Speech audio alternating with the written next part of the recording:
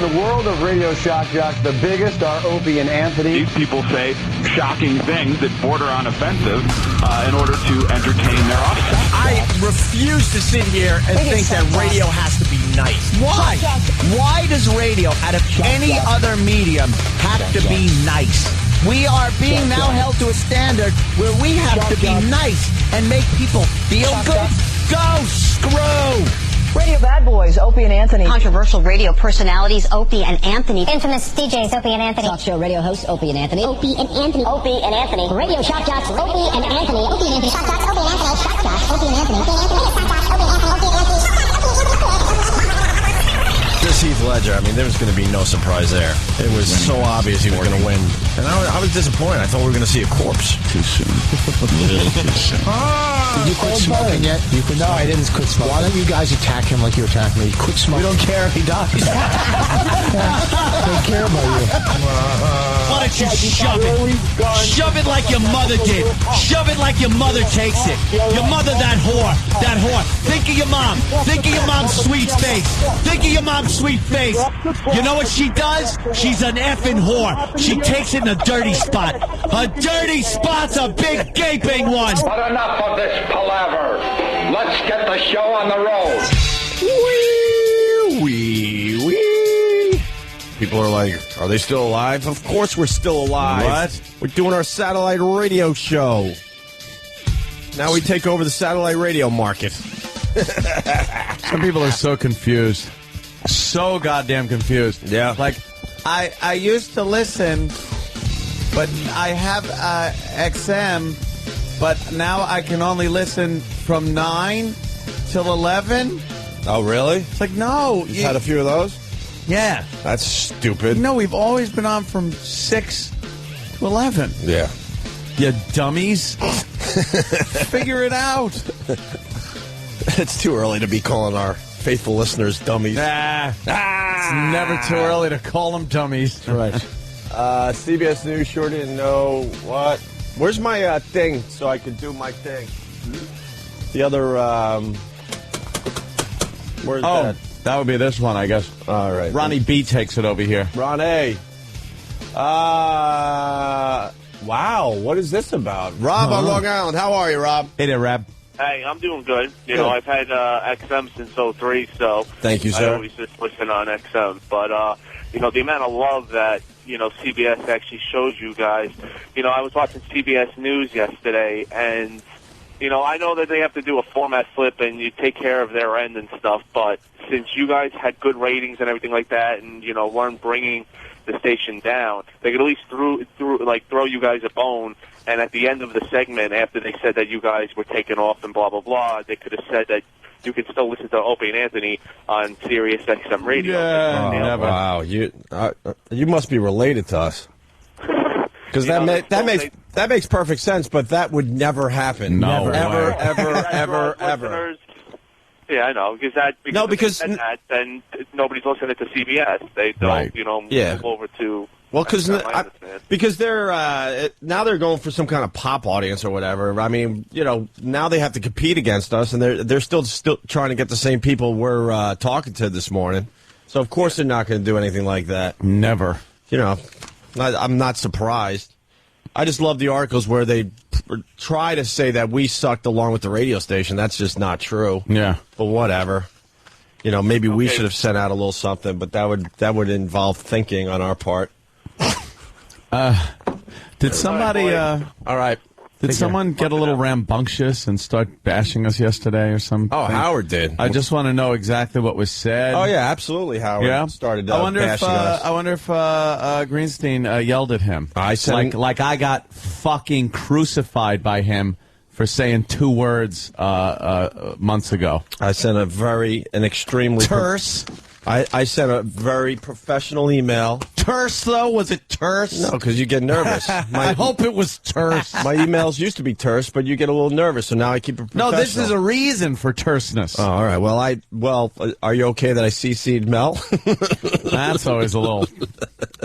I don't like the Mel CCs. Well, Mel sat us down once. He goes, look, before you guys get crazy on the radio, I'd appreciate if you come to me. So I'm like, all right, I'm just letting him know. Sounds good. So I sent an email to Scott.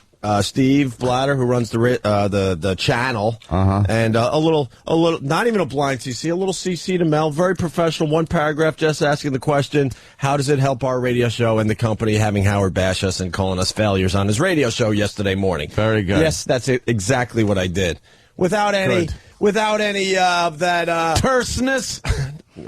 Trust me, I wanted to do a little terseness.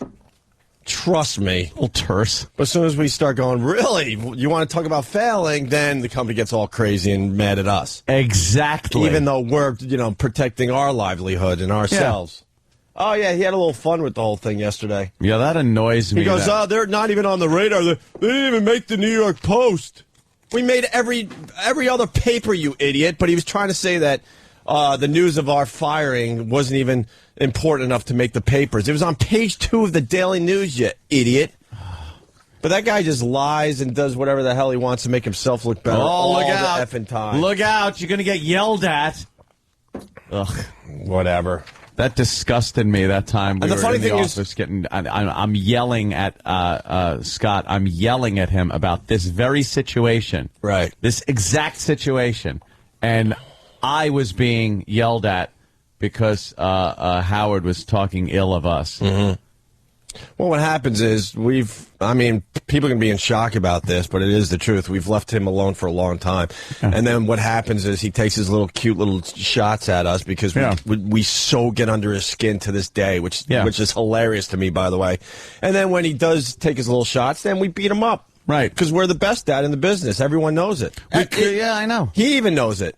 Like, you take little shots at us, guess what? We don't take little shots back. We go for the jugular. And then because we go for the jugular and protect ourselves, we get in trouble. We could say stuff like, talk about being off the radar. Mm-hmm. But I wouldn't say anything like that. No. But we could. If I wanted to, I could say that.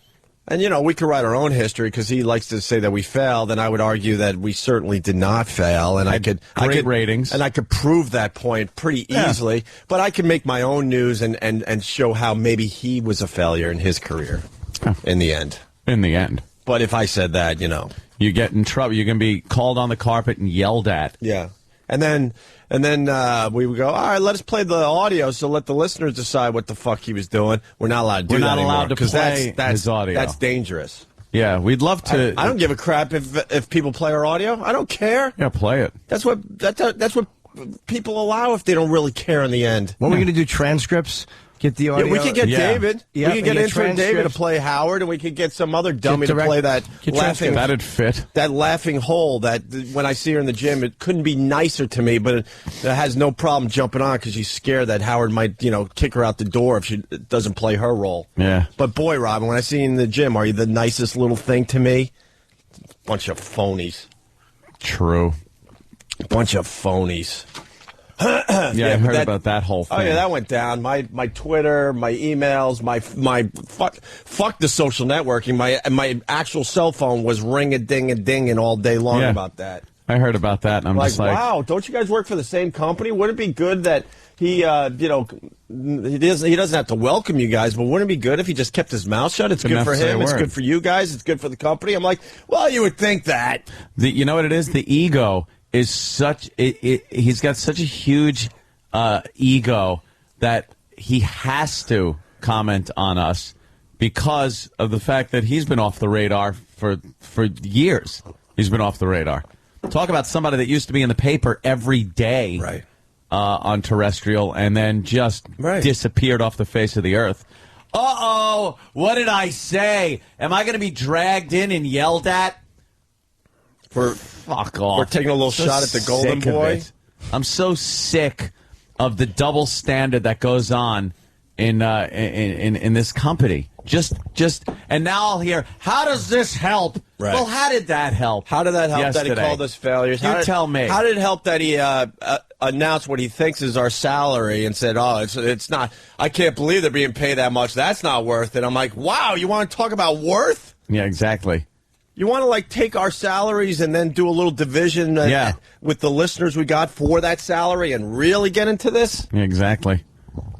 Wouldn't need companies coming over to fucking take money out of their wallet to keep the payroll going. I'm glad you brought it up because I've been biting my lip all night. And I'm disgusted. And this is what it scares me about losing regular radio. I like Jimmy was saying yesterday. It's fun to be on satellite. It's good. Creatively it's a wonderful thing. You get to pretty much do and say whatever you want. Yeah. But when I walk around in my little life and people want to talk radio, they don't mention him at all anymore. No. And that's what scares me. Like, are we going to go off the radar? Yep. That's the question. I don't want that to happen. We're going to work our asses off on our end to make sure that doesn't happen. Mm-hmm. I heard the call center down at XM yesterday was ridiculous. People couldn't, get on the line because they were signing up a whole bunch of new people that were listening to us on regular radio. So that's a good sign. But it scares the fucking shit out of me. Man. What the company should have done was put out a full-page ad in the New York papers today. Yeah. Because we did have a following. We had a very good rating, men 18 to 49. And there, open up the page, huge ad. Guess what? Good news, New Yorkers. You could still hear Opie and Anthony. This is how you do it. That's smart business and smart marketing. But is it in the paper today? No. No. Is it going to be in the paper tomorrow? No. No. And that's why I sit here really frustrated and really pissed because I'm like scared that we're going to fall off the radar. There it is. That's the headline. And let me tell you something. Guaranteed we catch shit about this this little segment that we're doing right now. Shut the fuck up. We haven't talked about him in months. You remember the meeting we had last time? Oh, yeah. Holy mother of fuck. I had a vein popping out of my head. We were amazed. As I was face to face screaming with management. We were amazed because he took his little shot. Then we, fire back strong. And we get in trouble for protecting ourselves. It's like, no, we got in trouble we brought it up in the first place. I think your analogy was, wait, how did you say it? Oh, yeah. Howard punched us. Yeah, if somebody comes up to you and punches you in the face, and you punch him back in the face, and break then his nose. you get in trouble for punching him in the face. Yeah. It's like, well, wait a minute. Yeah. Completely unprovoked and stuff. It's just the double standard. Well, they're not but they don't say that, though. They try to go, no, it's not that at all. It's just that. The BS jockeying for position that the suits do over there just is disgusting. Just tell us we're in a double standard be honest. world, and then I guess we have to just, suck it up and deal with it. And take it up our assholes. But don't even sit there and try to tell us that it's a fair play. Right. That, hey, well, when he does that, we have a little chat with him, too. Yeah. God, it's such a bunch of crap. And then an old fatso decided to jump in. And, of course, I'm sure he'd, What? Old fatso, old Bubba the Love Are Swan. you kidding? Yeah. Talk about radar. He piled on. I wonder how many people he took out when he piled on. That fat slob. Can't keep himself away from the fucking buffet. Yeah, because no one's ever... Some people choose to be fat. Guess what? He's not one of those guys that chooses to be fat. He's one of those guys that can't help himself. Not for him. That redneck hillbilly who thinks he's in the same genre as us. Did anyone even listen to hear it? Huh? I got spies all over the fucking place. I got spies, I got lawyers, I got detectives. I say that because there's a few people out there that think they're being cute. Trust me, you're not. You're done, too. Enough of these phonies. God, I'm disgusted with the phoniness. Dude, I belong to the same gym as Robin. She couldn't be nicer. Comes up to me every time. Hey, we're on the same team. You guys sound great. Blah, blah, blah. I'm hearing great things about you and your show. Blah, blah, blah, blah, blah, blah, blah. And then how? And Robin's like, oh, yeah. Blah, blah, blah, blah, blah, blah. Oh, yeah. Blah, blah, blah, blah. Do you have a brain of your own? I see the real Robin. And that's not you on the radio, you chicken shit. Yeah. So if it's going to be like this, then don't fucking come up to me in the gym and be all nice and sweet. Yeah, avoid eye contact and be all uncomfortable. That's not how I play. I'm pretty much the same, on air, off air. Maybe, some of the personality flaws are exaggerated, but for the most part... No, you're the same. Couldn't be nicer. I can't even tell you. Couldn't be nicer, but... And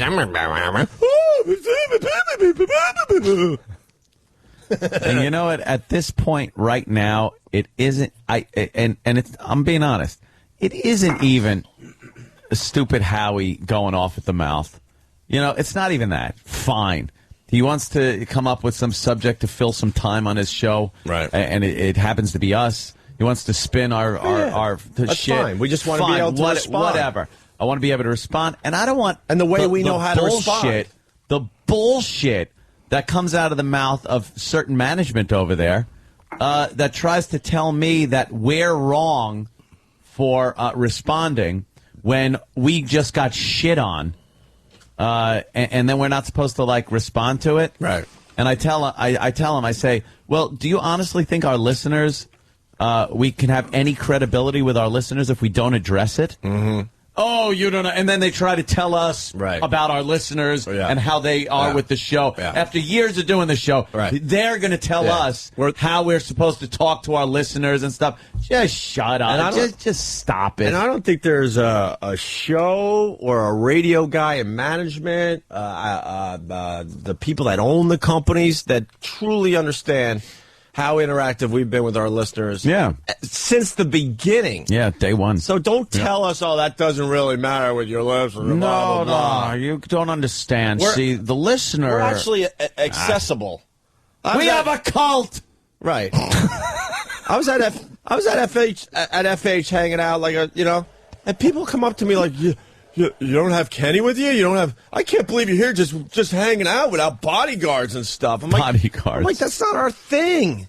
We get out there and hang with the people. I figured I was going moron-less tonight. Right, yeah, exactly. That's not our thing. Never has, really. I mean, we need them at times because you guys tend to be animals, but... It's true, but we're not, rolling around town in limos and being completely separated from our listeners. Very accessible. We'll sign for a long time after every show. We stand there and sign. Dude, we take pictures and autographs every day. We have a live audience every day that we just allow up. No one does that. Ugh, so we got to deal with that, and guaranteed, like I said, guaranteed. And believe me, I'll let you in on it tomorrow. I guaranteed we just catch shit for this. Oh, well. Someone's going to make... They're all panicky, making phone calls. What did he say?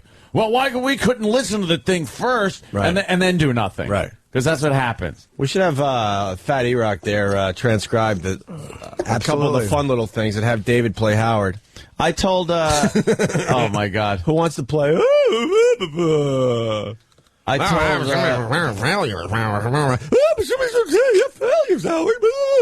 the last time we got bitched out for this... Last time we got bitch smacked. I don't know why you're not appreciating my little bit there. It's I am. I'm just very angry this morning. It's kind of a good one, man. I'm angry this morning. I think I got the... You can do it yourself on the phone if you like. The last time we got bitched out for this, I came out with, hey, okay, is he going to get the same discussion that we just got? Right. And then I heard this. I actually heard this out of one of the suits' mouths. Someone will talk to him. Yeah. Bullshit. Bullshit. And did you talk to him? And what happened? And now what are the repercussions going to be that he opened his yap again and bashed us for the greater good of the company? What is that about? Yeah, because they shoved that in our face many times. Oh, did they fucking stick it right down our craw? That's why I wrote the professional email yesterday with a nice CC to the big guy. I'm like, look, how does that... Because that's what people would ask us. Not like, you're idiots, blah, blah, blah. They would, do it that way. Well, how does this help? How does this help? How does this help our company? I'm still waiting for a good answer on how that helped us. Knowing that so many people, have the satellite already... And all of a sudden, we're in the news. We're going to be in the news and hot for a mere 2 days. That's how it works. Yeah. And then they go on to the next story. But yesterday was Opie and Anthony very hot on everyone's radar. And you got Howard talking about us in a bad way. Who in their right mind is going to go, you know what, I got this satellite. Maybe I'll check them out a little bit. Yeah. which would lead to them maybe becoming fans, which would lead to maybe them telling their friends about us. Yeah. That's how it works in the business world. But to have your quote, and I say quote, trust me. Yeah. I don't give a shit. Quote, your big star, trashing us on the day that we're on everyone's radar. Really, how does that help us? How does that help the company? Why don't you go to him and ask him, sit him down in a little meeting and yell in his face. Yell in his face so your spit hits his fucking face, like I remember, and tell him how that helps the company.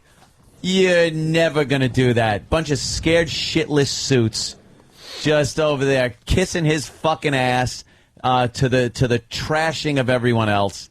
Good. That worked really good for the company. Apparently your strategies are working very well. I think some suits need their heads rolling over there. Please. Enough. Christ. I think I'm going to buy 18 billion shares today. I got some change in my pocket. Jesus. Well, fuck them, man. Greater good of the company. We sat down. We were good soldiers, being good boys. And what? Yeah, that really did well. So why don't you let us fucking do radio the way we know how to do it without your bullshit interference? Let us fucking do radio. We know our listeners. We know how to do fucking radio. Stop. Count beans. Count your fucking beans. I can't wait to get yelled at for this. I can't wait. People are going to be confused. I think the headline really is simple. He can say whatever the fuck he wants, but let us defend ourselves. Yeah, exactly. That's it. That's called radio. Because what happens is we'll defend ourselves like we did, and now we'll definitely be in trouble for this. Definitely. It's not even a question. Not even a question. And we wouldn't have said shit. Not a peep. We wouldn't have said shit. Good soldiers like we've been over the years. Good fucking soldiers that we've been. And the only time we ever open our mouth is when we get shit on. Oh, we used to take our shots unprovoked, sure, many years ago, but for a really, really long time, we haven't said shit until he says something first. And the bottom line is a fact that they can look up themselves. The bottom line is, like Opie said, how is this good for the company with him trashing us on the day that we were in the paper and on the radar? How does that help in the company? news? Even if we he had kept his major mouth exposure shut. yesterday. Even if he just kept his mouth shut, it would have been better. Could he have said something like, "Hey, look who's exclusive now to Satellite Radio. Boy, if you were listening, you could sign up now." Things like I would never expect that. Believe me, that's in a fucking LSD hallucination. Well, that would happen. That delusional idiot's going to spin that now. I don't need him kissing our ass. I don't need him going, "Oh, look how great this is." But I certainly don't appreciate being trashed. Would never happen. Well, the financial interest is also because this show, if you listen, Stern's fans hear that, they can get this show on a pay package, so it's also a financial interest to not shit on the show because then people sign up for money. It's good for the company. Yep. It's good for the company. And then there's when still we a lot do of people that have Sirius, they don't have the best of XM, so that's what I'm getting at. Right. All of a sudden, but why would they get it if Howard's calling us failures? Yeah. Why would they get it? Really? I wouldn't. Boy, Opie and Anthony. Wow, yeah. If that's all I knew, and the big quote star is telling me, they're failures, I'm not fucking going and checking them out. How will the suits spin this one so they could fucking once again just yell in our faces for us just responding to an unprovoked attack? Maybe he's smart. He figured out he would get his name in the news by jumping on our little exposure we got yesterday. Good luck. The only thing you can see in the news these days is when your wife does something for animals. It's the only fucking time I ever hear your name. And the wife of Howard Stern was at the North Shore Animal League. And the wife of Howard Stern was seen at a polo game. And the wife of Howard Stern. That's the only time you're in the fucking news. When was one thing you did on the air that actually hit the fucking newspaper?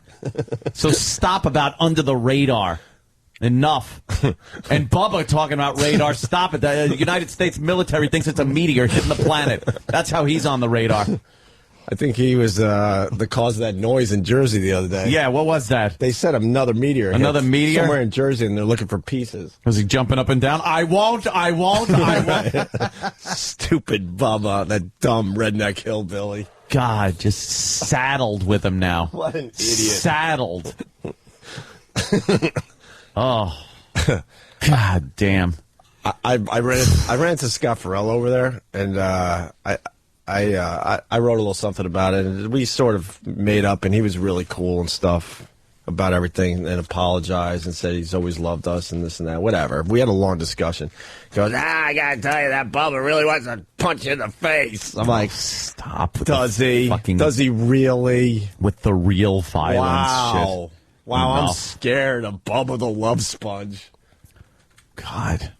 You might want to smell my fist before you decide to punch me in the face, fatso. They smell like shit. Let me just go off on a little tangent. We'll get back to that.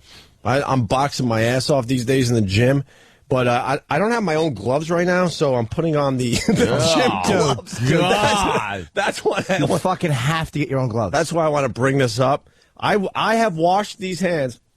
I know I'll never get you to smell my hand. Never. I have. It must be under my fingernails. I've scrubbed 3 or 4 times, and they still smell horrendous. You know what that is? They it's just have bacteria now that's in your skin. They have the gloves all on a rack, and you pick out your size, and you start punching stuff, which is very healthy. That's what I did when I was frustrated in Modell's. So I fucking picked out gloves on a rack, and I took them for myself. I would never wear someone else. Dude, get Purell. Yeah. The people grab their balls. Yeah. Oh, my God. Touch the gloves. Wiping and missing, and then put the hand on the glove, and there's shit in the glove. A little they speckle. puke, they jerk off in there. They. I love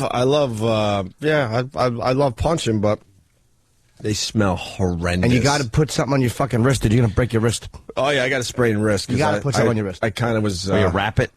I don't wrap it, but there's a glove you can You're get. supposed to get a glove, and but you know what? I'm an idiot, and I had a little anger issue yesterday, so I might have sprained my wrist. Opie, do what I do. I don't even use gloves. I slap the bag and I yell, "Get off me!"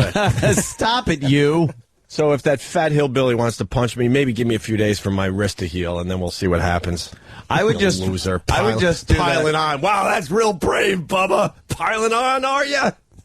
I would just do that backwards jog and look at him as he's trying to run at me and laugh at him. That would be like, you know, there's nothing more embarrassing and degrading watching a fat man try to chase you, and especially when you can turn around backwards and run faster than him, and then you're just looking going, and then in his fake radio voice, hey, you got back here so I can punch you in the eye. Get back. Shove it. And you pinch his nose like Mr. Miyagi in Karate Kid 2. Yeah. When he's on his knees tired, you hold his nose and just jerk off in his face. That's my suggestion. Well, I'm glad you brought it up, because I'm always the one that's the idiot for bringing shit that up, just annoyed the piss out of me. And because of, if we didn't go through what we went through last time, I just would have left it alone. Right. But to be bitched at, to be treated like a little fucking bitch in someone's office, right? Because of what happened last time, and then to have this happen, and I know, and don't even fucking lie to me and say he got a talking to. No one talks to him about that shit. You're lying if you say he got a talking to. I want to know, what was the talking to? What was said? Did it stop? Is there going to be some kind of a retraction or apology? Yeah, sure. Just stop it already. Just let us do radio, and you sit there and count the fucking ever diminishing beans. He could have kept his mouth shut, certainly, but he decided to spin it to make himself look great, and we look like idiots. But the fact remains, you know, some of the things he said yesterday are all lies. He's like, look, it was such a who gives a shit story. They weren't even in the paper. We were in page 2 of the Daily News. We almost made the front page with this this horrendous firing that went down yesterday or 2 days ago, whenever the fuck now. And then it was all over the news. Yeah. All over the news. The ratings were very good considering the climate of regular radio. He understands this.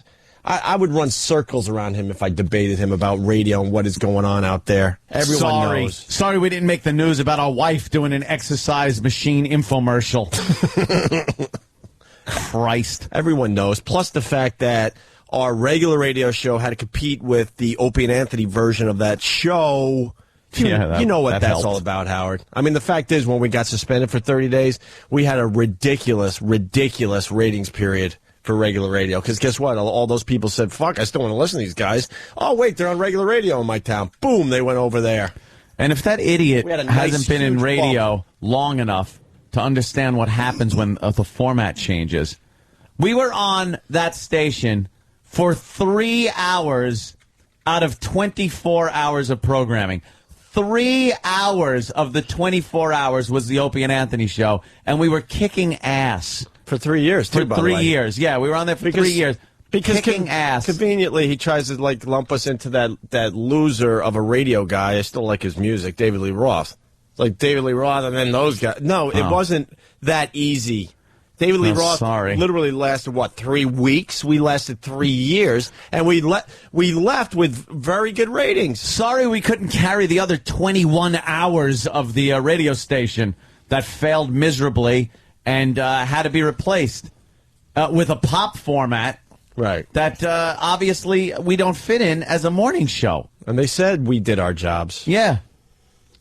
Anyone who heard our regular radio show, holy shit, they were selling the fuck out of it. But it wasn't good enough to keep the whole station afloat. We were doing live reads every 2 fucking minutes for them. You couldn't, You can't carry the entire fucking station. Ugh. Stop it. Just stop with the lies. Sick of it.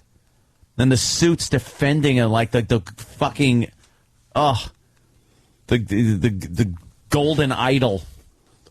Don't say anything bad. Well, have a talking to with him. And pull him into the glass fucking offices, you paranoid bunch of asses. Can we have a fucking wall in that place where you might hide and fucking scratch your ass without everyone seeing? Holy mother of fuck, do I not want to go over there.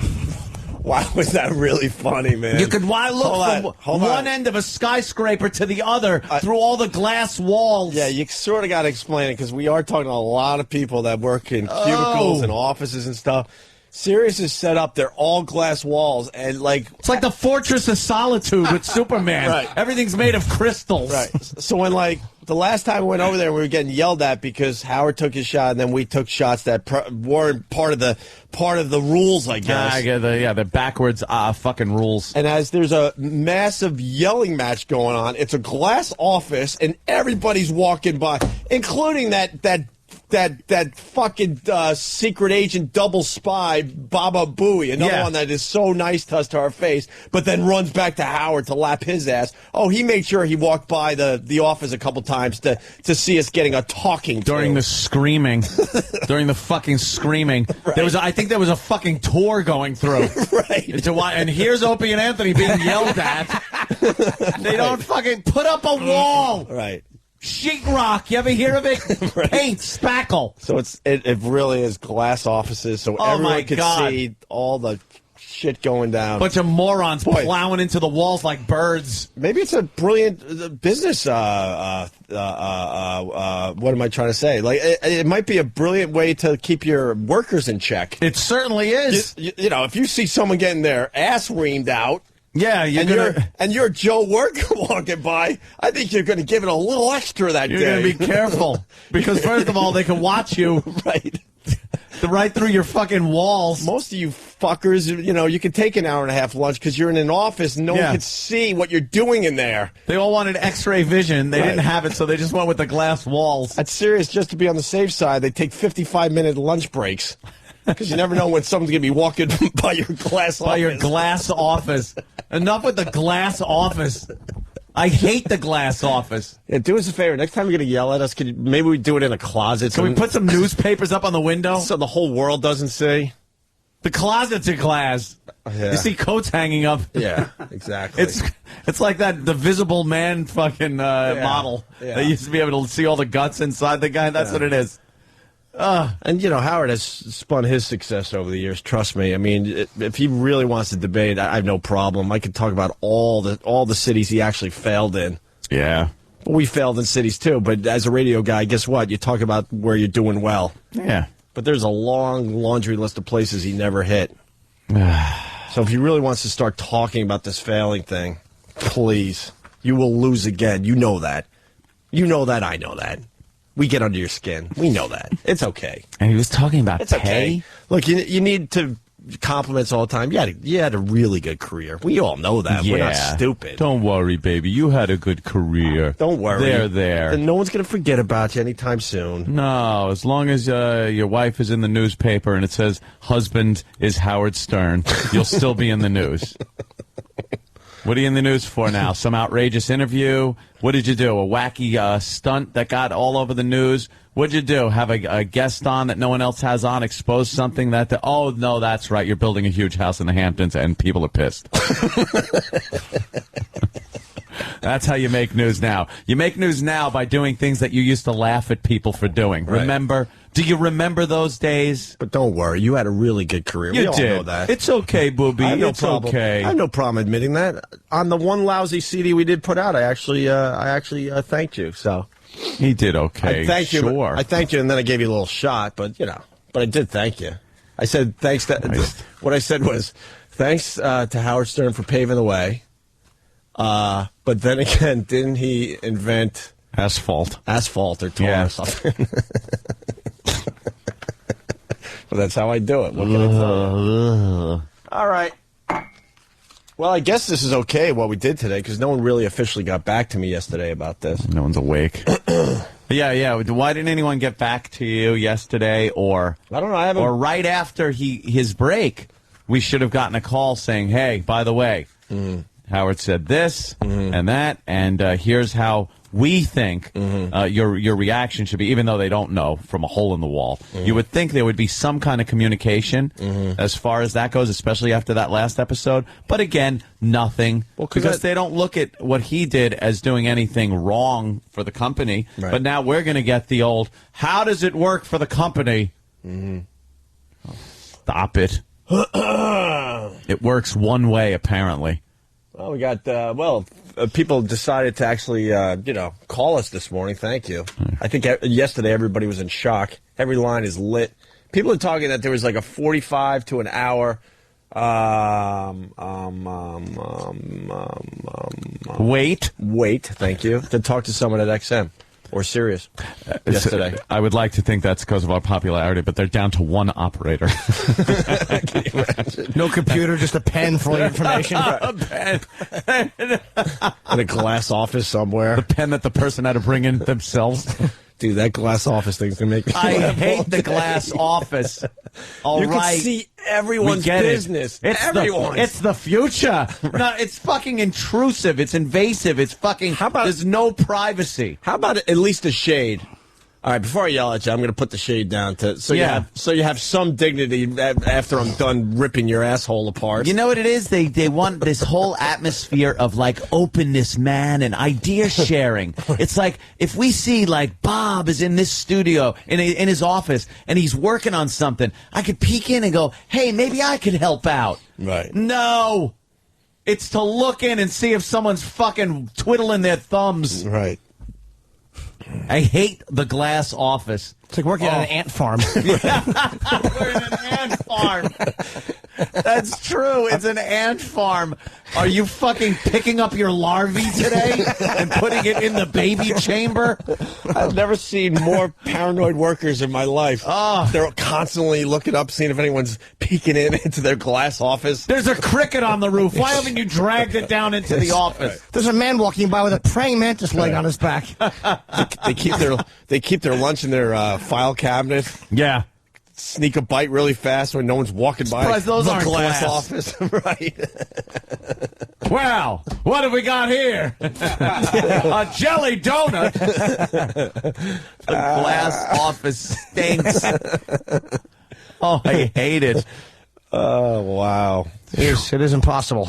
It's the worst thing when you're walking by and just seeing fearful people shaking at their desk. There's not a moment you can fuck off. No. Not one moment. The boss walks by. I see what you're doing. I know you do. Dude, I can't even express to you, like, the day we were getting just ripped apart by this guy. I'm not even going to say his name. Yeah. Everybody was walking by and taking a peek. And then everyone's like, because that's what offices do. They chatter. Busy. And then Howard, of course, Baba Booey, get down there. Report back to me. Yes, sir! Yes, sir! A buzz, buzz, buzz, buzz. Look, someone's being yelled at. I think it's Opie and Anthony. A buzz, buzz, buzz. That's not probably what they say over there. No. Believe me, this show is known as the Scumbags. Yes, the fucking bastard stepchildren of the company we took over. And the scumbags are getting yelled at. And by the way, to Baba Booey, you're the worst secret agent ever. You don't think I know what you're all about when you're incredibly nice to our face? Trying to pick up any little tidbit that you can bring back to your master. Shut up. Oh, go away. Enough of the phoniness. Howard could have spun it nice yesterday for himself. Look, it's a good spot to be in. CBS is in shambles, yes.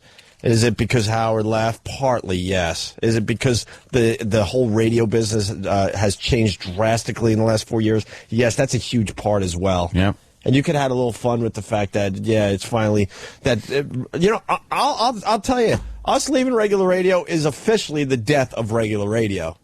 Yeah. And we're not that cocky too often. And our regular listeners know that. But that was a biggie. That is the death of regular radio. Yeah. Officially.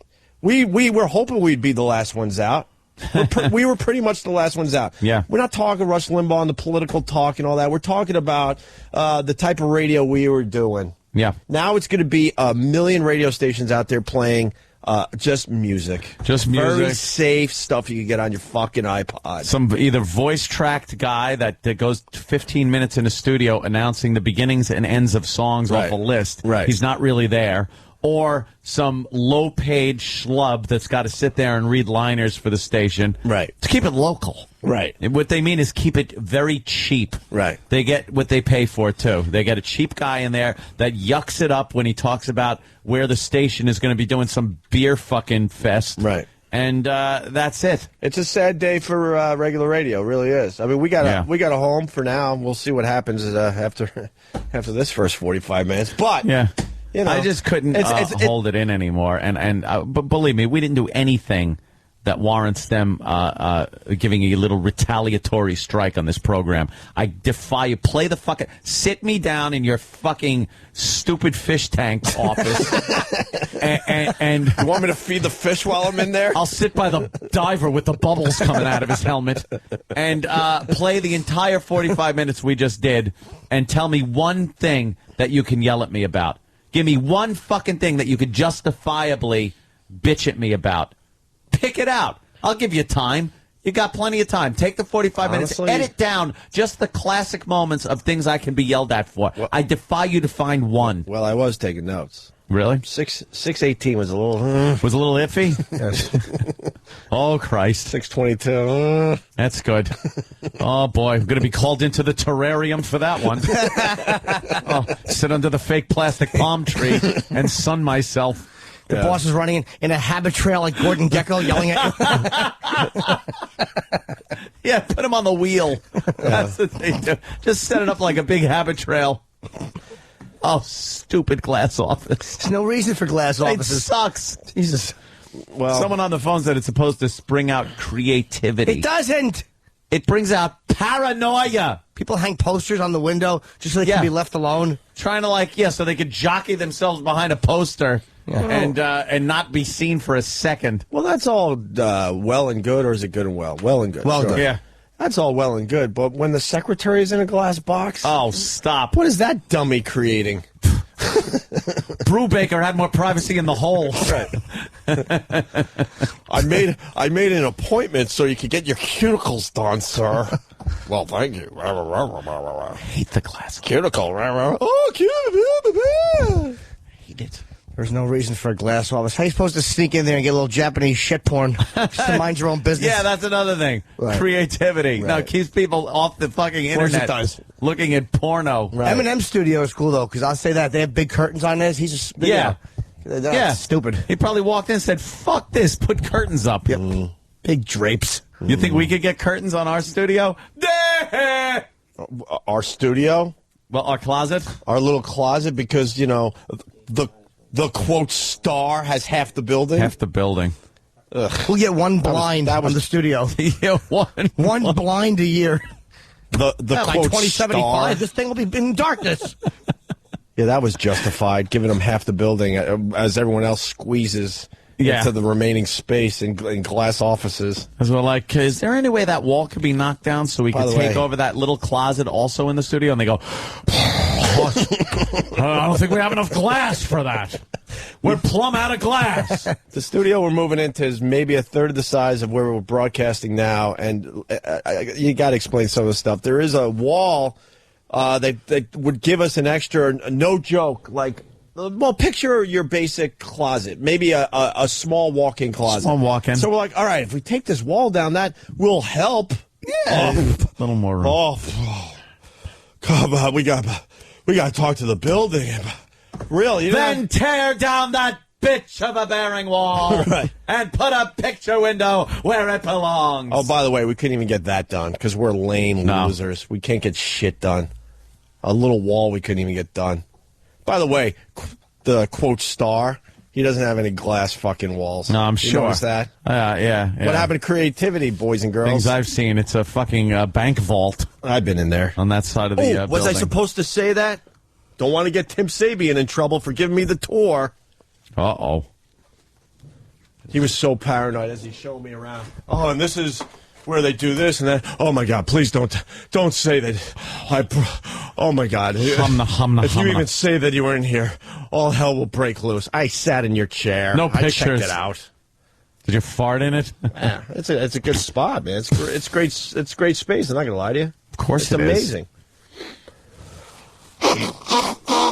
You're not talking about our space. No, our space sucks. I haven't seen it yet. But they're like, it'll be okay, guys. We just got to get you over here, then, you know. Can we grind our office walls down prescription so I could see better? I just want to do that. Make prescription walls in my office. Funny. As people are walking, the heads are like 40 feet big. That'd be great. We see them perfectly clearly. Big magnifying glass. Yeah. There's dead ants all over the floor. The sun is burning people. Stupid. Wow, a lot of phone calls. Lots of phone calls. Yeah. Maybe we shouldn't go to the phones, because then they're going to pile on and we're going to be in They're the ones that trouble. get us in trouble. No, we spoke our fucking piece. And I would hate to have the listeners dragged into those glass offices. Oh, boy.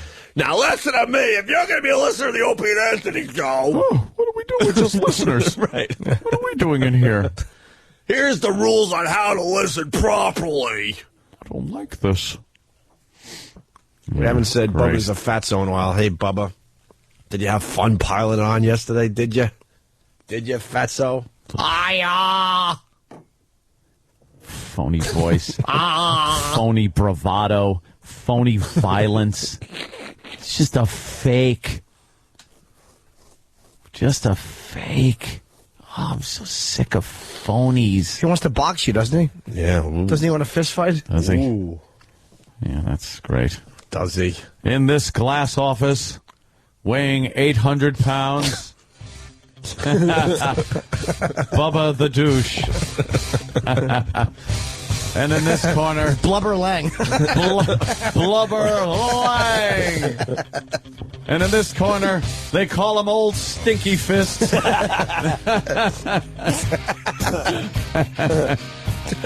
Yeah. Hey, we got some very good questions coming in from our instant feedback. The instant feedback has exploded. I guess this is the type of radio they enjoy hearing because it's the phone. No, you won't hear that from management. Though. This is the type of stuff we got to steer clear of. Kent, the movie guy, writes, how the fuck are you supposed to get drunk at the Christmas party and fuck the secretary when your office is glass? It's true. You can't even fucking Xerox your asshole. They look right through. Right. The boss walks by and there you are on the copier with your little feet swinging. Fucking asshole pictures collating in the little racks. I wonder if you get fired for that in this day and age. Photographing people just laugh. Your balls and asshole. Color copier. Yeah, you probably get a good shot nowadays. Yeah. Well, just reading that instant feedback, we're probably in trouble with HR. I saw him taking a paper clip. I saw him in the glass utility closet. We're in trouble with HR now for reading puffin stuff. The instant feedback about having sex with a secretary. That's not. That good. Could never happen. That's not good. It is a harassment-free environment in that glass office. Plus, I think most of the secretaries over there are like guys. Yeah. Yeah. Yeah. Oh, boy. I say sweaty ass prints on every glass wall we can find with asshole imprint mandatory. Dude, you that's a great spread, idea. press, so you can just see the cheeks and the little pucker on all the glass windows. So the fucking housekeeper or whatever they have at the end of the day has to just go through bottles of Windex wiping stinky ass marks. Let's do it every day until they bring in the walls. Until they have to go to sheetrock. Yeah. Like the good old days. Oh, man, they better start showing up at 4:30 if they don't want an ass print on their glass freaking office. Daily ass prints, I say. And maybe even an old cock and ball. A greasy cock and ball. Everyone, let's not shower for a week and just jerk off and have all sticky sack where you push it against the glass and it peels off like a fruit roll-up off of that plastic. By the way, I hope you're listening live because Oh, this will all be cut out. Wow, the show was only 2 hours today. That's what weird. happened? How did that happen? I love that gag. It was a short show today. I never understood that. Like, something gets a little crazy on our radio show. It's heard. Hey, it's satellite. It's heard live by, safe to say, 1 million people. Yeah. Maybe more. I don't know. But it's safe to say 1 million. And then all of a sudden they cut it from the replay. But over 1 million people have already heard it, so what are you really doing there? I don't know! Except taking a really good segment away from people that haven't heard it yet. Yeah. I never understood that. The logic on that, and I've asked questions about that, I've never gotten a good answer. Like, how does that make sense? Maybe if 5 people heard it, you could keep it hush-hush, but when you do a live show and a good 1 million people plus heard it originally... Well, in this day and age, you don't have really an outlet as an individual to put stuff out there so a lot of people can see and hear it. Right. It's like they feel like, all right, if we cut it from the replay, it just goes away. No, it's already out there. And if it's really bad, Breitbart will be all over it. So there's nothing you can do anyway. Stupid Breitbart. Oh, man, I'm on a warpath. Nah, they've been good for now, but trust me, they're just sitting there waiting at the keyboard. I want to see everybody walk around that building with Band-Aids on their head from just smashing into the fucking walls like parakeets. Ow! Ow! And they have all those little, like, X's or something, eyeball height on all the walls. And that's specifically so people don't walk into the wall. Then don't have walls that people think are invisible. There should be a wall here. Thud. Ow, there is. It's glass. Oh, I feel sorry for her this morning. Us? Virginia. Oh. Good old Norfolk. Yeah. Boy, were they digging this radio show. I know. That PD was on the phone with that dope out there in L.A. every other day. Every other day going, oh, God, the rumor's true. I don't want to lose these guys. I'm loving them, and the audience is loving them. Yeah. By the way, to stupid Howard and the rest of them, there's already interest out there. But we got to decide what we're going to do next. That's all we could say for now. So there's your failures. Other people already like trying to figure it out. We have to figure it out though. You're the married guy, oh. I am. So you have to get your wife in the news so she can get you in the news. She is so not like that. I can't even tell you. No, it doesn't matter. You have to, because then your name will get in the news. Because that's the only way it seems to work, right? She is so the opposite of that. I can't even tell you. Trust me, she is. Ugh. Ooh, someone's saving a kitten. Please, get Howard's name out there. We should play Your wife's holding a puppy. We should play a song today. What? Just to get everybody pumped up for the rest of the radio show. Yeah. Coke Logic was so pissed, he tweeted that the song of the day was Bulls on Parade. Rage Against the Machine is that's a good one. I'm more of a killing in the name of. Yeah. Killing in the name of. Yeah, I like that one, too. You want to play a little killing? Yeah, why not? We got to kill time, so what the fuck? I got to eat my half a bagel. Hey, you got a little killing in the name of? That's the one with Fuck You, right? Of course. I hope not. I don't want to hear that type of salty talk. Remember when we played at AAF that they had a weird edited version of that where it's like... You, I won't do what you tell me. You, I won't do what you... They backwards it. or something. Yep. We'll play a little Killing in the Name, regroup, get into other things. Yeah. Thank you for everybody on Twitter that let me know what was going on out there in the radio world. Yeah, because it wasn't in the news, and I didn't hear it. No, something like that would have made the news if Howard's taking those type of shots. But now, there's other ways to get the info. I already got an email. Oh, yeah? All right, so far so good.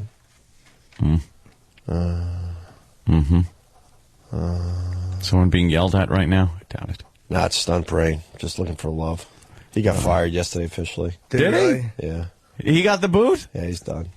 Oh, shit. He's done. Wow.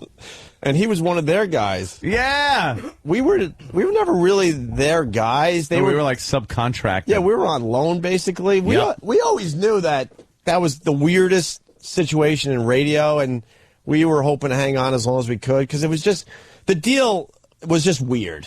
Yeah. Did it work? Yes, but it was such a strange one because neither company wanted to acknowledge each other. That's the why companies hated each other. That's why we had to walk from one studio to the other. There were bad blood between the management, all this shit. Yeah. So we were the ones that had to suffer and go from one studio to the other. All this, whatever. Logistically, we could have done both shows from one studio. They didn't want that. No, even though they never had management around there to look after us. No. Anyway, I mean, Tom Chiusano, yes, but when they fired him, the plague took him over a year ago. Yeah. About a year ago. Since then, for the last year, we didn't see anyone. I checked my voicemail, and there was Tom Chiusano. Yeah. I didn't get to talk to him. He goes, aren't you getting married soon? I'm like, what? Way to be on top of things, Tom. I should have invited him, actually, but I thought it would be a little weird. I'm not really sure how connected he is to the other guy, and I don't, Yeah. I didn't need that crap. I like Tom, though. What am I doing? He's a good. He turned out to be a good man. But Stunt Brain was their guy. Yeah. They loved him. Yeah. And he was there to kind of like be the liaison and make sure we're doing everything right for that company. Their interest would be met. Right. And he's been producing morning shows for 2 decades in New York. He's worked for everybody. Yeah. Literally everybody. Boy, did they show him the boot yesterday. Wow. I tweeted that. I said, CBS told Stunt Brain to take his Rogaine foam and hit the bricks. Oh, where's Stunty? Hey, rabies head, get the fuck out. And that nerd, he goes, well, I guess I'm gonna get some peace and quiet at the public library today. And like we would write something like that on our Facebook or our Twitter as a joke. He means it. He really meant that he was going to the public library to get some peace and quiet. He puts on his satin running shorts and heads to the children's section and gives knee rides. He's creep. He's day trading. He texted me. He's just day trading. You think he his wears? life. You think he wears the shorts that are a little too short that went out at in the late '80s? And half his ass cheeks hang out. Right, and then he reaches up for the books up on the top shelf. This older man balls hang out. And he thinks it's sexy. He thinks he's being seductive when he steps on the little yellow footstool ladder. Right. He's getting Horton Hears a Who off the top shelf. Fucking awful older man balls. He doesn't even shave him right. He's all depressed, too. He goes, it figures the Rogaine foam looks like it's working. It's not working. Oh, it's not. His head is actually spitting out the remaining follicles angrily. It looks like hair is growing, but it's actually digging down and pulling pubic hair through his skull and spitting it out. He doesn't notice that the hair on his toes is now gone. It's being sucked up into his system and spat out. Yeah, what he's seeing is probably the hair that fell out that is just laying flat on his scalp. He's like, wow, it's working. Taking a rest before they jump to their deaths. Don't shake my head. Don't wash. Don't do anything. Just let it sit there. Someone is helping. Kevin from Connecticut's helping me out with my reference. He goes 1979 NBA shorts. They were wearing the short shorts in the 80s, my friend. Yeah, true. Give me a late 80s Michael Jordan. Maybe not Michael Jordan. Oh, boy. Oh, wow. That's nice, Danny. Thank you. God. Oh, my God, Danny. Oh, God. We're looking at a picture of a guy in a beard. He looks slightly you're gay. Looking at it.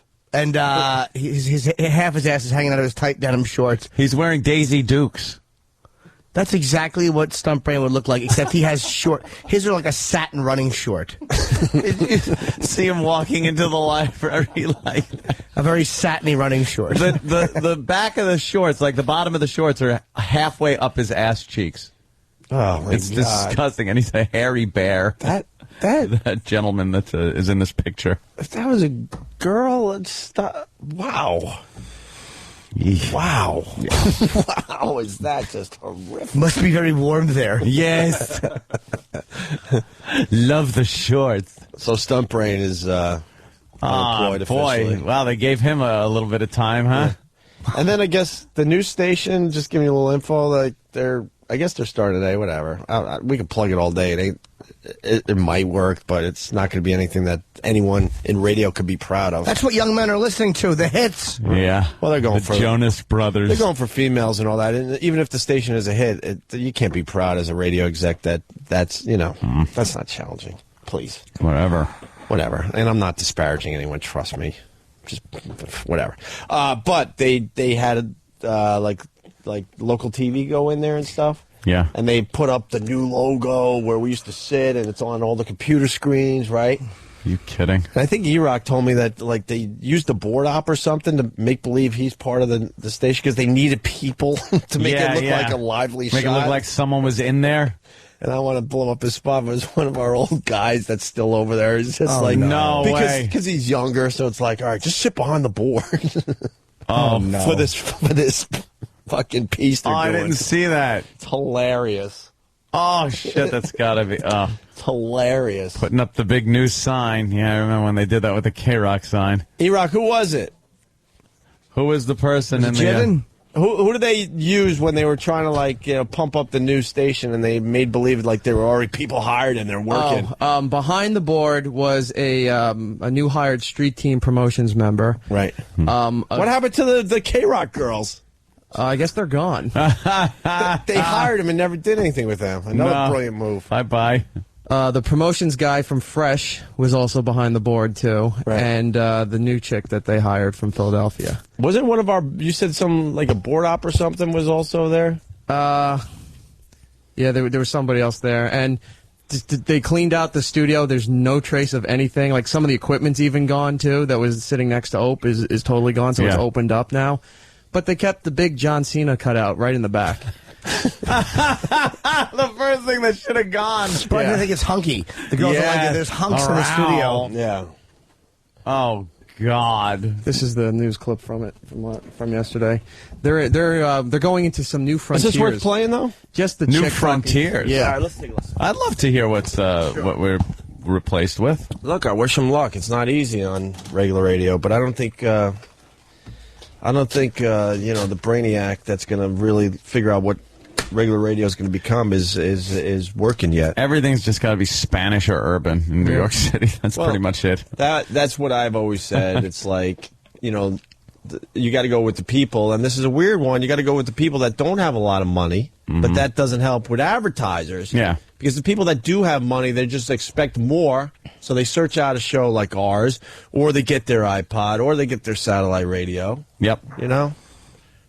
So you got to just say goodbye to those people. So long. So who's left? People that can't afford that stuff. Yeah. But then how do you get advertisers to want to advertise if the people that can't Don't afford have money are to listening? spend. Because now how do they spend money on the product that they're selling? Because that's the bottom line is the commercials. I truly believe that all that will become something else, but the guy that's going to reinvent that whole thing is not even working in radio. What's he, 3 years old right now, sucking his thumb? He's just somewhere else right now. And somehow, the planet's going to spin just right, and this guy's going to spin right into that world, and it's going to become something. Absolutely. Whatever. Good luck to you. Regular radio is officially dead. Keep up your good nature. Radio station 92.3 FM is going top 40 starting at 5 p.m. tomorrow. The station will play 10,000 songs in a row, commercial free. Wow, that's crazy. That's 10,000. You hear that? outrageous. Wow, 10,000. In other words, shut up and play the music. Right, which is this is awesome. Sure.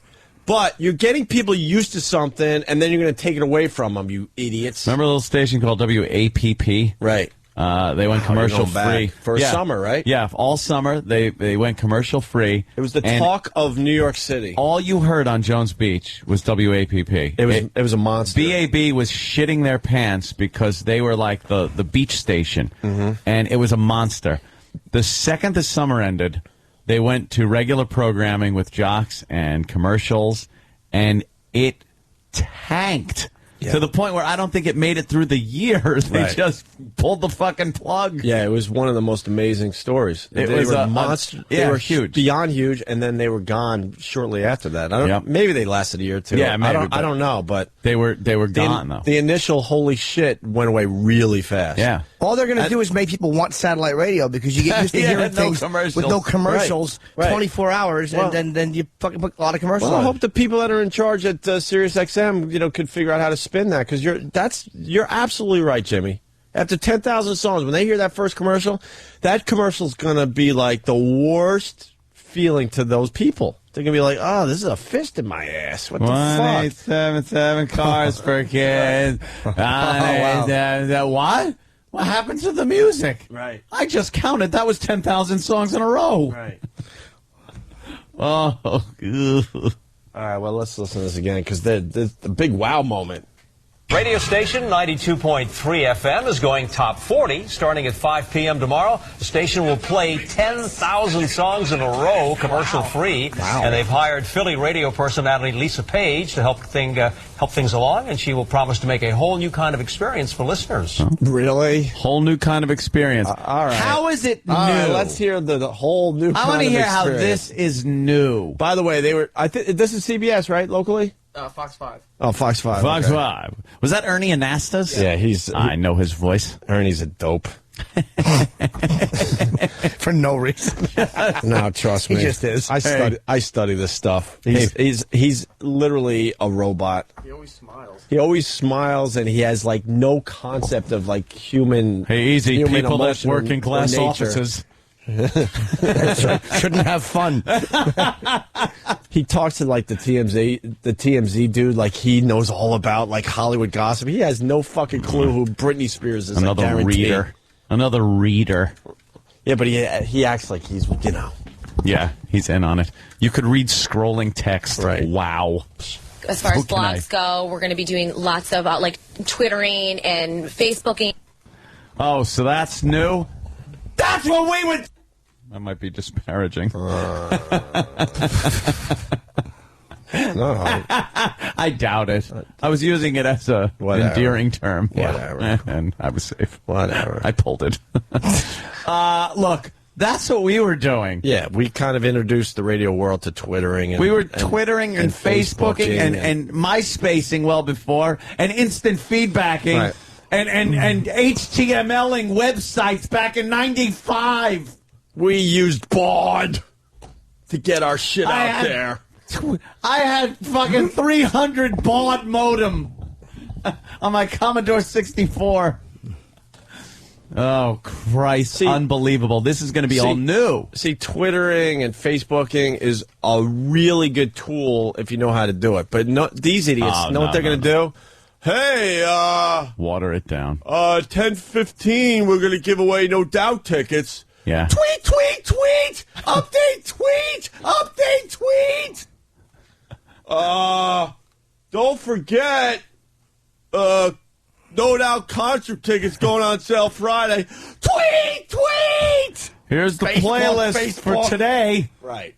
They're not going to know how to use it the right way. No. They're just not. And the lawyers are going to keep them from doing anything edgy. I guarantee. They would never do anyway. But And please get me these clips as they come in the coming days. I guarantee it's going to be, tweet us your request. Yeah, tweet us your request. Look, if regular radio wants to move into the future, stop making believe you play fucking requests. You don't. No, they never do. I've been yelling about this ever since I started radio.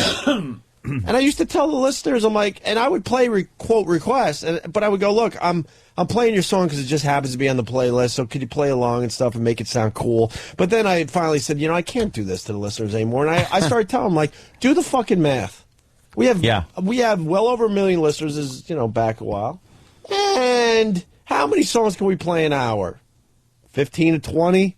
depending on how many commercials and how much the DJ babbles. Yeah. How many people you think are requesting songs? Really? Perhaps more than that. Right. And try to request some obscure pop song. Are they going to, yeah. Why does every request happen to be the top 10 pop songs in America? Uh-huh.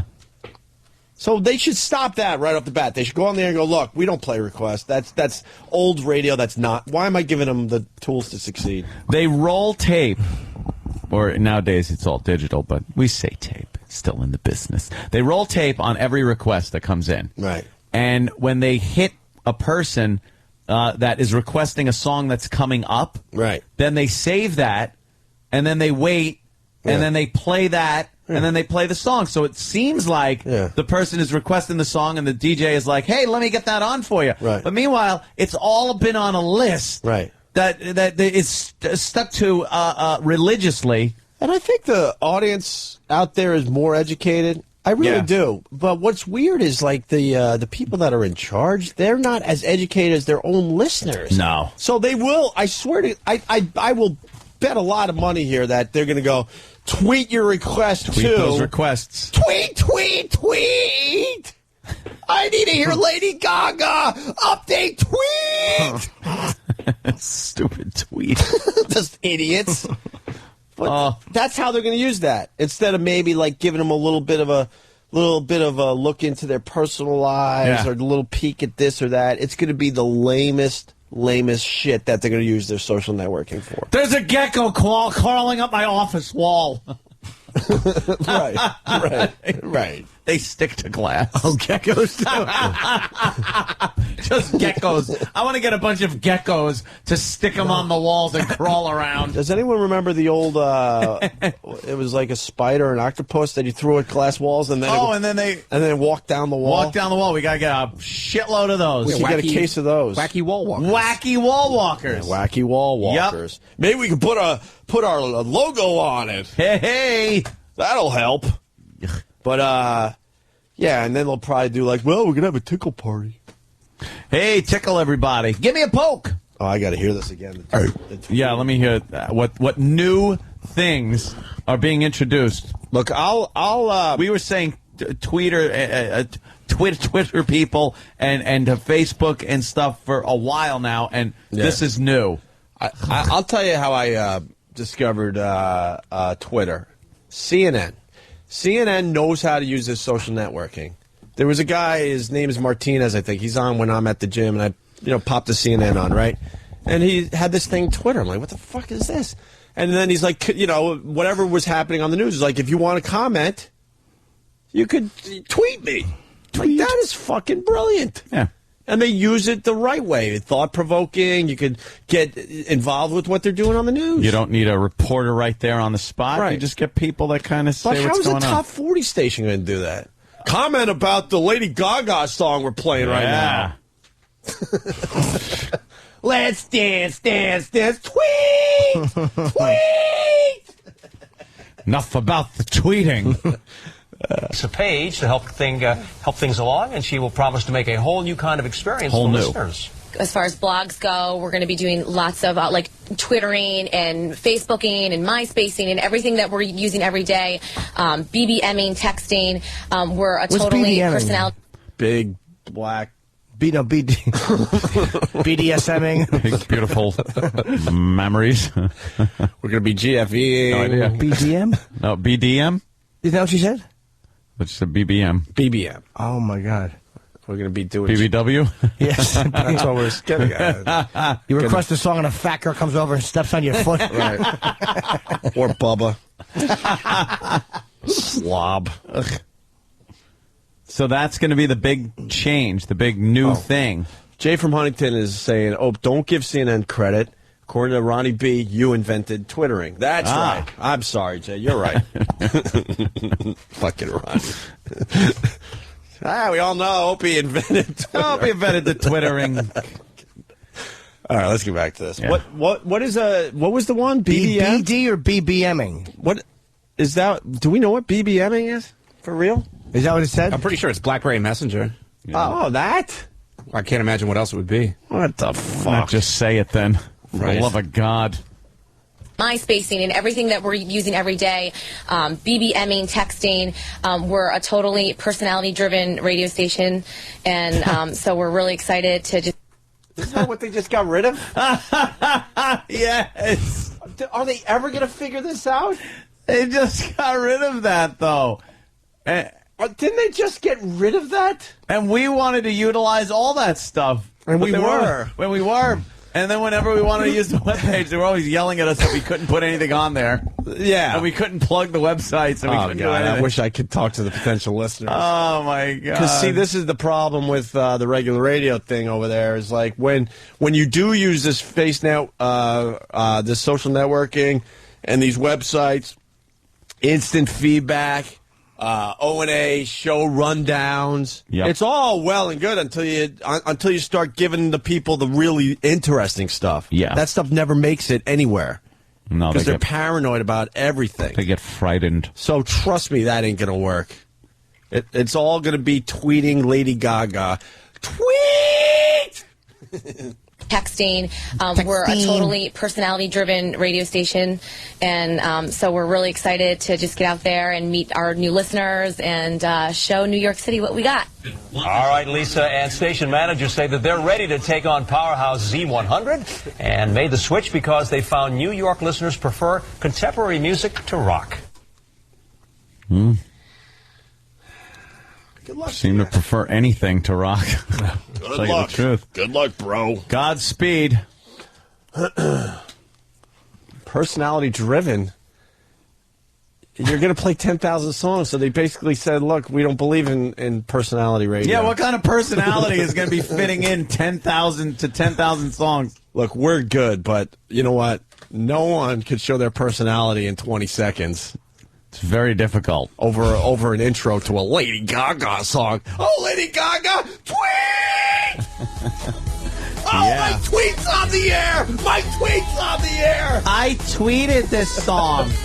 Right. Do you think they'll be tweeting what songs are coming up? Oh. Because that will get people back to the station. Please. Yeah, but you know what's going to happen?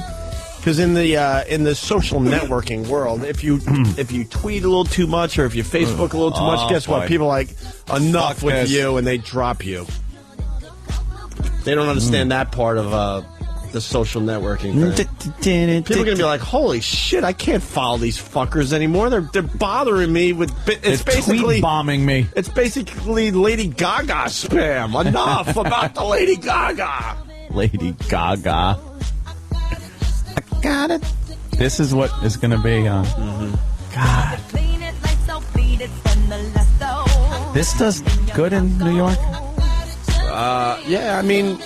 Pop's... Yeah. Pop does well, and like I said, I mean, it's not even a bitter thing. Like, if I'm in radio and I'm a radio exec, I can't be proud if I put a pop station on the air and take credit for putting a good playlist out there. What's the challenge in that? None challenge. None more challenge. You're basically putting together a playlist that a 15-year-old girl could do. Nice. At least this discussion's getting hot. Yeah. Well, my reference point is nieces and stuff. Yours is potential dates. Well. Who the fuck listens to CNN at the gym, slapping in? Well, sorry, I attempt to get a little knowledge. If it's cooler, I also bring, my Inno, and I crank out some alternative rock music. Oh, speaking of which, Lady Gaga? Killing in the Name, ready to roll? All right, we're going to do this. We've been talking for an hour and a half, so give us a break. We're gonna give me a fucking coffee, give me my fucking egg whites, and we're going to rock. Did anyone tweet this? Don't fucking tweet me with fucking song requests, you motherfuckers. I'll drop you. That's good. I'll drop you like CBS drops Stunt Brain in his Rogaine phone. That was a good thing to say right there. Yeah, you watch what I do. You watch what I do. Is it easy to drop people on Twitter? Easy. Very All right. easy. Because it's kind of a pain in the ass mobile-wise to get them off your Facebook. I got to be at a computer, which sucks. And then you got to look up the friend, and then you got to, dump them. It's a big pain in the ass. It's a big to-do. What's even better is having, well, don't be stupid. That's all I have to say. That's my warning today to idiots out there. If they weren't stupid, they wouldn't be listening to the Opie and Anthony. I know.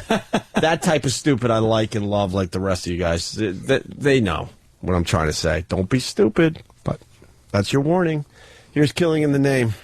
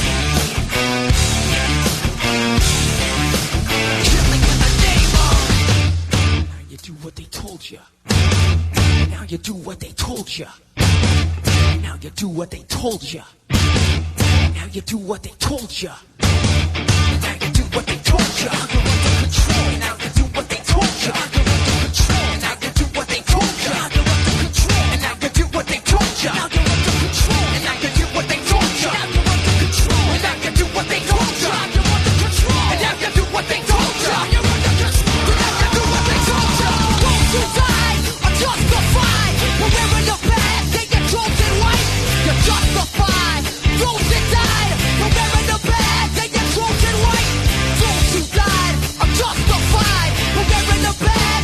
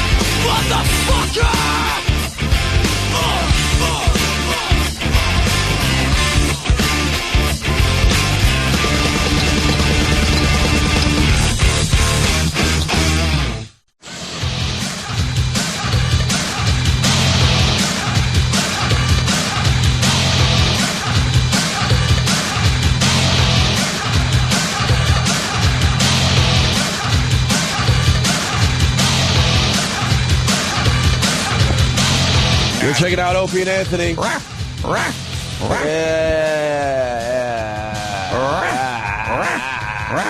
Let's say hi to Jesse, Jersey. Hey, what's up, boys? Hey. Hey, I just want to thank you. And, Anthony, you guys put on a great show. But I'm going to go home today when I'm done with work and listen to the replay and just get wasted with all the impersonations you've been doing today. Yeah, drinking game, right? Little Opie drinking game. Because I don't really do... I do very unique impressions. Yes, very unique. That's a good way. Sorry, I didn't mean to hang up on you. I really didn't. My asshole buddy from college, Buzzy, good old Buzzy. You've met him over the years. Sure. He just BBM'd me. Is that right? BlackBerry Messenger. He just BBM'd me, and he wrote, fucking asshole. This fucking clown. We used to light his hair on fire. Shut up. He writes, Lady Gaga, anyone? Tweet! Little Lady Gaga. It's the only song I know now. That's the only song I know from the format. Well, we got lots. Maybe a little Gwen Stefani. We got lots to do today. We were just talking about Bernie Madoff. We got the scripts in front of us. We could do a little something to make people believe that we're live today. Bernie Madoff, they're saying he's going to go away for like 150 years. Yeah, they're looking at some kind of a plea bargain. He's the dude with the Ponzi scheme, right? Yeah, the only deal they could probably give this guy, which would where they would give him the time he deserves, if they say we won't put you in a horrible prison, like you'll do your time in a soft prison, which he doesn't deserve. If they have him, he should bang in the ass prison. he should be in a fucking horrible dick in the bottom prison. Yeah. And Anthony has confidence that's exactly what's going to happen, because I was saying the same thing. I'm like, I don't know. I bet you this guy knows enough people to negotiate at least where he can do the time a little easier than the average Joe. And Ant's like, no fucking way. They got to make an example of this guy because of what's going on in the economy. It's what you call the perfect storm. This guy fell into this whole thing at the worst time possible. He is the poster boy. He's the one that everyone looks at and goes, that's the reason the economy is fucked. That's the reason I'm out of work. That's the reason, and any judge that's going to sentence this guy, right? He knows he's going to look good if he really fucks him over, because so many people are pissed at him. And are you looking at him as the guy that fucked the country? This is the guy, the face of the guy that fucked the country over. Of the shittiness of Wall Street. I hope you're right, man. I really hope you're right. And I think that is really going to impact how many years they give this fucking sap. But they wouldn't put him in fucking jail. He hasn't spent a moment in jail. He's been allowed to be in his fucking penthouse. They've done nothing that indicates that. That is ridiculous. It's outrageous. I don't know why they're letting this guy walk around his townhouse with his little ankle bracelet House arrest. Yes. He hasn't suffered whatsoever. No, I would love house arrest. He's made others suffer. Stay home. You pretty much are under house arrest. They let you out to do a radio show. That's pretty much it. You don't do I'm anything. just out for the radio show. What is that? A beer? You got like a work release. Yeah, I'm on a work release program. You're pretty much just as bad as one of those dudes that has work release. I'm on work release. What do you really do? Yes. You go to a local restaurant every once in a while and you shoot a few guns. Right, yeah. You know, I got to be able to go to the range.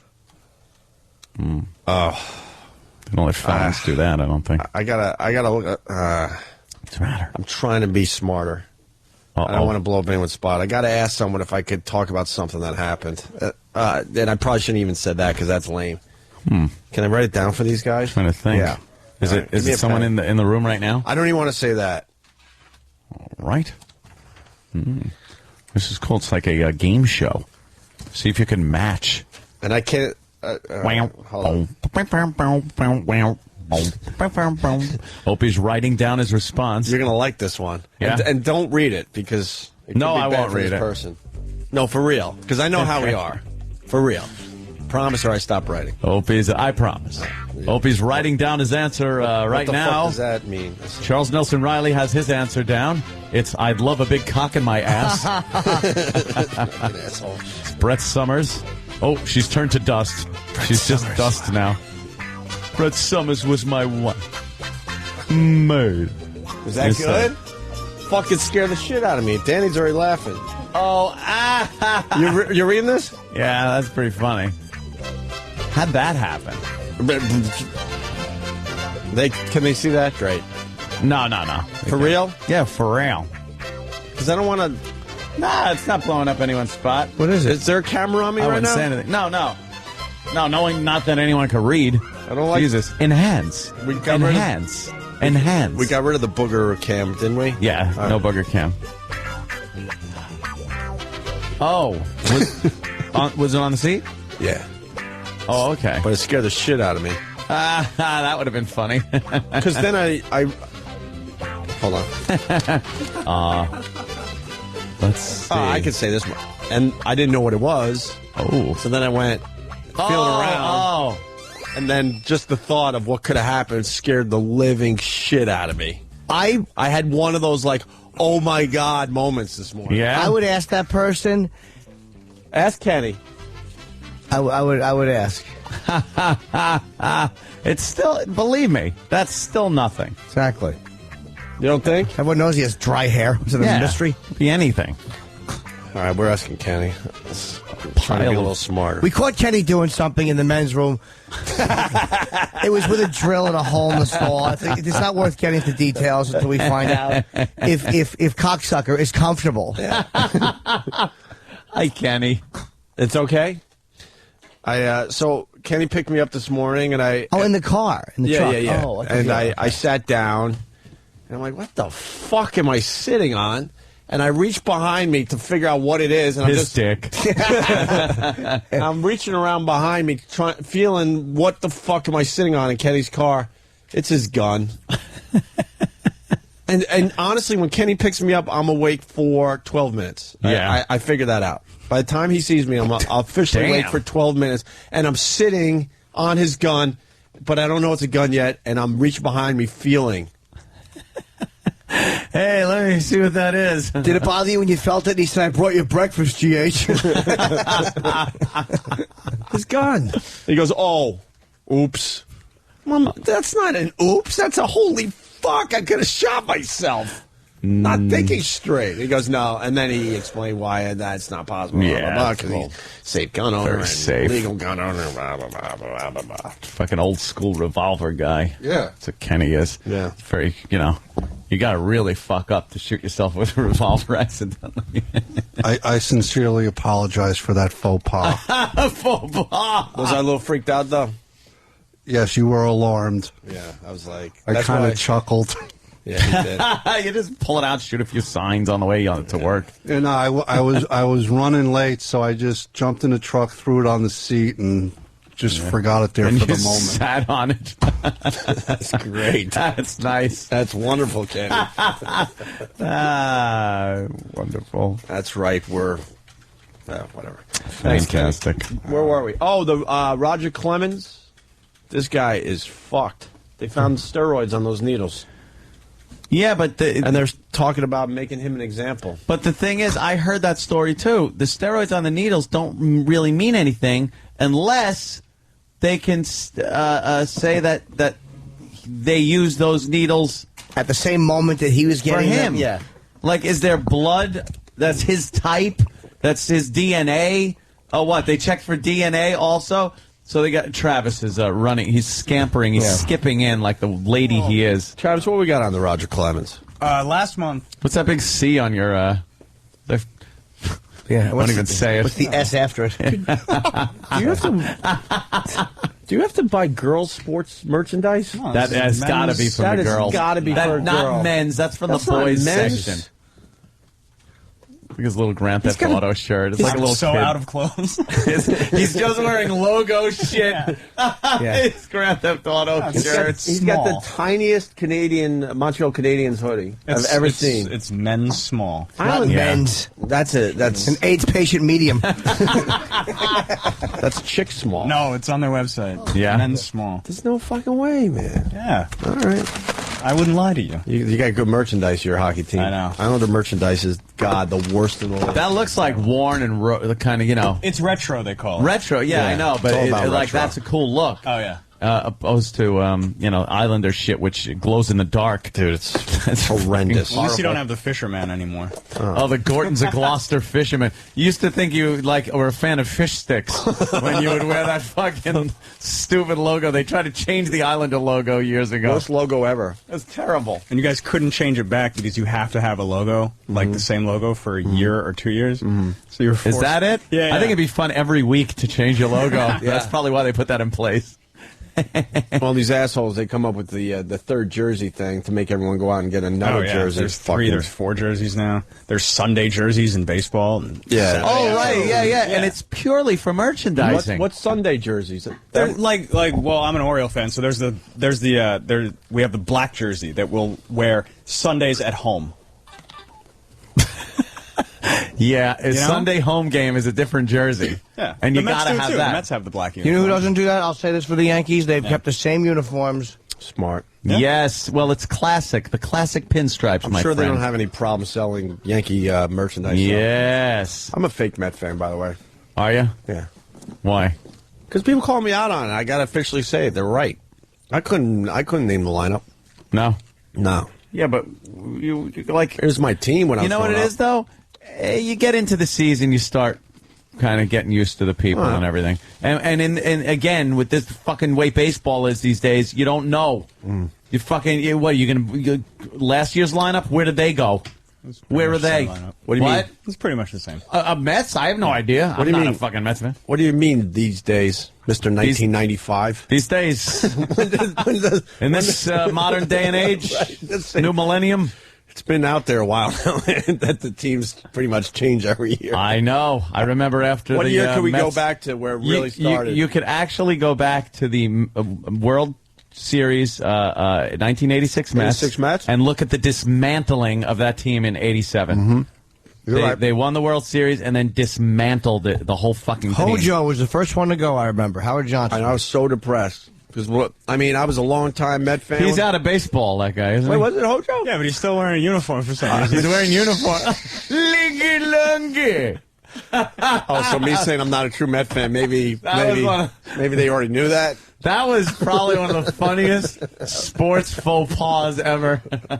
Guy still wears a uniform. What the fuck? Oh, he's with the team. Oh, what? He's the hitting coach? Or whatever? Oh, is that funny? That was a good one. I heated up really good that day. Yeah, get all sweaty and hot. Yeah. All right. The Clemens thing? Oh, yeah. What do you got? Last month they tested, or the Washington Post, I think, or the Washington Times, revealed that the syringes that they already have had his blood on them. So there's blood and steroids. And steroids on that. Well, you know something? He absolutely did do it. I mean, come on, let's not be silly about this. But it's perjury, right? That's what they're trying to nail him on? I think that's what they're trying to nail Perjury. on. That's what they get everyone on. Perjury. If you just go in there and say, yeah, I did it, the fuck? Mm-hmm.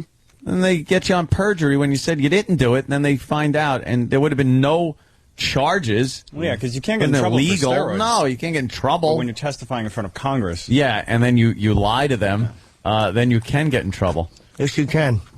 You know, that's what that fucking bitch, what's her name? The Language. Martha Stewart. Martha Stewart went to jail for it. Clone. It wasn't, Are you making fun of another, quote, star? What are you, crazy? Yes, I am. 2 in 1 day? She went to jail. It wasn't for the stock trading or insider trading or anything. She went to jail for fucking perjury. Amazing, isn't it? The moral is don't Look lie. at how, yes. Mm-hmm. Honesty is the best policy, Greg. I am a homosexual with AIDS. Exactly. And you'll be bald by the time you're 24.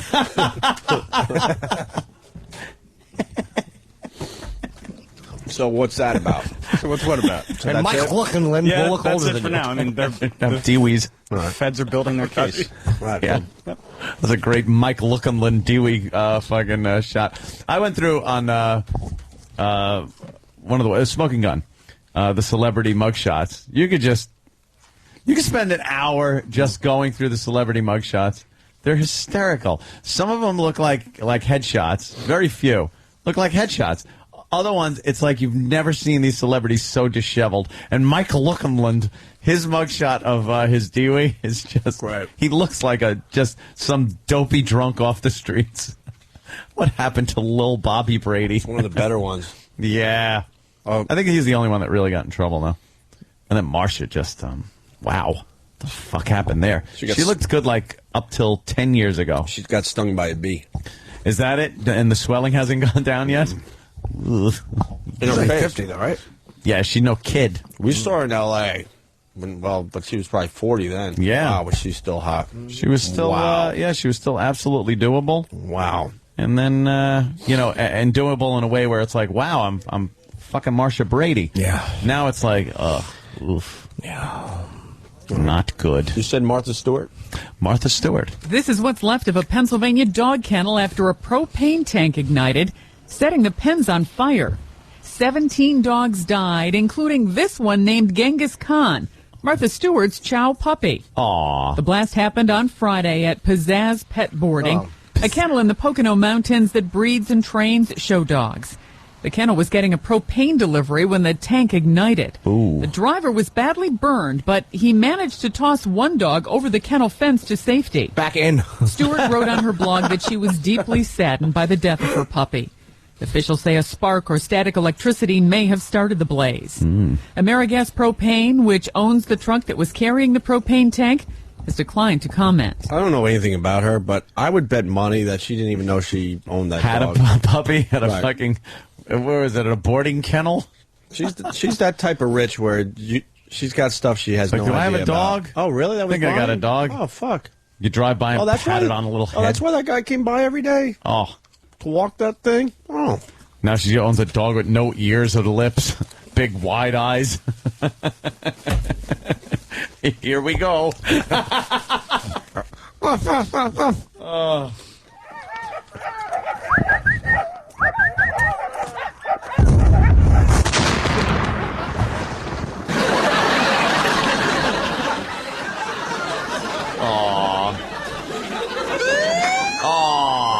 Poor little guy. Aw. She has a dog in Europe, too. Yeah. I also own a dolphin. It was very badly burned. This blowhole. Dog with no ears. Dog with no ears. But now she can enter the dog in the ugliest dog competition. Yeah, you ever see that one? It looks like it's burned. Every year they got that stupid hairless thing. You can always tell the dog's happy when he's waving his stumpy hindquarters. Hairless back ass. with a stupid dog wig on his head. Over his whole body. It doesn't look like It looks real. awful. It's so obviously a dog toupee. Yeah. Every dog entered in the ugliest dog competition looks like Stuntbrain's head. Oh, shit. Yeah, we haven't forgot about your dumb hair problem. Just rub Rogaine into the whole dog. They all do look the same. I remember when I was bitching about. I remember a time I was bitching about having a cat in my house with the ex-girlfriend because I'm from the school of I don't like animals shitting and pissing in my house. You know, they got a fucking cat box, but they're shitting and pissing in your house, and I don't care who you are. Call up and tell me, fucking, no, you can't tell this. If you got a cat in your house, you smell cat piss somewhere. Somewhere you will smell cat piss. And I hate that. And then they always chew shit up. They like with their claws. They got to claw stuff. I had 1,000 scratching posts all over the fucking house, and the cat went after the $4,000 rug. You're right. I had 2 cats, and they're insecure like certain radio personalities that they have to kind of make sure everyone knows they're there. Yeah. So they lift up a leg and just mark their territory. Oh, he sprayed. No, he pissed on the fucking wall. Just like certain DJs we know, they have to constantly mark their territory. Me. Oh, you. Me. Oh, you. Me. You. Ugh. Enough. I changed my impression already. See what I do? And then I'm talking vague there, by the way. I wasn't talking very vague about a particular radio show host. The other thing that annoyed me, which I was the point was the hair. This cat hair, like, gets on everything. And then I was pitched to this idea. Why don't you get a hairless cat? Ew. Why do I want a fucking hairless cat? You want a cat? If you want a cat, you want it so you can pet it, and it looks cute because it's a cat. It's ironic because what you really like is so close to that.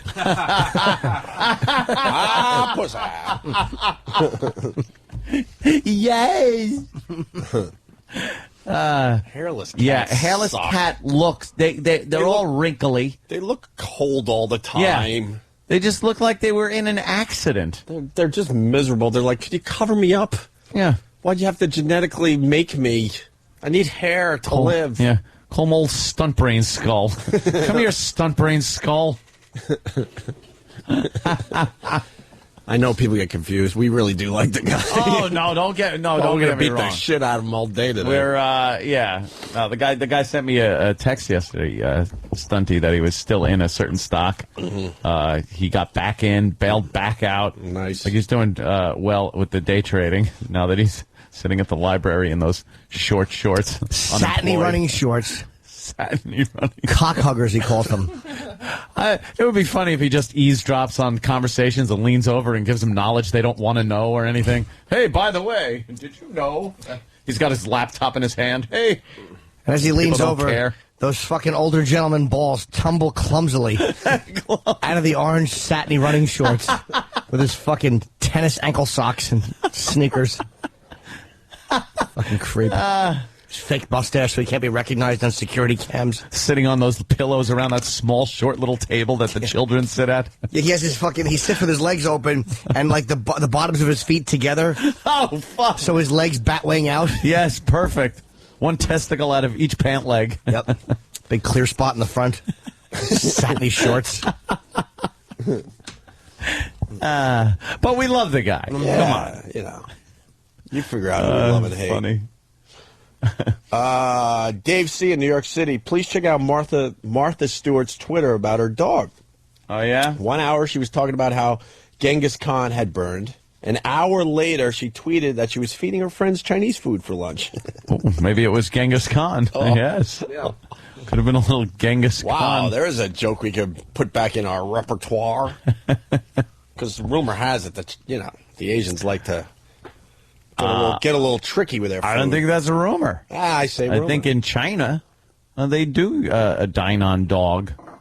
Dude, I tell this story from time to time. There was a joint in Northport when I was working at BAB, and I lived in Northport, and there was a Chinese restaurant. I went there once and once only, ordered a chicken dish, and I have no doubt in my stupid little brain that I wasn't eating chicken. Really? What it was, I don't know. Cat. It was a bit, it almost tasted like chicken, and then the gaminess kicked in hard. Yeah. And it wasn't because the chicken was spoiled, none of that shit. This was something Another else. meat. Cat is chicken substitute. Dog is beef substitute. Or pork. Is that how it goes? No, I don't know. I'm just speculating. General Chow's Malmute. As soon as it was, you know, I was swallowing this. Yeah. I knew it. My body knew instantly. This is not something humans are supposed to be Not fucking right. eating. No. Yuck. And that place went out of business because I think a lot of other people noticed that something was a bit fishy with the chicken. I had it was like beef and broccoli once, and the first forkful that came up to my nose, it smelled like horse. Oh my! Like not even like I would expect cooked horse meat to smell like. It smelled like when I used to ride a horse, right? And the way the horse smells, it smelled like a fucking horse.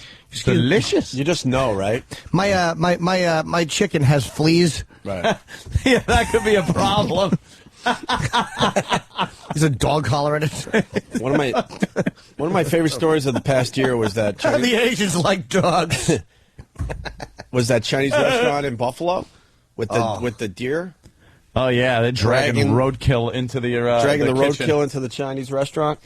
Blood marks everywhere because you can't really lift a deer up. Of course not. Got to drag that shit right in. Pretty heavy.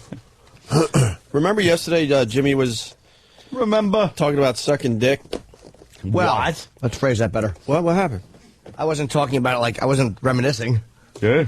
Well, joking. You learn in radio school. You got to be, brief and stuff. So you were talking about sucking dick, and No, I was. Stephen Derrick came up with this. It's a new promotion to get people to listen to satellite radio. Oh, right. We're very concerned. We heard the phones blew up yesterday. People getting their satellite after we got the boot here in New York City. That's a good sign.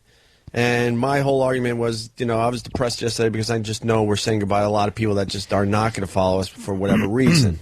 I think we'll do well and we'll gain a lot of listeners for satellite, but we're not going to get everyone, and that depresses me. Yeah. And Jimmy's like, come on, man, it's not that expensive. Just, have your chick suck a few dicks and you get the satellite, right? Yeah. Something like that?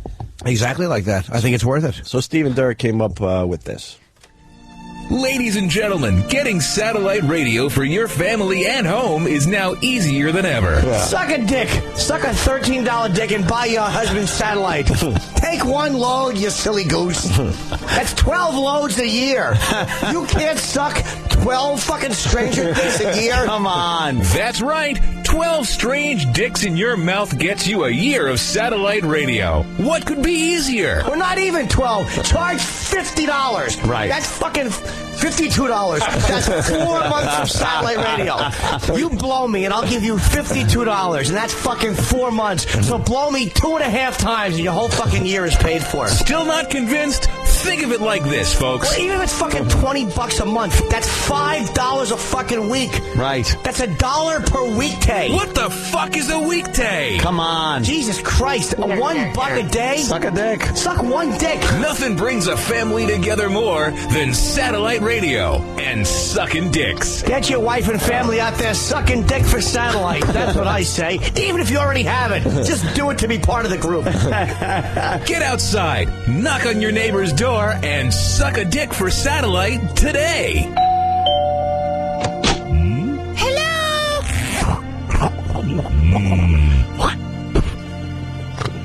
Sounded like Steve sucking a dick. Steve was sucking a dick because he made that sound like his mouth was full. Yes. Let's go inside the promo a little bit. Was Steve playing the part of the dick sucker? Outside the promo or outside the studio?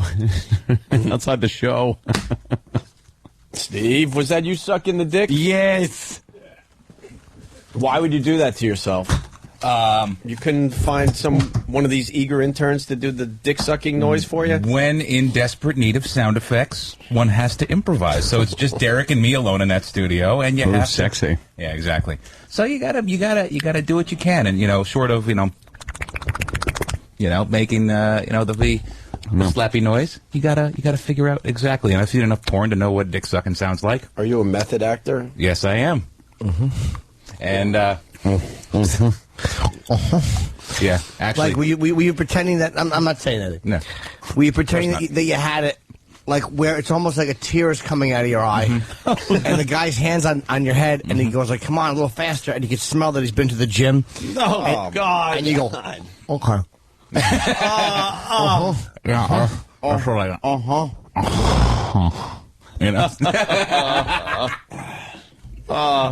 It's that mouthful, and you just have to figure out how to exhale, but you can't because your mouth is just packed. You don't want to blow boogers on his fucking shaft. Right. So wow. Just it's like a lot of experience either watching porno or take your pick. Yeah. All right. You're welcome. Well, the scripts are ready. You want to take a quick break and we'll get into the scripts? Yeah, I like the script. You like this? Yeah. Yes. I'm surprised because I haven't read the script. Oh, really? Mm-hmm. So then you don't even... I hope you knew what you were talking about this morning then. I did. Oh, okay, good. I knew enough. Had you heard the audio? Oh, believe me, I knew enough. I heard some of the audio. Okay. I heard enough of the good parts. Okay. We're not allowed to play audio of other shows because that would be crazy. But we can transcribe them and have others act them out. Yeah. Who are going to be our actors today? David? I think so. David. Intern David. Stop with the moaning. It'll be good. David's great. Who doesn't like David? They all like David. They bash him all the time, but then they listen to him. They love him. Yeah. They love to hate him. The other person they love to hate is Eastside Dave, and I don't get it, man. Because that Steven Adler shit yesterday was so fucking funny. Eastside Dave is amazing. Look at the cast coming in. It's like an old 30s radio. Yeah, we don't need them yet, Sam. We're going to take a break. We're setting this up. But time. Have them sit. I like Especially the argues. one kid that looks tired. He always looks tuckered out. Plumb tuckered out. He looks like a show dog.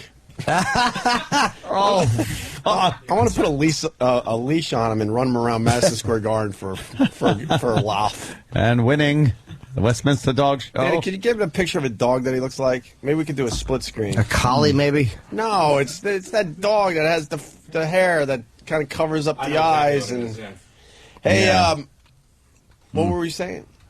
Nothing. I think we were going to take a break and then there was a thought there. Was there? Yeah, Sam distracted us with bringing in those. Yeah. Boo for Sam. What were we just talking about? I don't know. Let's see. David. Eastside Dave. Yes. Yeah, I knew this was important. There's haters that don't like Eastside Dave. When he does our fucking show, and I like him on Ron and Fez, actually, a lot. And I like him when he's not being stunty. Right. But what he did with Steven Adler yesterday fucking was hilarious. And the video is doing very well. He's got some There's a video of that up on YouTube right now. Yeah. Got a set of balls on him. He was singing Mr. Brownstone to Steven Adler. Steven Adler got so excited by the rendition, he jumped up with Eastside Dave, and they're now jumping in a circle. Jumping up and down in a circle. And Steven Adler was trading lyrics with singing Eastside Dave. Mr. Brownstone, right? That had me in stitches all day yesterday. Yeah. How ridiculous. That takes balls to do that. I know. Dave doesn't care. No. So props to Dave. Whatever. I don't know why they're haters, but there always will be. And I think the haters, they actually would be devastated if he wasn't on the show. You know? Ron and Fez's show? Yeah. That's how it is. It's like, and you know, once David leaves, once his internship is up, I don't know when that is. Internship. Oh, you mean intern David on our show? Yeah. No, I mean Dave on Ron and has Fez. the same type of haters. Right. They would be devastated if he was gone from there. Yet Right. they love just bashing him. And then David's the same way. Right. Like they love bashing him, but he would be missed if he wasn't on the show anymore in any capacity. Right. How's that closed down fucking school of yours? It's closed. And he just throws it. He throws his arms up and looks at me and goes, "Close." He's studying his script. So why don't we take a quick break? Let these guys study. This isn't. One of you guys are going to be out. Odd man out? Yeah, because E-Rock's in. It's E-Rock's only playing a part a today. 2-person script. Yeah, sort of a third, but not really. We'll get into You could it just next. laugh and go like, ah, ha, ha, it's something. Yeah, Opie and Anthony.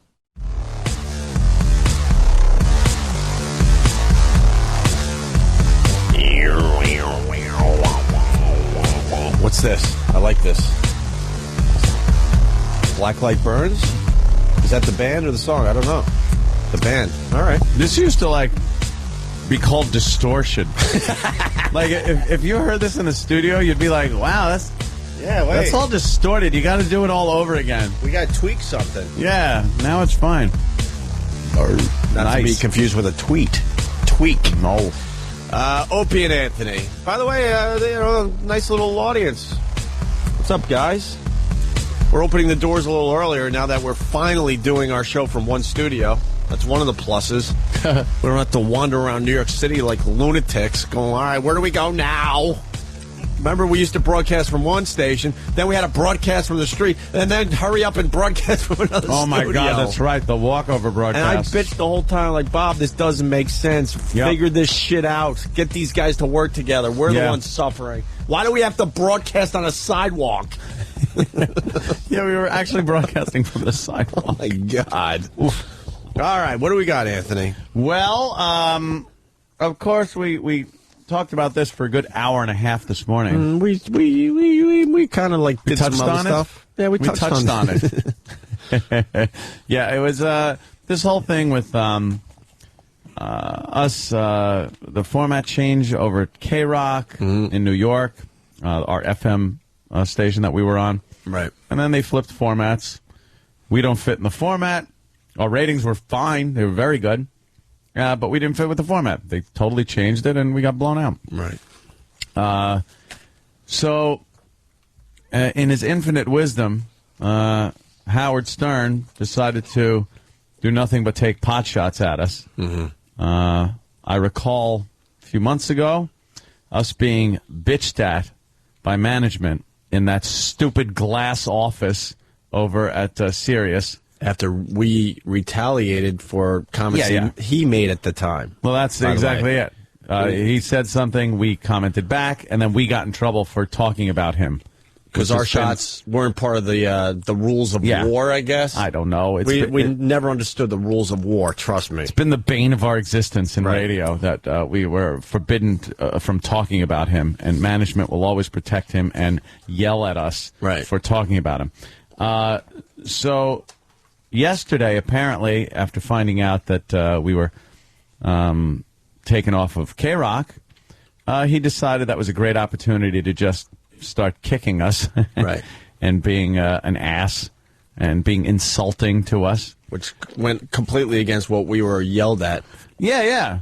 Not talked about, but yelled at. The company line is always, how is it good for the company if you're bashing this program? We want people to subscribe and cross-subscribe. The people that had Sirius subscriptions, we want them to subscribe to the XM package and vice versa. And then we get taken off of terrestrial radio, and Howard, who's got the Sirius audience, is bashing us. How does that help when his potential audience could be subscribing to us on the XM side? Subscribing for the best of XM package. Right. And, the other thing is, like, we were red hot yesterday. We were on everyone's radar. Today we're on some radars. By tomorrow it's just business as usual. Yeah. So yesterday probably was the worst day to trash a product of the company. Yeah. Because there was potential there to pick up some new listeners. So after hearing what he said, it was very insulting, and I thought we'd comment on it this morning, which we did for a while. And we would love to have taken the audio of Howard and played it on our program, like we have in the past. But the law was laid down at our last yelling session that we are not allowed to play any of his audio on our program. And the audio of other channels. Of other channels, of anything, which, is kind of silly because you think cross-promotion, but they know best, Opie. They know best. It's not about that. No. They know everything. So what we've done is transcribed the insulting audio into these sheets, these scripts, if you will. And we have actors portraying the parts of Howard and Robin. And Artie. And Artie has one or two lines. Artie's got a couple Who's playing of lines. Artie? All right, you got to lay down on the floor for your lines. Completely on your back. I'm not even kidding. Get a wireless. Lay down. I've seen the videos. That's how he does most of the shows over there on his back. Like Jabba the Hutt? Yeah. Just kind of laying there? Is that okay? I made a little joke. Oh, shit. All right. No, not comfortable. Right on your back. There you go. That's where you'll be commenting from. Yeah. You do it like that. Playing the part of Howard Stern. This is actual transcripts, right, E-Rock, of what he said yesterday? Oh, there is nothing different. This is an actual transcript of what was said about us not being on K-Rock anymore. Great idea to do this. Isn't it wonderful? Jimmy. Playing the part of Howard will be our own intern David. Only the best. Yay. For the part of Howard. Only the best, intern David. We chose you for your Jewishness. Right. Pretty much. I think that whole whiny thing that you got going, that kvetching that you do, I think it's very good. I think you fit the part very well. The part of Robin Quivers will be played by our own E-Rock. Because they share body type. And vaginas. Why the shrug, E-Rock? What am I going to do? Shrug. That's all he can do is shrug. And in past performances, I've noticed that you do put on a pretty fair female voice. Oh, yes. See, look at him. Oh, nice. Yeah. Can you do that again? No. I want to hear if I can hear you. Jim, Oh, what, David? What's wrong, David? nothing. If you tell him to do it, then do another voice. Oh. Okay. Oh. Thank you, David. Yeah. David's a good boy. So, this is what they were saying about us. And, again, this is, we were yelled at. And when I say yelled at, sometimes you use that word yelled at, and it's pretty much just a discussion. But you go, yeah, we were yelled at or something. This was a screaming match that happened. Veins are popping. Yeah, veins were turning popping. red. There was curses flying, and it was it was a lot of anger in the room that day because what we had said was nothing compared to what Howard had said, and we were being yelled at for not taking into consideration how it would affect the platform and the product in this. When meanwhile, what Howard did was worse, but he got away with it free and clear. No one talked to him. There's no one yelling at him. More than one person reached for some nitroglycerin. Yes, right. Make sure those arteries are nice and wide. And the thing is, now we wouldn't even be doing this today. No. We wouldn't have mentioned Howard. We haven't mentioned him since that big yelling match thing. We just don't. We do our own show, and that's what we do. And he takes a shot, and we defend ourselves, and then we get in trouble. But here we have documented proof that he went after us yesterday. Okay. And was there a talking to, you think? You think they went in and said, hey, now, you'd leave them alone? I did I did the right thing, and I sent out an email asking that very question. Hey, Howard, keep your goddamn hands off them. Yeah, thanks. Act 1. No. Act 1 is O&A fired. Right.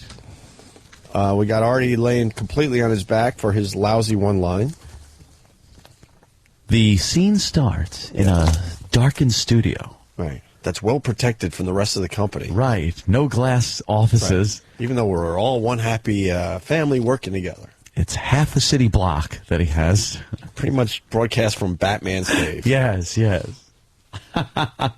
Where him and his excuse to do black jokes, Robin Quivers, are sitting. God forbid he actually makes eye contact with one of the people he works with. Now, Jerry, I picture it this way. Right. The music starts.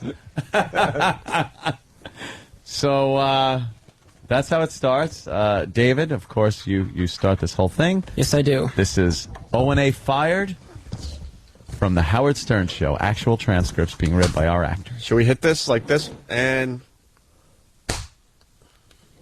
so, I suppose people want me to comment on the fact that K-Rock, our former station, now has switched its going to top 40, I believe, either today or tomorrow.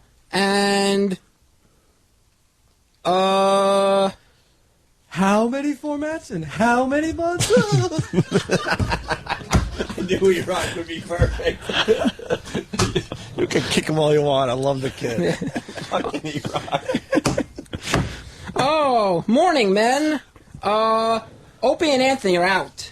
They were fired yesterday, and that would be the, I feel bad for them because I know they were going to kick our asses. But it's going to be hard to do from not having a terrestrial station live. Don't they work with us now? At here, right? Unfortunately, yeah. Well, that's the first part of the audio, Ann. So we can stop and comment. That was scene one. Yeah, we'll let it play out, and then we could have a couple comments. Scene one there. So how does that help the company in our radio show to have the quote star saying ha ha ha? Unfortunately, yeah. Unfortunately, we work for them. As a lot of listeners are listening to that could get the Best of XM package and check us out. Right. That's just a question I want answered. Anything else to add before we move on to the next one? No, I've spoken my piece on that one. All right, here we go. Can't justify O&A salary, Act 2. I don't begrudge anyone making a living, but... You don't begrudge? Begrudge, yeah, sorry. I don't begrudge... I don't be-fark. That's what Breitbart says. Yeah. I don't begrudge. Begrudge, okay, begrudge, yeah. Yes, okay, and action. I don't begrudge anyone making a living, but, I think this company is paying them about $3 million. I have a comment. Yeah, so do I. Hey, David. Paying them about $3 million, and the only way I could justify that was that they were on terrestrial radio and they could talk about Sirius XM. I like that aspect of it. But nobody was listening to them on the radio.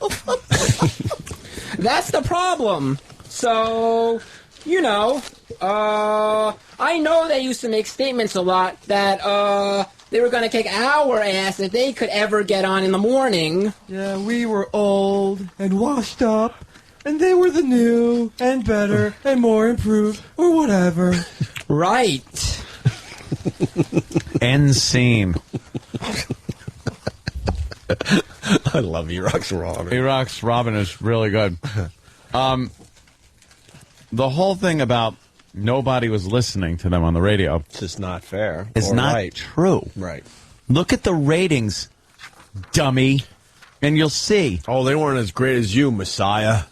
No, but we were not. doing just fine, Messiah. We're doing fine. We had some unique challenges, Messiah. We were competing against ourselves. And it was the reason we are not on K-Rock anymore is because they flipped the format. Because there was 21 hours of programming that sucked monkey ass. That's why. We upheld our part of the bargain and outperformed the station by leaps and bounds in the ratings. Believe me. But there was no way they're going to stick Opie and Anthony there on a top 40 station in the mornings. Remember Hop Along Howie? For the love of fuck. Give me a break. Unbelievable. And what the hell else? Oh, yeah. When were we saying we were going to kick his ass? Back in fucking the last century? It was the previous century that we were saying that. And we said that if we were in mornings, right, because we shared the audience, right, that they would have to split the audience. Right. Some people would listen to us, and it was all terrestrial radio. There was no satellite involved. It was a whole different animal. Well, I don't think we were saying we were going to kick Howard's ass in fucking 10 years. And that was based on us working for XM and him working for Sirius when they were two companies that didn't like each other. We're not working together. So, yeah, we were taking you on. We weren't scared to take you on. And lastly, but surely not leastly, 3 million? Look, even if we were making that, I can't talk about what we make because that's really taboo. Talking about your contract. There's something in the contract that says you can't talk about the contract. Mm-hmm. But if you think what we're making hasn't paid for itself 10 times over in the time we've been here, how about what you're making? That's well-known news. I mean, everybody knows you pulled in $500 million from the company. And you don't think that's a little overinflated for what you've delivered? I don't know. I'm not privy to the numbers. I'm really not privy to the numbers. But there is a feeling that when you look at what the stock price was when you were hired and you look at it now, that there's a fucking problem. And perhaps it isn't Opie and Anthony's paycheck that's breaking the back of any fucking company. So don't talk about what we make. All right? Fucking asshole. Oh, God, does it infuriate me. Yeah, as soon as you start talking about our salaries. Don't fucking talk about what we're making. And if it's worth it. And if it's fucking worth it or not. That's going to make a lot of eyebrows go up and go, wow.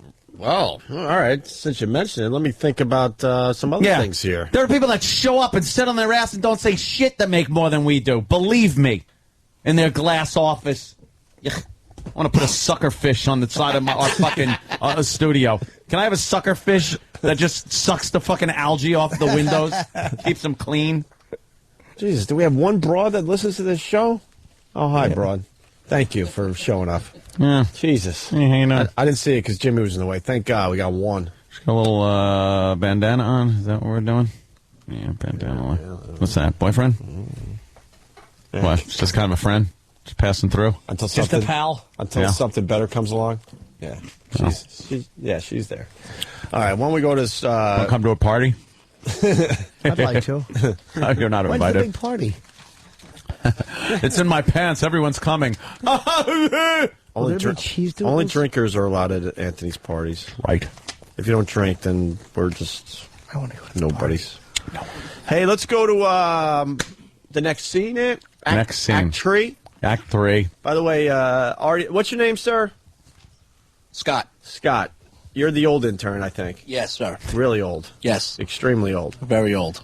Picked a great time to change. Yeah, you're careers. really proving it too this week. Yeah. Thanks. I know, right? But you're playing the part of Artie, and let it be known, because this is radio, he's flat on his back for his role. Yeah. Eating. Too bad, we can't. Whatever. Let's go. Ready, David? Starts with you again, I do believe. This is actual transcripts from what Howard was saying yesterday. Oh, what is this? What is the subject of this one? You got to read the scene. I do? The scene line, the name of the scene. It's still part 2 of our salary, I guess. Yeah. No, track 3. Yeah. That's what it says, though. Can't justify. Stop running the show, David. What are you, the director? Stop trying to top from the bottom. Christian Bale, shut the fuck up and do the part. Ooh. Ooh. What was that about? Da-da-da-da-da! Oh, Here we go. Good for Joe.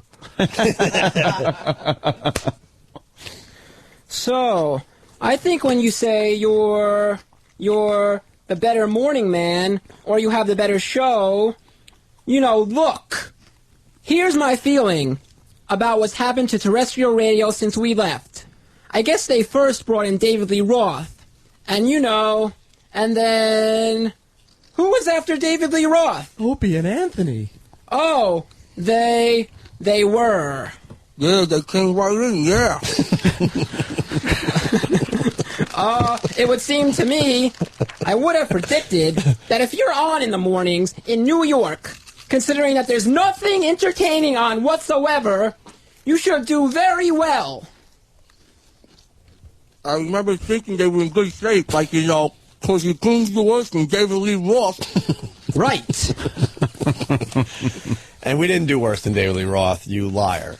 First of all, David Lee Roth was a complete effing disaster and lasted, I don't even know, 3 months was it, Ant? 4 months maybe? Yeah. I really don't know. I forgot. It was a disaster. Because we do try to, keep with the facts. And then we went there and lasted just about 3 years. And they were selling our show, and we had very good ratings. Not as good as The Messiah, we understand, but we were doing very well for the company.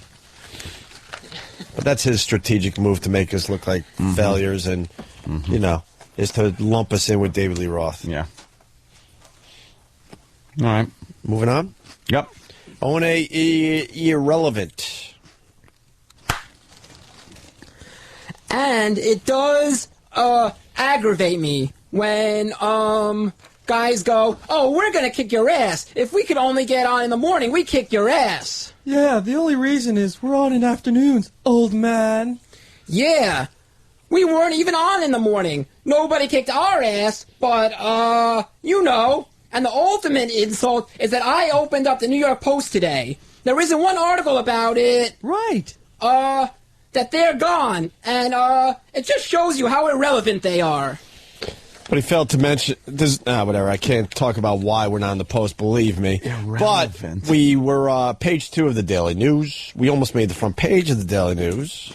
We were in every other newspaper. All the news stories on TV that mentioned the format change, mentioned us, and everything. I mean, a Google trend, we were like either 4th or 2nd yesterday. I mean, everyone was searching out Opie and Anthony news. It was there. It was everywhere. But this is strategic on his part to knock us down and stress the fact that we're failures and irrelevant when he just knows that's not true. Newsday, whatever. I don't really count that one. I've never liked Newsday. It's such a boring paper. Want to move on it? Yes. Nothing to comment there? Nothing. We said a lot earlier. All right, here we go.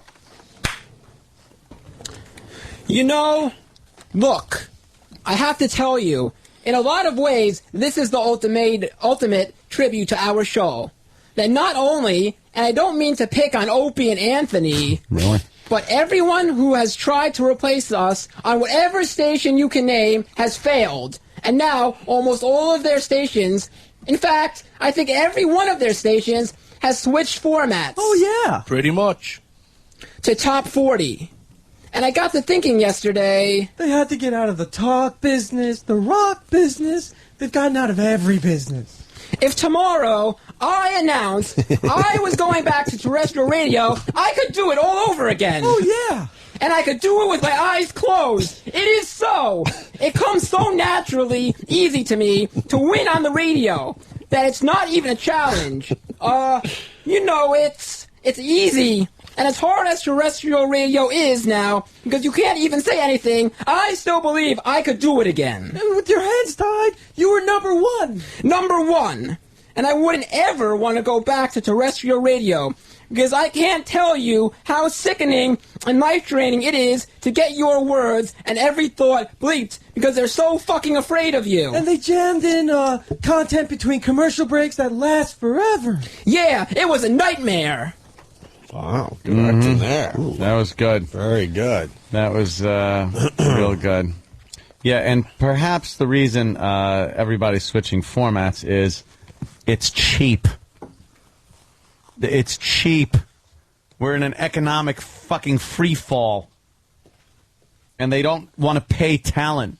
They're fucking firing people that were number one in their time slots. All over the country. All over. CBS was doing this. Clean fucking sweep of people so they could put in the women like you heard on that fucking promo earlier for that news piece. Big names being fired. Not as big as the Messiah, but big names that were doing very well in their city. Very well.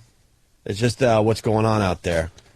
That's what happened with us. God. They didn't want to pay us, a lot of money to continue, even though we had the good ratings. That's pretty fucked up if you think about it. I hate to sit here sounding like we're making excuses for things. I really do, but there's a difference between making excuses and clearing the fucking air of the bullshit that is being turned over by this fucking guy. It just never stops.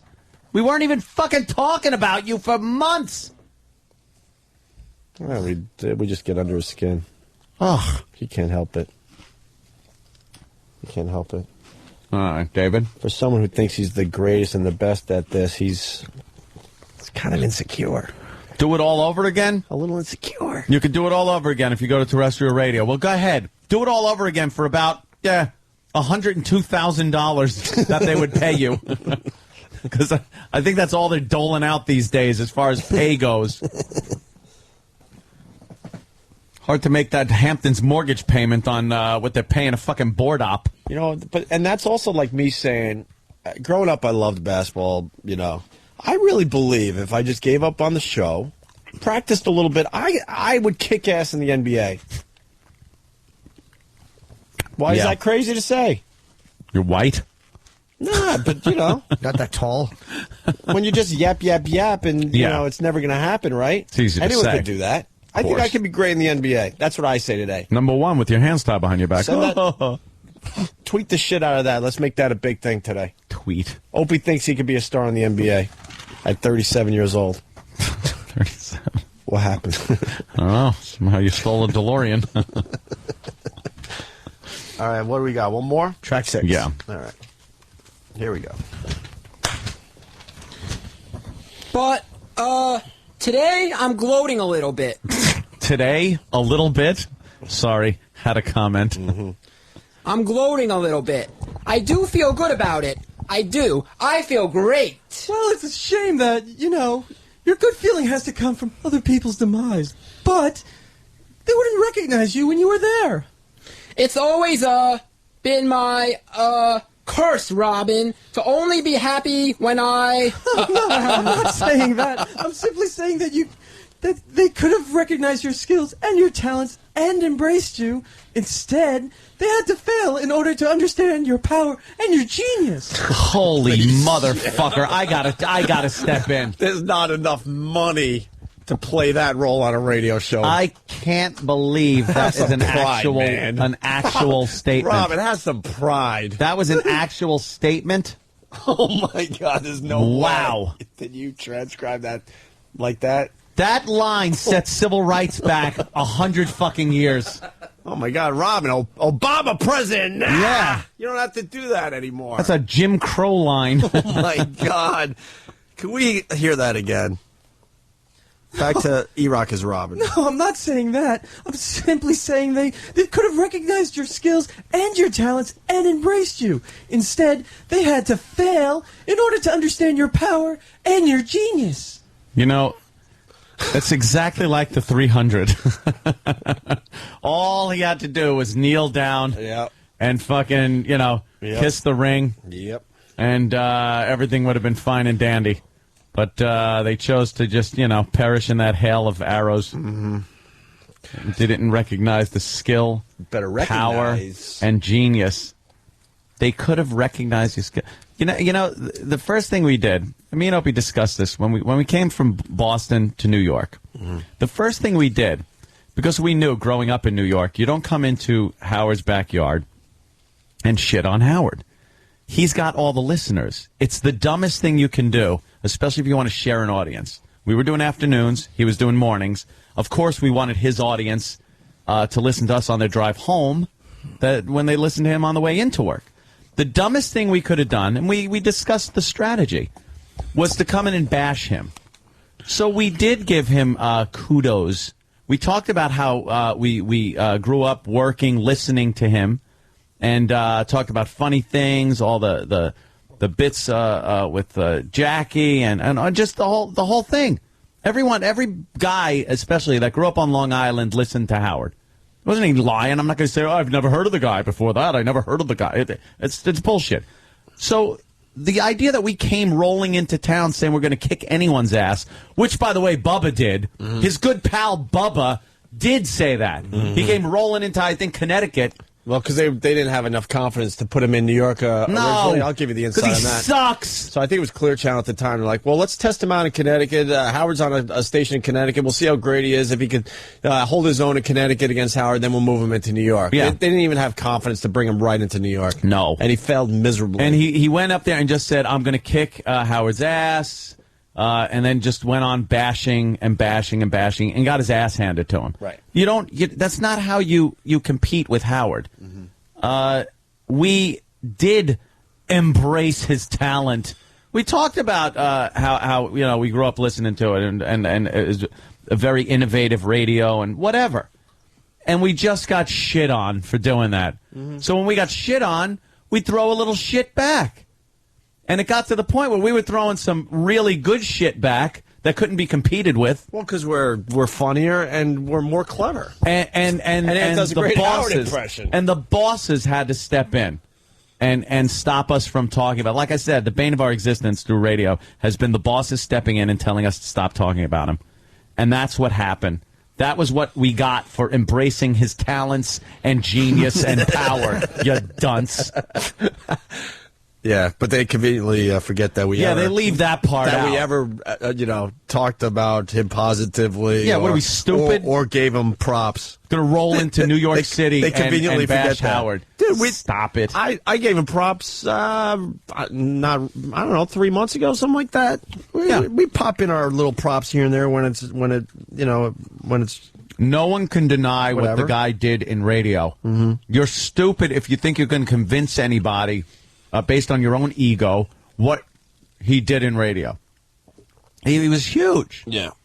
And there's no one that could say he wasn't. But to sit there and let him bash you and not fucking give shit back is just stupid. It's self-destructive. That's how he killed every DJ he went up against.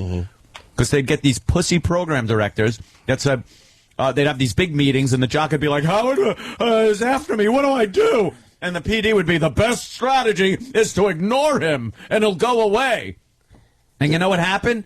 He kept pounding and pounding until he made the jock look ridiculous to his own audience, to where his own audience would defect, go to Howard, and then the jock that he was goofing on became a joke. Mm-hmm.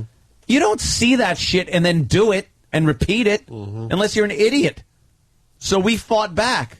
Well, mind you. And did very well. We're the best in the business at that. Exactly. We're pricks. Insufferable assholes. Everyone knows that. Everybody. He even knows that. Yes, that's why he went to the boss. He never went to the boss because of Mark and Brian. You think he ever the bosses ever told Mark and Brian to shut up? Stop it. I don't know. Johnny B on the loose. Do you ever think he was told, hey, knock it off, you're really hurting Howie? No. But time and time again, the big bosses would drag us away from vacations. We had to get on airplanes to be yelled at. Have you ever been Holy shit. It's fucking ridiculous. Have you ever had to take a flight to be yelled at? By your boss? I don't think so. Well, that's what happened to us. And that is the only show that happened to. Oh, yeah. Not another fucking show. Every other show laid the fuck down and withered away and died. Just look at DeBella. DeBella's the classic example of the idiot who just sat there and took it, didn't know how to fight back, and he fucking looked like a douche in front of all of his listeners. Mm-hmm. He became the most uncool shithead to listen to based on Howard's abuse of him. Mm-hmm. It was, I'll use the word, genius. There it is. It's the genius part Robin was talking about. Right. That was genius. But we're not going to, we grew up listening to it and learning that strategy, that you don't just sit there and take it. So that's what we've been doing, dishing it back out. And now again, we get in trouble for doing that. And we get a boss that tells us that's not the way to handle it.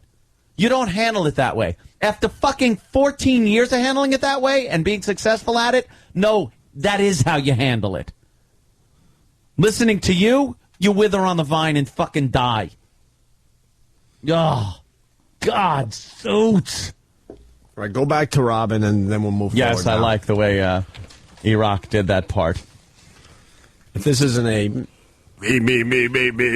you moment, I don't know what else to tell you.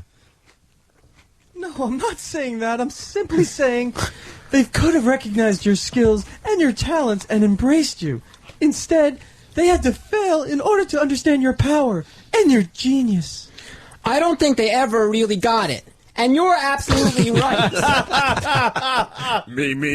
Wow. You. Me. You. Oh, my God. Start over, David. Okay. I don't think they ever really got it. And you're absolutely right. This is a great tribute to our show. Robin, Artie, Fred, Benji,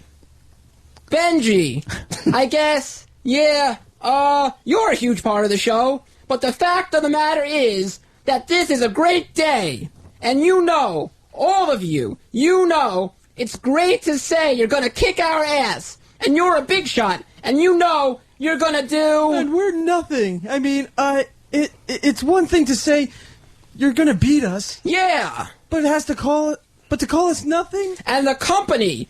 And no talents. The company handed over a franchise. A franchise. You know, this was a franchise, and they really blew it.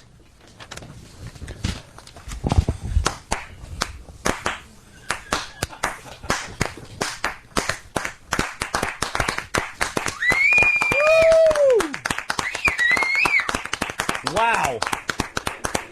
Bravo. That ought to be at the Winter Garden Theater. I swear to you. There you go. I'd see that every night, that performance. That was only a piece. What a performance, Doc. What a performance. That was only a piece, by the way. Yeah. Oh, that wasn't the whole thing? No. Some of the better ones. There were little tidbits thrown in there, but that was it. Stop saying there, David. Hoping for more lines. David, you played your part very well. Very good. Yes. Thank you. Came off more like Howard Beale.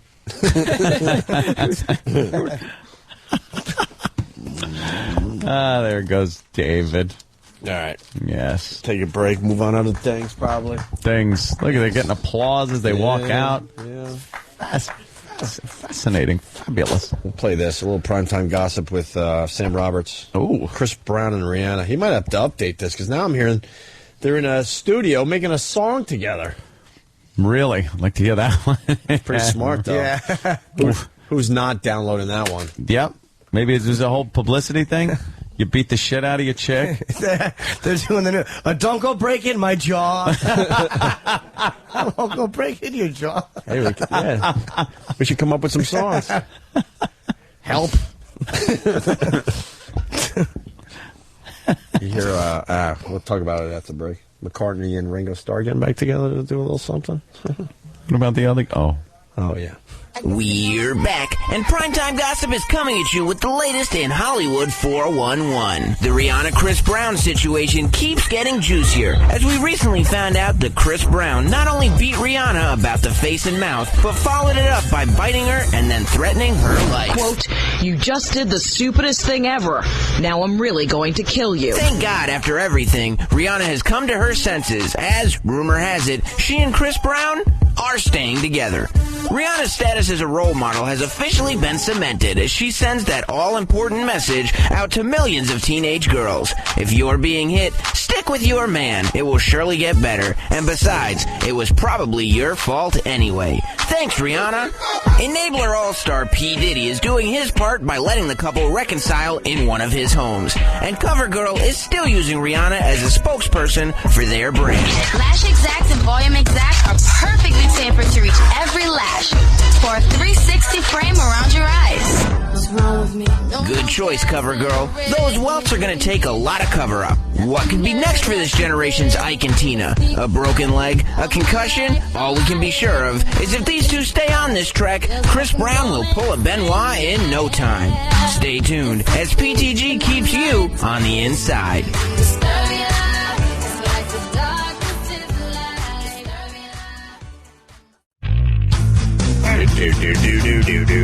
Opie and Anthony. We've given the people their money's worth today, my friend. And we still haven't even done story of the day. Oh, look at that. Maury has people fighting. Wow, that's crazy. You never are see the that on father. Maury. 2 mothers, 3 babies. Is one man the father? And then he's got the paternity thing. I just want to see Maury get shanked by his Maury. guests one day. Not fatally. Right. Just like one of those where they come up and do 8 fucking quick stabs to the ass cheek. Right. Waka, waka, waka, waka. And then the guards step in. Something like that. Look at it. What the fuck is... I can't even describe the dancing that's going on stage. What? After you make your point, you gotta move your ass around. I think it's after you're told that that's not your baby daddy. Right. Maury does so many of these baby daddy shows. He makes fun of it when he comes on our show. Yeah. I don't care. Listen, you kids, let's go work this out. It's fun to have all the... God damn it! I'm telling you. I swear I'm going to throw this goddamn machine. A lot of my buttons don't work either. I don't know what's wrong with this instant replay, but I hit the button to use the beep. A car crash. They go away. Let's see. The buttons go away. Bank select 7. Car crash. Beep. Punch. Let's see which one finally comes up first. Look at the whole bank. An explosion. No yodel. Let's see which one. I want yodeling. Yep. That's it. So, out of 50, 31 work. Yeah, something weird happens with these machines because a lot of my buttons don't work either. They're E-Rock. Ant's original machine died not too long ago. Your machine hits dying. There's something that they do where they clone the drive. Clone? But some of the stuff either it doesn't program or it's just not showing up in there. So we're trying to find all the stuff that's missing. All right, good. All right, let's get to the story of the day. You want story of the day? Yes. Here it is. Immediate changes at the Corpus Christi State School where several employees are accused of staging fight clubs with the mentally challenged residents. We should do the same thing with Eric and Steve. Oh, goddamn.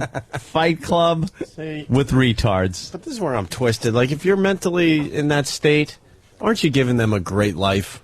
Yeah. For real. I'm not even trying to joke here. For real. Remember how... Isn't that like the most exciting thing you could do? Remember in the movie how great the guys felt afterwards? Yeah. That's how you're making the retard feel. What do you want them to do? Yeah.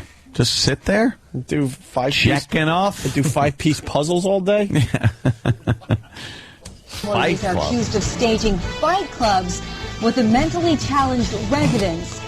Detectives say they have cell phone videos of some of those fights that have reportedly been going on for more than a year now. We're told that 7 employees have been suspended. 4 others fired last year for other reasons. Those suspended employees are not allowed near the state school at this point and have been placed on indefinite paid administrative leave.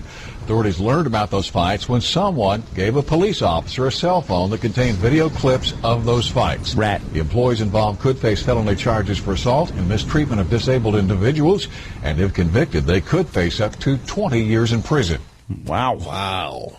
20 years for that? Wow. Why did you do that? Why did you spend everyone loving me? I'm sorry. I don't make everybody laugh. I'm done.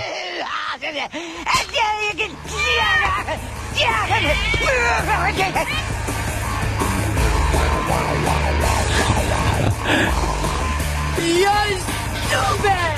I don't want to ever see you again! I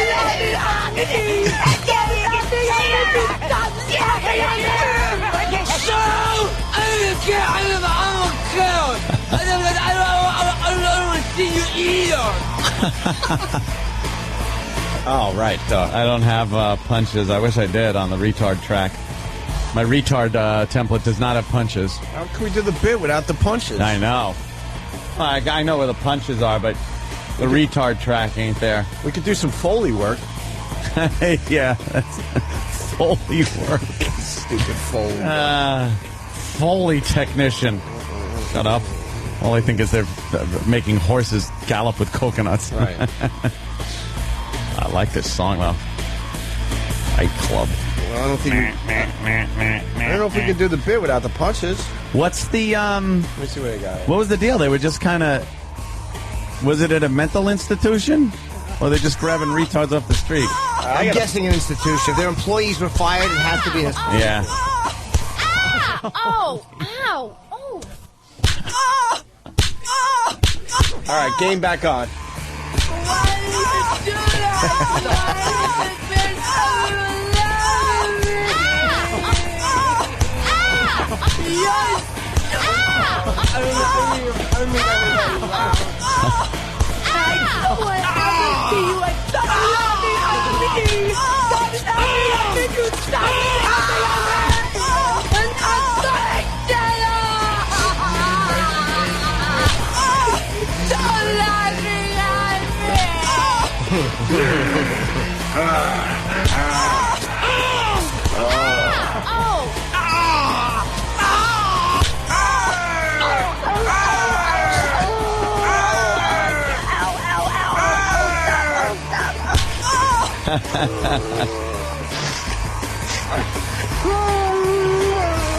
You will be molested. Yeah. Well. Second part of the story. Oh. What it appears to be is that the workers at the state school were staging a fight club using the clients. There's a lot of pushing, shoving, some punches being thrown. When something like this is alleged, where the most defenseless individuals in our society are the victims, this makes me really, really, really angry. How is that the most defenseless, first of all? Because I would say a quadriplegic is the most defenseless. Yep. You've heard of something called retard strength? Thank you. They pack a wallop. Would you want to take on a retard for real? Do I get to use a pinwheel? So all you got to do is kind of spin the pinwheel, hold it to the side. When he turns his head, you just bash him in the side of the face. Or throw a math problem at him and watch his head just explode. 2 + 2 equals Pete Rose hair all over the ceiling. Give him a fat lip to match his tongue. So here's what's next. The state has suspended admission to the Corpus Christi State School. It is also in the process of installing video cameras and hiring security officers. Additional supervisors will be assigned to all night shifts, during which the state will make random and unannounced inspections. Unannounced. Wow. No, I was just giving him a little treatment. You're fucking beating the shit out of me. That is... Those fucking teenagers today. You got to think they're teenagers. Right? And then, videotaping it is always a great idea. Well, that never gets anybody in trouble. No, never. You hear about that chick killed herself? Got that little tidbit of a story? Poor chick. There's an 18-year-old girl, and she had a boyfriend, and she decided it was sexy to text a nude picture of herself to her boyfriend, which she did. Oops, falling out. They had a little falling out, and the boyfriend decided to take that picture and post it all over the school, which is one of the hottest things I've ever heard. And I saw a picture of her, very attractive girl, but apparently she got very despondent over the whole thing. And there was a great clip on, I think it was CNN, of the mother talking about how she walked in her little girl's bedroom, saw the closet doors open, and she was hanging in her closet with, you know, Brooks was here carved in her. Oh, boy. Hey, I love Brooks. How guilty is that fucking guy going to feel forever? The world has just gotten too damn perverted. There we go. Slut was here. Yeah, I know. The guy's got to feel a little guilty, huh? It's a piece of shit thing to do. It is. It's a shitty thing to do, but yeah, you're just being a dick. All the high schoolers are doing that sexting or whatever, right? They call Maybe it I'll sexting? post a naked picture of him, sort of as a bonus. Yeah, sexting is what they're calling it. Sexting is huge in the high school. The news is reporting it so much because they love teen nudity. Yeah, and they love talking about it. It's titillating. This guy was, the reporter, was talking about this in a way where he was just getting frothed up. And, yeah, a tragedy. She couldn't take it. She'd actually done one of those interviews with with the news where she was, you couldn't see her. She was in silhouette. And her voice was like this. I sent the picture out, and I didn't think it was going to be all over the school. Take that hot voice and just do shit up. And, yeah, she hung herself because she was getting teased relentlessly at school. I guess they were just hanging the picture all over the place. It's hot, though. I mean, that's horrible. Shane, what was her name? Jenna Logan? Yeah. Was that Where her was she name? from? Not gonna be there anymore. I have no idea. It's from Office Space. It's a movie quote, so. I got to go to Shane Schneider. Shane Schneider. Instant feedback. We're still rocking the instant feedback. We're back to the regular one, I guess. But Jessie Logan was her name. Shane. Her name was Jessie Logan. Her name was Jessie Logan. Let me get this line in because it's too good. That could cause a frenzy of comments. Shane in Philly writes, "Who's leading this? Tyler Burden." Tyler Burden. That's great. I am Jack's retard tongue. Oh, wow. Here we go. Matt of Long Island's got a little comment about this very tragic story. Yes. Matt? Hey, Matt. Poor girl, victim of the modern age. Oh, the naked girl, yeah. She's dead. Victim of the modern age, for sure. Yes. Hey, Dick Lick, what do you got? Hey, what's up? Hey, man. Yeah, I was actually going to talk about the retard thing, but I'm sorry, I came in at that time. It's a very sad story, so I think I'll just slump away. You really suck. What I don't get it. That could be the worst phone call ever made to a radio show about anything. Yeah. What are you doing? We got a bit in progress here, sir. Bit in progress. Don't mess up our bit in progress. This is a good question by Talon, the trucker. Talon, what are you hauling today? Bouncy paper towels. Oh, nice. The quicker picker-upper. Ex-boyfriend of the girl who killed herself. I wonder how many mercy fucks he may get out of other girls at school there. I can tell you one thing he'll never get again, a naked text. What a dummy. Yeah, really. Yeah, really. Who would send him a picture of her vag after that? Right. Kyle from Michigan. We all know bum fights, right? Yeah. He writes, it's not bum fights, it's dumb fights. Dumb fights.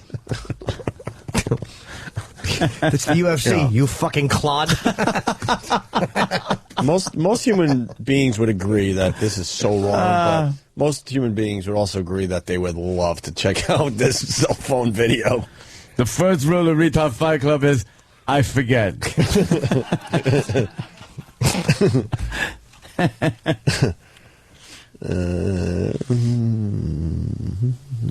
Yeah, clump fights. Yeah, everybody's kind of trying to jump on the bandwagon there. Let's go to Bill in D.C. Bill. Beat up a retard. Bill. Thank you, Bill. Hello, Bill. All right. How do you hit a retard? I mean, seriously. Hard. Hard. Don't aim for the brain. That brain could take a punch. It would be so sad. I wouldn't know what's going on. Yeah. Just sitting there with that dumb look on his face. Either that or he'd go like, shake it off and go, wow, thanks. I feel great. Shit, that's all I needed.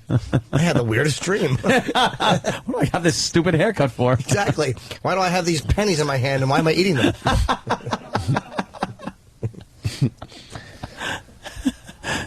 We can move on to the next story, and then we can maybe go back to that. You never know, right? Of course. Because this one's really good, too. It's fair game. Sure. Listen to this.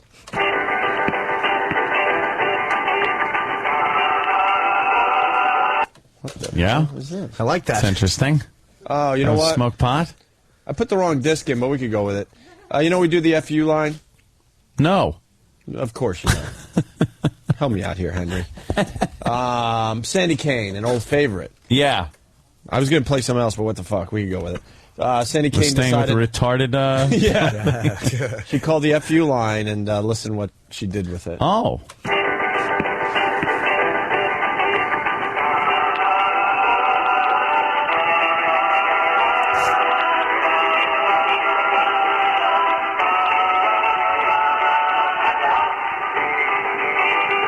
Opie and Anthony, guys, I love your show. Love showing you my hairy pussy and my twat.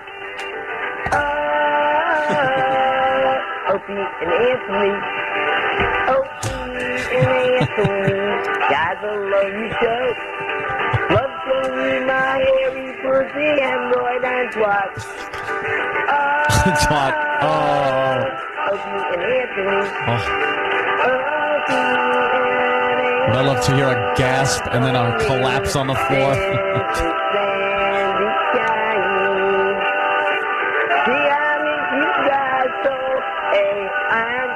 A&O, Opie and Anthony.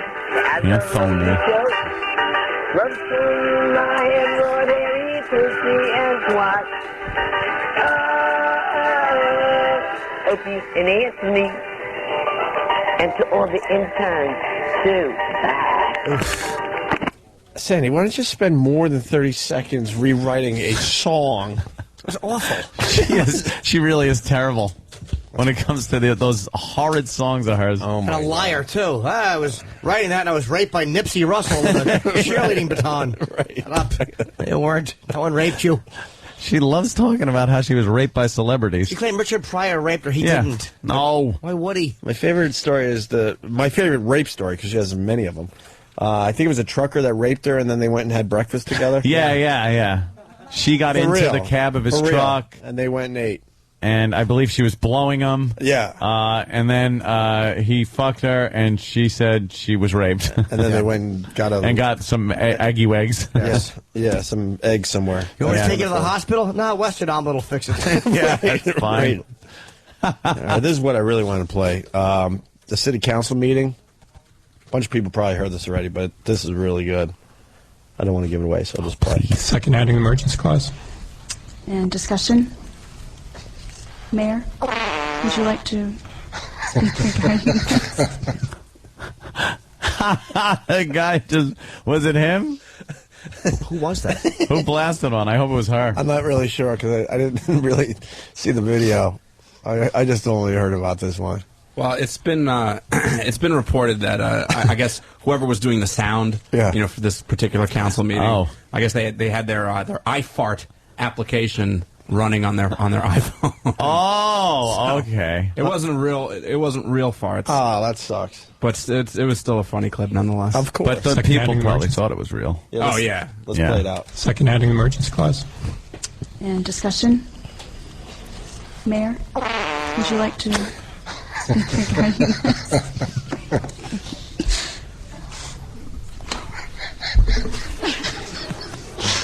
That's a first. What was your question? The agreement for architectural daylighting.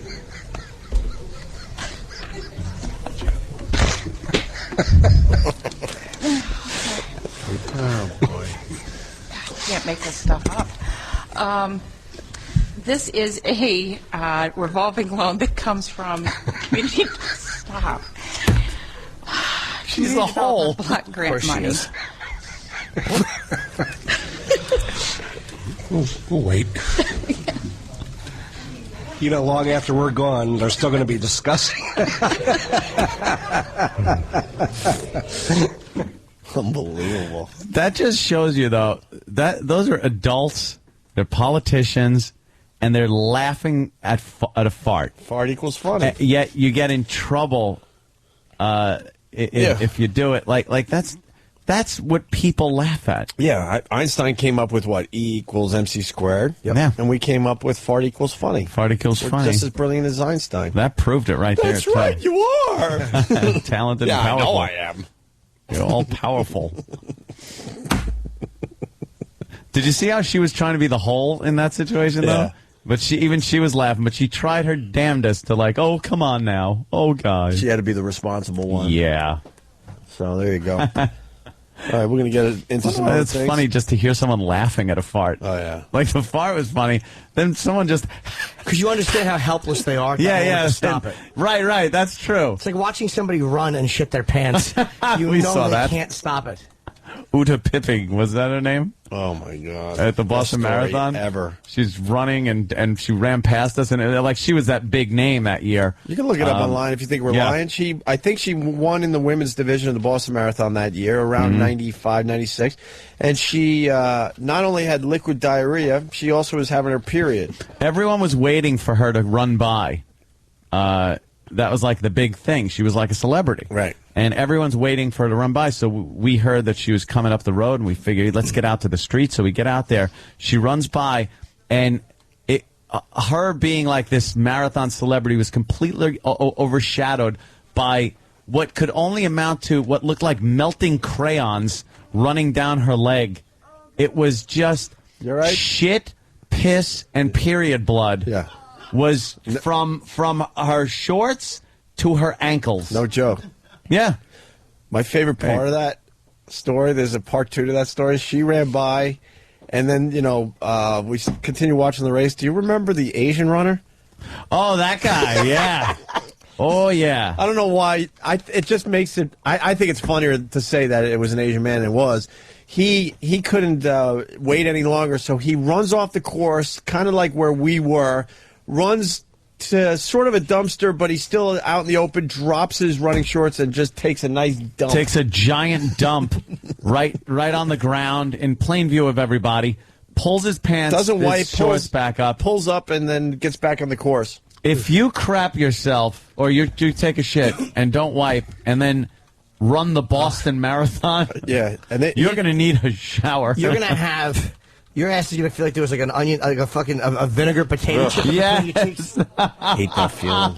God, do I hate that feeling. It's all raw and tender. Get into the shower and spread your cheeks and go, ow, ow, ow, ow, ow, pins and needles, pins and needles.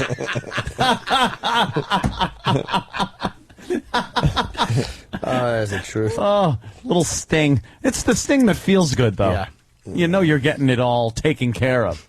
Ow! It's like, how far can I spread? Right? All right, no pain yet. Ow! Travis has handed me Bombs and Flubs. What? The first On this volume show? for 2009. Impossible. Thank God I know I am not even featured on this disc because everything I said has been hysterical. And I haven't flubbed once. Oh, you're right. Sure I am. Oh, Neil Strauss, though, we have to talk to. Ooh. Who's the chick that's wearing sunglasses inside? I saw her. What? There's 3 girls. Why the sunglasses? To be cool, man. To be cool. Hollywood, man. Wow, they're kind of like... Uh-oh. 2 girls in sunglasses. Yeah. All right, we'll talk to Neil Strauss next. What is Neil Sitting promoting? on each other's laps? Emergency, right. The book on will over save there. your life by Neil Strauss. I read one of Neil's books, or a book that he was, what's the word I'm looking for? Co-author? Ghostwriter. I don't know if he's a ghostwriter or if he put his name on it. I'm not really sure now, but Motley Crue. Ghost! Dirt. The best rock and roll book I ever read. And I've read a bunch over the years. And Jenna's life Better story. than Hammer of the Gods, my friend. Really? That Dirt book by Motley Crue was amazing. Oh, yeah. I didn't like it. There was too much negativity. Amazing. I've looked at the cover of so many books, and this one is good. Yeah, you don't See, read. I'm implying I don't read. I understand. Although this book is very frightening. I'm afraid if I touch it the wrong way, I'll be arrested. False alarm. It's a little emergency thing. It It's a feels little like you fire could actually alarm. pull it down. Yes, it does. Very good artwork. Yeah, it's a nice cover. And look, even the scratch marks, because that's where, your nails would go if you were Oh, to that's scratcheedy. Oh, wait, my book's just scratched up. Is yours scratched up? Yes, it's Do part you know, of the I'm cover. such a fucking dummy. I actually thought that was just a scratch on my book. No, it's textured. The whole cover is textured. It's very nice. Oh, comics are in here. What? Comics. How a can of beer will keep you warm. See, there's a whole bunch of stuff in here on how to escape a mob, how to survive cold weather. We got to talk to this Neil Strauss guy, I'm thinking. You know what, though? 99% of these can be solved with a gun. I just know it because I'm a gun advocate. Boy, that NRA, they got me hook, line, and sinker. Yeah, great. They know I'm Mr. Check Sender. I got more junk mail from them. And then I'm ready to, throw it away. And I go, I'll just write them a little check to help the cause. Every newsletter used to, they're trying to take the guns out of the hands of our babies. Well, fuck that. Well, Here's a fuck check. that. Guns for the babies. And I sign a check. Yeah. Send it off. I don't care. Guns for the retarded. Yes, indeed. Make them put the grip on the barrel end. Eliminate the problem. Here, you hold it this way, dummy. Can I piss first? I have to pee badly. Oh! All right, yeah, we can do that. Neil, could you wait a couple more minutes? Where's Neil? Neil, you want to be here?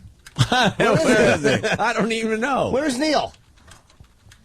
You're not Neil. You're not Neil. You're not Neil. You're the intern that looks like a dog work from the here. dog show. And we still haven't gotten the dog that I'm talking about yet. It's a very rare dog. He kind of looks like the mortgage board kid that used to do the Underwood deviled ham commercial. Oh, Reese. Mason Reese. Mason Reese. But with Danny Bonaducci's hair from the Partridge Family. Like you get that Danny Partridge hair. What about the old school Jack Osborne in there, too, though? A little Jack Osborne because Old of the school glasses. Jack. And the long hair. Yeah, Jack the used to glasses grow and the out long the hair. Yeah. You ever think about cutting that hair? Not Why that don't I you want. talk into a Microphone. Get on a mic. You It's probably radio. get a What the chance, fuck? You're going to talk into Talks to thin the air. Yeah. You were gonna what? And then what happened? I was thinking about cutting it this week. Really? Yes. Short or just a trim? Weighing my options. Yeah, well, oof. Yeah. A few jokes there. Oh, boy. Yeah, options. Okay. All right. Neil Strauss is waiting, so we got to go. Sort of that. Yeah, it's sort of like a sheepdog. It's sheepdog, that's it. No, Yeah. but there's a dog out there. Someone could help me. Dark brown hair, that long hair that falls over the face, kind of like not A cockapoo. not flat hair. It's kind of like wavy. But Yeah. a lot of it. Almost looks like a retriever kind of a face. Kind of like a Cousin It type thing. Yeah. All right, Opie and Anthony, Neil Strauss next with this emergency. This book will save your life. We want to talk to him. He wrote one of my favorite books of all time. Dirt? No, The Game. The game? He wrote The Game? He wrote The Game about the pickup artist. It's one of my favorite books ever. Yeah. Then why the fuck is he sitting there waiting? Because we have to. I have to tinkle, and nobody yeah. came in to tell us that he was here. All He's right. gotta I was tinkle. busy. All right. Opie and Anthony. Where's Neil Strauss? I want to talk to this guy. Come on, you rock. The book is called Emergency. This book will save your life. Neil Strauss. Strauss. Hey, New York Times best-selling author. Hello, sir. How are you? Hey, what's happening? Welcome There he to is. the Opie and Anthony Show. What's happening? Don't be scared. We're all right. You all right? I'm not scared. Good. Something tells me he's not scared. I can tell. If you write a book like this. Did you really help write Dirt? I know we're going to talk about the new book. We can talk about whatever. Yeah, I spent 2 years on the road with Motley Crue writing The Dirt. That is awesome. It's a tough living, man. And I'm not even kidding. It was my favorite rock and roll book of all time, and I try to read a lot of them. No, I can't believe we got that done, because those guys, like, they're always warring and fighting, and they did, like, everything to sabotage the book. Really? Like, one point, like, because those guys, like, one point, Tommy was fighting with Nikki. Right. He called me, and then he was fighting with Pamela, and he called me up. He's like, I don't want Pamela's name in the book at all. Right. And like, we're not going to have a book without every time. And then like Vince didn't want to take part in the book. It was like every time it was like pulling that book out of those guys. But it ended up great. Bands? It's going to turn into a movie just now. Can't fucking get along. Well, a relationship with two people started up. Someone with four is just ridiculous. And they weren't talking whatsoever, so you had to you had to talk to these guys individually. Yeah, totally, man. Which made it cool because then you got everyone's side of a story without them having to talk among themselves. Yeah, it was funny, man, because like some of those guys didn't know like other members of the band had slept with their wives and girlfriends. Wow, really? Yeah, and we had a rule when we did the book, like you can't look at anyone else's chapters. You can't see what anyone else said. So at the very end, I showed them like what Tommy, what Nikki, what Vince had said, and then they reacted to what they said. But I said you can't change what someone else said. Oh, but that makes the other person go, oh, all right. Exactly, man. And then they try and step it up and like get revenge in their chapter. Right. Did anything get taken out at all, Neil, that they had said? Did anybody like actually take something out and go? No, man. We had a rule like anyone who I'll work with, like if you're going to take shit out, I'm not going to do a book with you. You got to put it all in there. That's why we called it The Dirt. And that's why it's so good. Yeah, but because you're reading, and I mean, I was amazed. I'm like, oh, I can't believe I'm reading this. But it pissed. But then when they did the tour, though, they would say these stories that weren't in the book, and I get pissed off. Like Tommy was talking about how they had a contest to see who could sleep with the most girls in a row without showering. And I think like Tommy won with like 25 girls in like 14 days or something. But I read that. Was that in the paperback? I think that was in his book afterward. Or was it in Tommyland? No, I never read his. I read what's his name, Nikki Sixx's book though. Maybe it was in Nikki's. Oh, yeah, Nikki's Diaries, which wasn't as good. Dirt was really good. Thank you, man. Really good. Yeah. Now, the first time I met those guys, they got arrested. That was my first view of them. They were being like, I heard that they were being like arrested backstage, led away in handcuffs. I'm like, I got to do a book with this band. Well, that's awesome. Yeah. For what? For like I think Nikki kicked the security guard in the head, and like Tommy like inciting girls to nudity, which is kind of what he does. Yeah, of course. Yeah, of course. I think I read the book in 2 days. It was one of those. That's awesome, man. One of those I just could not put it down. Yeah. Go ahead. Was that the book? Cause I think that's when I read where Vince was talking about his daughter's death, and it got pretty heavy with Vince's stuff. It was heavy. I remember like why he was telling me. They were like, it was like basically Vince is really good between beer 3 and beer 6, and so we're at the Havana room. It's like the cigar club, and he's telling me, and literally like we were like tears in my eyes, man. It was like heartbreaking. Yeah, he's had that's a rough one, man. Yeah, really rough, obviously. And you also talked to Brittany before she broke down. Yeah, we're leading to the new book. Don't worry, but you got a story to tell here. No, there's actually the story's kind of continued in there because I did this book called The Game that.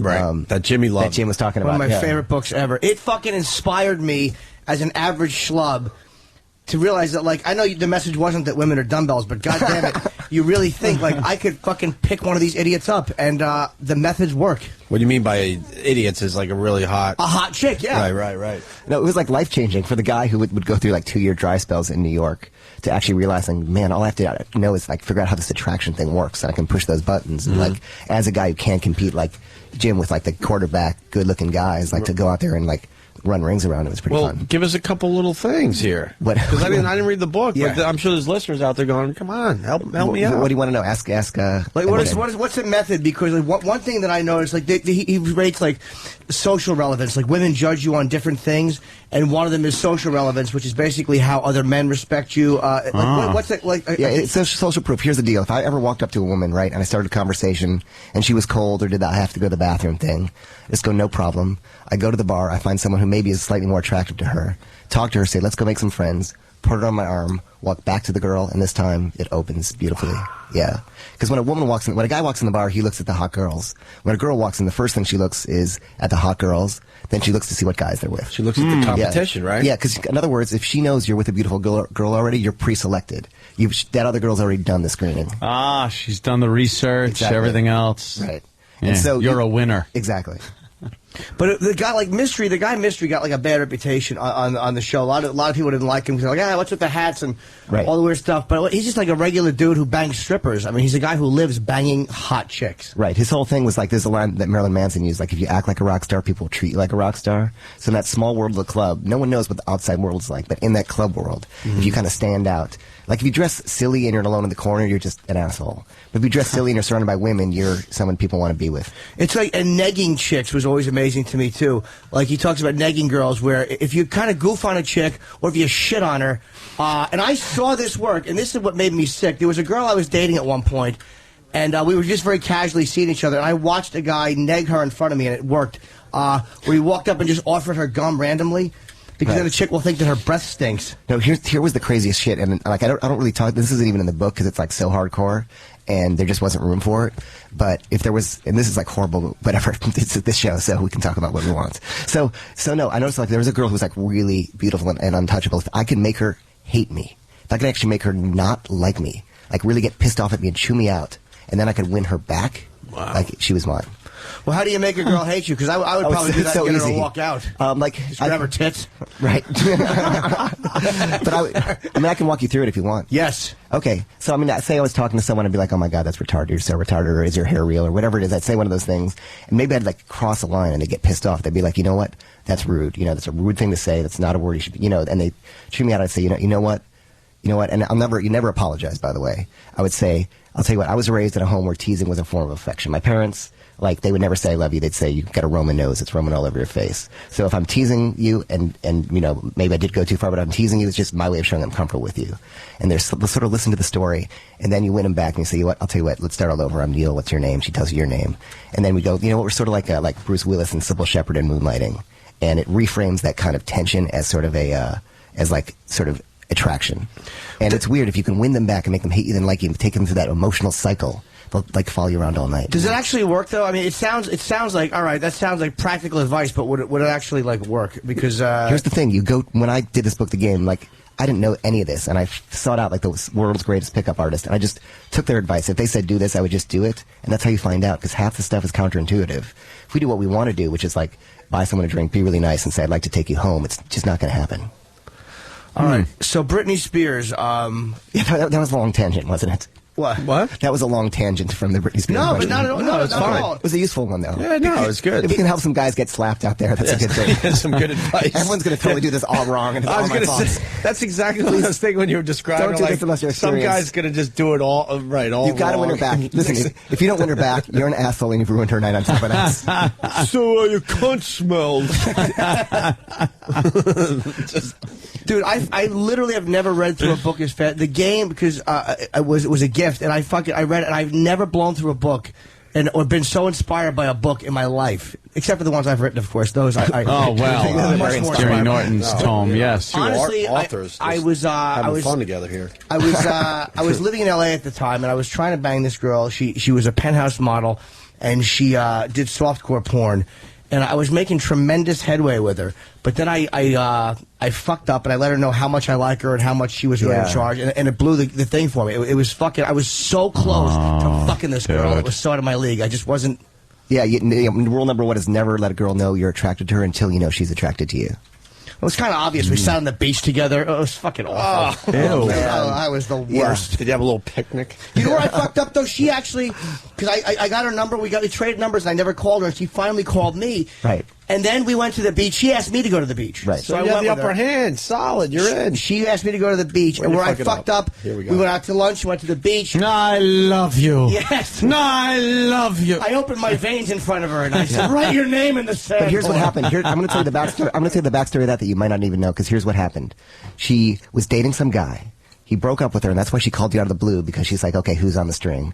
She called you, and she'd just gotten over this serious relationship. She wanted you as the kind of rebound sex thing, and you got too serious on her, and it scared her away. Shit. That's probably, she probably did feel my emotion. She couldn't even have wanted me as a rebound sex thing. She might have felt like, all right, well, this lump will do for a ride to the beach.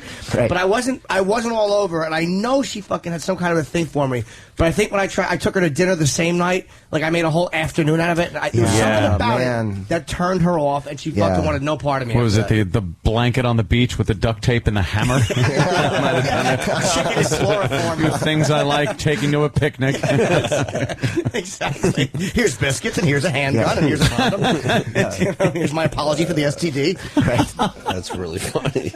All right, so Britney Spears, you interviewed her, or? Yeah, here's what happened. So I was right in the game. I was learning how to like kind of approach and turn a stranger into kind of a soulmate in 15 minutes. And so I'm doing this interview, and it's like really boring. I'm sure you guys get those people. They just say no, yes, maybe. They don't realize the questions are for them to like talk and expand a little bit. She just really didn't give a shit. So I'm talking to her, and I just thought, you know what? I'm getting nowhere. I might as well run this game stuff because it's worked on everyone else. She's just a woman. So all of a sudden, I just did it, like by the book.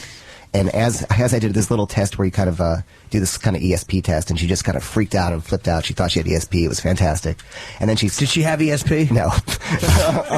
Wait, could you explain that a little further? Yeah. There's an ESP. You can make a girl believe they have ESP. Yes. Yeah. Yes. Exceptionally sloppy pussy. Did you just make that up? Or? I did. Yeah. That's pretty good. Thank you. Yeah. It's so stupid. It's not even worth repeating. But it's just like a little numbers. There are certain numbers people always pick out of a out of a set. So you do it first, and then you have them do it, and you write it down in advance. And then when they say the number, and you show them that they actually chose the number you wrote down, they're like, wow, we must have a real connection. Wow, I'm so cynical, man. What's going on with me? So anyway, so I did this thing, and she shut off the tape deck, and just started like talking and like unloading about her life and stuff like that. And afterwards, she's like, I'd kind of like to exchange phone numbers. And I kind of thought it was like maybe a trick to get journalists to like her, write nice things. So I asked the publicist afterward, and she's like, she's never done that before. Wow. And the weird thing is, after the game came out, and this isn't in there, it's actually an emergency, but like a year later, she actually like called me out of the blue, like invited me over. I didn't know if she was mad about what was in the game or whatever. And she invited me over. It turned out she like, read the game, and she wanted me to like write her book. And she had like a little crumpled up piece of paper with like all these notes about her life written in there about like sexually acting out and resenting the control of her parents and all this other stuff on there. What kind nice. What kind of sexually acting out? I don't know. Yeah, I don't know. It was just like thought starters? Yeah, they were just like her things that she wanted to talk about. Right. But not examples, unfortunately. No. Oh, You should have got it. You should have pretended to write the book and just got the. Yeah, no kidding. I know. Yeah, just get the info. Forever with that information. Yeah, exactly. Why did you do her book? Because I mean, it's amazing like how she always looks like she's finished, and then she does a fucking album, and it's everything on it is in the top 10. Now, how awesome! She could pay for crazy. she could pay for the best people in the business, though. Yeah. I don't think she's been sitting around thinking up songs. I don't think I think her people just get these people together, and she just shows up. Oh yeah, she just fit the suit. Yeah. She's Johnny Bravo. Yeah, totally. I'm serious. Yeah. She's got the look, and they do everything else for her. Yeah, and that's why she sucks at singing. We all know that. Right. No, it's true. And that's why I didn't do it. It's because like her people had such control over her. Like she would call me afterward, and then they took away her phone. I'm not probably separate from that, but they took away her phone, and they had such control over her. I knew like if she was going to tell the dirt about like cheating on Justin Timberlake and all this kind of stuff, like they would not let it come out. Really? Like it would just be some whitewashed everything. Or thing. try to anyway. Yeah, exactly. She's nuts, huh? God, if you got a few minutes with her, I think she's like it's accessible. What's that? It seems to me if you have a few minutes alone with her, she's completely accessible. Yeah, but I think especially like when I was doing the game and like you're in LA and you meet like kind of celebrities, it was that much easier because they're just so used to everybody saying the same shit, kissing up to them. If you do something interesting, teach them something about themselves, show them something that there's a wider world out there than their little kind of insular bubble, they get really into it. And she's nuts? I don't think she's nuts. I think she's just like going through like a late emotional puberty. Like she just doesn't have a real life experience, and she's trying to get it. And she tried to get it. We were talking about this backstage. What do you call it? Whatever here. Green room. Right. So like I think the idea is like was totally controlled. She said, fuck you guys. I'm going to do what I want. She, her career went down the tubes, and they said, see, look, we told you so, and now they're controlling her again. That's my theory. Yeah. Why is Britney Spears so damn interesting? What is that about that? Yeah, I know. Why do people just? Because I'll tell you why. Because she was like this iconic figure. Everybody wanted to fuck her. Right. And then all of a sudden we saw her vag flopping out, and we're like, wow, that's kind of fun. And she shaved her head like Ozzy in 1981 and started beating on paparazzi cars with an umbrella. You're like, holy, talk about it. It was just kind of fun to watch her unravel. And we want them to do that for some reason. That we want that to happen because we didn't get them. We want that to. Yeah. What's wrong with us? I want to watch her being chased. I'm one of those guys. Absolutely. Yeah. She knows how to get attention. We want to watch like pure things get dirty. Yeah. Yeah. What's better than a girl you're dying to fuck shaves her head and uses an umbrella to hit a photographer's car? That's fantastic. A friend of mine has a theory. It was a really good theory about the drug test. It might even be one of the girls back there, but she was saying that she thinks that she shaved her head because she had to do a drug test. I don't know. That's an interesting theory. They test off your hair sometimes? Yeah. Or? Wasn't there enough hair left over that they could figure something out? It's probably hair somewhere. Pull out a few On the hair seat. plugs. Yeah. It's just a theory. I thought it was an interesting one. Well, why would you have to take a drug test for what? Maybe for the kids or something. Oh, okay. Yeah, that's just a theory, by the way. Kids are pretty important to her. I see Manson. Oh, yeah. Which Manson? Marilyn Manson. Oh, okay. Oh, no, the boring one was. Charles Manson. Wow. Yeah. Because it says, had a lot of fun with Manson. Stupid human tricks. I'm like, wow, you and Charlie had doing some human tricks. Human trick. Yeah, Look, I can make my ball bag into a cheeseburger. Exactly. You should have seen that Abigail Folger run around. Stupid human trick. This one wears its intestines on the outside. I figured it was Marilyn, but I was hoping for the... Against hope that it was good old Charlie. Sorry to disappoint you, man. Yeah, no, like the band, the bands, if you're going to go on the road with a band, like a band that just got famous is much more fun than a band like Motley were fun, like 20 years down the line, they're not that fun anymore. Yeah. They're all dealing with like divorces and calling their wives after the show or, you know, or doing their separate rituals, whereas a band that just got famous are just like indulging in Let's rock! Yeah, they're like, just out of giving control. girls like cereal enemas with like Fruit Loops and stuff. You write for Rolling Stone, Yeah. right? Because you know the rock world pretty Right. well. Yeah. Very nice. Did Marilyn Manson? I've heard he's kind of like a regular dude, like almost like a kind of a quieter, regular fella off, and that whole thing is just kind of fucking. I could jump in. We saw him backstage at the River Rave in Boston. I couldn't believe it was the same guy. Yeah. Well, like that's Marilyn Manson. Couldn't have been nicer, and he didn't really have anything going on. Nothing bizarre, right? Nothing. No, yeah. Didn't have any of that makeup or clothes on either. It was strange. He was naked. He was completely naked. Makeup or clothes. I like the idea of the new book, though. Yeah, let's move on. Oh, yeah, totally. Yeah, we can talk. Yeah, so yeah, that was just basically. No, that's great. You've seen a lot, my friend. No, that was just basically being like stressed out by all the shit that's happened in the world in the last 7 years and like not wanting to be a victim of like the stuff you read in the newspaper about the economy, about terrorism, about all that stuff. So. Yeah, is this now? I've no clue about this book. Is this done a bit sarcastically? Like it's done with a sense of humor, but right. But it started off serious. It started off serious. It started out like I hate what's happening. It started out like I want to get a second passport and get the fuck out of America because it's like going down the shitter. Yeah, but then the whole world is, if you think about it. Yeah. And it's almost like God, what Bill Hicks was saying in his act that. You know, you watch the news and it's just a shooting and robbery and rape and you're like, oh my God. And then you look out your window and exactly.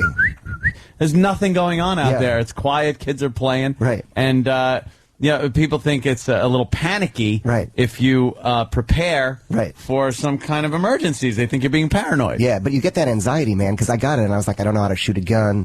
You know, I don't know how to forage for wild food. I don't know how to deal with anything real. I don't have a passport. Getting water. All my money's in dollars in the banks. Like, what am I going to do? So I went and made myself safe with every single thing I could possibly protect and do to the extreme. But what was crazy though is when you talk to the people who like the chief of police and the fire captains and the FEMA people, they say the same thing the crazy survivalists do, which is if an emergency and a disaster happens, they're like, you're on your own.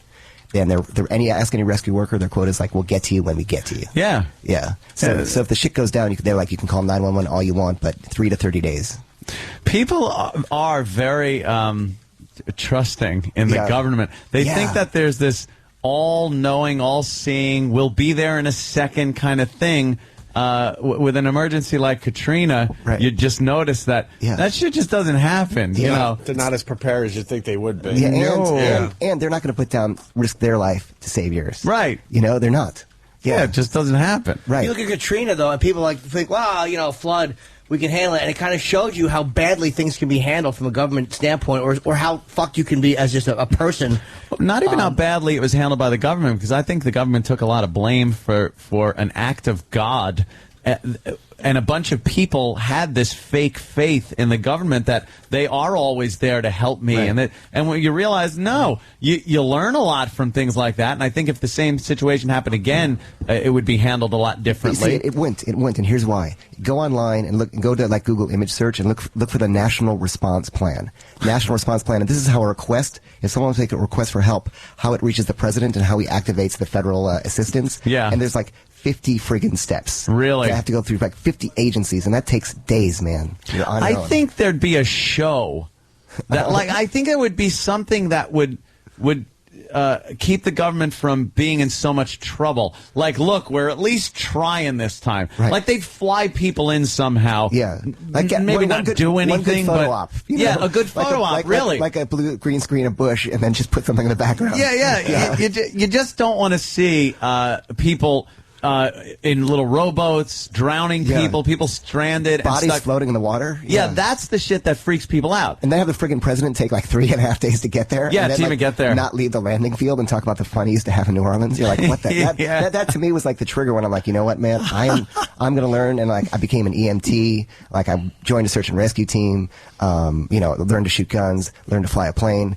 I hang out with these billionaire guys who like are, saw this economy thing coming 3 years ago. Really? And, like, we're already like protecting all their stuff and getting all their stuff out of dollars. See, I am called paranoid on this very show by the audience, by the show, right? Because I do feel that at any moment something could give. Yeah. See, here's the deal: you're only paranoid if you're wrong. If you're right, you're a genius. Right. Then you were so prepared and everything. Of course, people with my penchant toward firearms. I get a lot of flack because of that. They call me a gun nut. Right. But I just like shooting. Yeah, here's the thing. What's fascinating is when I research like kind of how people die, because I'm obsessed slightly with that as well. I just want to stay alive as long as I can. You get like one shot at this thing. Pretty much what people do for the most part. Exactly. So more people. I don't know if you know this, but more people kill themselves with guns than kill other people. Yeah. Like more people are a danger to themselves more than like the guy. In the I was street. almost a stat this morning. I should laugh. What do you I'm mean? not even joking. Right. Our guy, he picks me up in the morning because it's easy. Right. I sat on his gun this morning. He forgot that he put it on the passenger seat. No way, man. And then I reached behind me going, what the fuck is this? Right. It could have went off. It's a revolver, though. What do you mean by our guy? He's a security one guy. of our security guys. And he's like packing. Yeah. Right. Packing heat. Can you imagine like if it like you would have lived, it just would have been like really embarrassing to have shot your ass off. Yeah. You'd have had like an ass shot, like a grazed wound because he was laying down in the seat. Yeah, we got a lot of arsenal in this building right now. Yeah.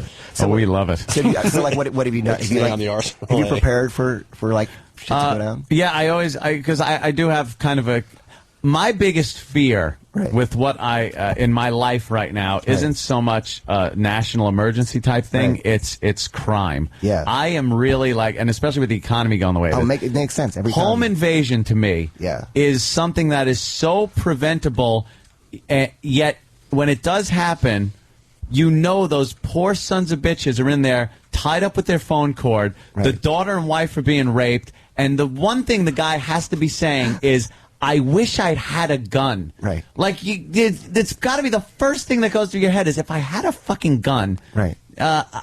These guys would be taken care of. Okay, man, here's a question. You have a gun, right? And you keep it in your gun safe. Right. So how do you get to the gun safe before the burglars? Exactly. I have an answer for that. Exactly. I have an answer for that. I fucking wear my gun around my house. Why wouldn't you? I got my permits right here. I got my concealed carry. But people call him paranoid. It's and then I of course have been boasting about my screening room. I have a little screening room downstairs. Watch movies down there. There is no emergency exit from this fucking theater. Right. There's one door in, and then you're in there and you're stuck. And I can't hear anything upstairs or anything if I'm in there. So when I'm watching a movie, I have the gun with me. Yeah. It sounds crazy. No, I like your contingency planning. I like that. I have a plan in bed, my bedroom. The door's locked. If something happened, I know exactly where to go to get the best cover to cover the door so that no one's getting in there without getting riddled. Riddled with holes. I got something for you that's going to change your life. You're going to love this thing. There's a dude in... Remember of a good therapist? No, I set you up for that one, did I? Jimmy. There's this guy named Kevin Reeve in New Jersey. He has a company called On Point Tactical. I took a course with him, and he teaches you the most badass shit, like how to escape from handcuffs, how to escape from duct tape, how to escape from, how to pick locks with a soda can, how to hotwire cars, how to basically teaches this stuff so executives traveling don't get beheaded for being American. Exactly. So it'll teach you all the urban escape and evasion course. It's that's pretty cool. It's the coolest. You should take that. Oh, I should. You gotta have a take good it. time with that. Yeah. Is he in New York? Where's this guy? He's in New Jersey. Yeah. Wow. Yeah, he said Jersey. See, if you notice, I dress like a young Fidel Castro. Exactly. Everything I get is from 511 Tactical. Yeah, I know exactly what you're talking about. I love 511. It's got like this. Look at it. It's a shirt with a holster in it. That's awesome, man. So you just, today, a nice 380 Walther fits there. You don't even see it. You're actually a lot like Castro, except his politics were less radical. He's a pussy. We got Neil Strauss in studio just to reset a little bit. A great writer, and have we explained the book in general? Not really. I think we got the general. Basically, it's just like. Well, I just want to make sure people are so the clear game's on the it. game's about about reproducing. This one's about not dying. Right, Yeah. not It's dying, basically basically. Emergency. This book will save your life, and people are like writing and calling. They want advice from you. But Is this comedic, this book, or is it it's serious and it's kind of funny? he said he's throwing some humor. It's funny, but the how-to is between the lines, like the game. You know what I like about this too? This is a book like if I see a book even this big, you get scared. I'll go like, I'm not reading this. I get too distracted with computer and TV and Xbox. It's true. I just really do. This book, though, chapter by chapter, is just another thing to survive from. So I would definitely put this on the back of the shitter. Right. And when I'm in the bathroom, I crack that open till I get hickey butt and I'm walking like a newborn fawn. Yes, I will be the person responsible for your hemorrhoids. Your chapters aren't long, which is good. Yeah, no, that's the worst when you're reading a book and you're like, I'm just going to get to the end of this chapter, and you go 20 pages ago. Great. Yeah, no, that's exactly it. I hate that feeling. Right. No, you write for people with short attention spans. Right. Yeah, and you put in I like that I can illustrations. just continue and. But your chapter titles, reading. I want to jump in here. The problem with gas masks. Yeah. What is that about? That was like after 9/11, everyone bought kind of gas masks. Yeah, of course. I was part of that panic too. And then I got them when I was writing for the New York Times, and I called the chief of one of the fire guys to ask how to use this thing, because you just get a bunch of pieces in the mail, right? It's like some Israeli gas mask, because they're all sold out. And they basically said it's pointless. Like a gas, a lot of toxins they'll use will absorb through your skin. It's only good up to a certain saturation of air. And you need the whole suit. Yeah, you need the whole radiation suit. Yeah. Oh, that's funny. You were the gas mask guy. Yeah, I think I was too. I'm sure you were. Yes, I think I purchased one of those myself. Yeah, I still got it somewhere. It's like just in case. Think of just in case. Yeah, just in case. They scare the shit out of you. These people. But it can happen. Yes, it can. Raise your hand if you didn't vote. Oh yeah, did you not vote, man? Is that bad? I didn't vote. I don't know. It is, right? I don't know. You could beat me up. What happened? I don't What's know. that about? No, I don't know, actually. I don't know. We're supposed to vote, and that makes us feel like we have some control over the political process, but what really if you don't. What if you didn't like the choices? Aren't you making a statement by not voting? Yeah, that's true. Because that's how I kind of spin in my stupid little life. You know what the thing is? They never really stressed growing up and earlier, I guess until really the 80s, I think. Maybe even later. Right. They never really stressed how inconsequential your vote is depending on what state you live in. Right. Yeah, if you're in New York State and you're a Republican, stay the fuck home. Right. I didn't, but save the gas. I knew it was so useless and pointless to vote. But I did it anyway. You really voted? I did. I voted for McCain. But I knew the Democrats were taking New York. New York State goes to the Democrats. Right. It doesn't matter how many Republicans voted in New York State. It's just always going to go to the Democrats. Is this sort of a futile way to make us feel like we have some power over what the hell happens? It really is. It's just kind of, I'm exercising my privilege as an American citizen. Democrats win. Yeah, because they don't want us to really control the election. No. There's this group of guys they do something called PTs, and it stands for Perpetual Tourist or Permanent Traveler. And their idea is just because you're born in a country doesn't mean you have to live there. So they just get a bunch of passports, get bank accounts all over the world, and they just like a shopping mall. The world's a shopping mall, and you get what you want from different countries. Wow, that's pretty cool. You got a cool lifestyle. You need kind of a starting base of starting money. Fee there. Yeah, exactly. Nice little nest egg to start out with. Well, they're cheap ways to get into countries. If you knock up a Brazilian woman, you can become a Brazilian, for example. Oh, is that how it works? Yeah. If one of your grandparents or parents or grandparents is Irish, you can get in there. Oh, you can go into Ireland. Yeah. Yeah, they're like shortcuts into. I'm going to start small and just go to Trenton. Yeah. First, and then branch out from there. Yeah. Dude, these chapters are 4 pages long. I know. I love this. Yeah. I'm not just saying this. Right. Most books we throw in the garbage and I pee on it. What are you on? I pee on one guy's book in front of him. Never drink from a bowl? What is that? What? Oh, that's an important survival knowledge. I saw that, and I'm like, wait, what is that? Tell me. I just want to, and I'm being serious. I'm going to read this one. Right. Awesome, man. Thank you. I'm not going to pee on you or both. These are actually better chapters. That's a good compliment. Do you know what book I've been toilet reading? Honest to God, my toilet reading book has been fucking Bugliosi's book on the JFK assassination. Really? It's 1,500 pages. Oswald is still in 3rd grade. Oh, my God. Jesus Christ. When you're late to work, it's because... It's also a coincidence because the inside the bowl looks like the back of the limo when Jimmy's done. Wow. Nice. That's hilarious. That is very good. I sit down, the next thing you know, the Stemmons freeway sign goes through, and there's a fucking problem in the toilet. Look, you literally have like 80 chapters in this book, so... There's no way he can get 3 flushes off on an old toilet. Right. Exactly. Look at that. The sound came from the grassy hole. Boo, Jim. Boo. You keep going. No, you got at least 80 chapters in this book, so if we ask about a couple, that's not bad. I mean, never drink from the bowl. We need to know. That's important knowledge, which is this. That's important to know, which is if the shit goes down, you're on your own at home, you don't have water, food stocked up, you got your hot water heater, that's got 40 gallons of water. You can also drink from the back of the toilet tank. Yeah. But never drink from the bowl. Never the bowl part. Exactly. But the tank you can. That water is very fresh. You can drink that water, yeah. It really is. Although there is kind of an algae thing sometimes on the side of it, but it hasn't gone. Once it goes past that elbow, that's where the problem is. I know what you're talking about. Once it goes past that fucking elbow fucking trap thing. So when your toilet bowl has that rusty kind of water in it, that's not good? Yeah, no. Not the bowl, don't drink from the bowl. It's good enough for Rover. The bowl's like, exactly. Get a little iron in your system or something. Here's a great chapter title: Why You Should Think of the Zoo as a Restaurant. Yeah, that was like, there's this thing called the survivalist boards where like all the hardcore guys hang out, and they have all these kind of survival tips that'll like really blow your mind, like how to make a gun out of like paper clips and wood and stuff. And one of the things was like if the shit goes down, you really need protein. Go to the zoo. The zoo, good hunting. Animals there. They've been taken care of for a while. Exactly. Yeah, good happy hunting. Yeah. You know how to make a zip gun? No, I didn't learn how to. My dad taught me how to make a zip gun years ago, a .22 zip gun. Yeah. And I first want to preface this by saying never do this. Right. Don't do this at home. It's very dangerous and it's illegal. But here's how you do it. But here's how you do it. It was with a car antenna. The bottom of an old car antenna seemed to be great for a chamber for a .22 round.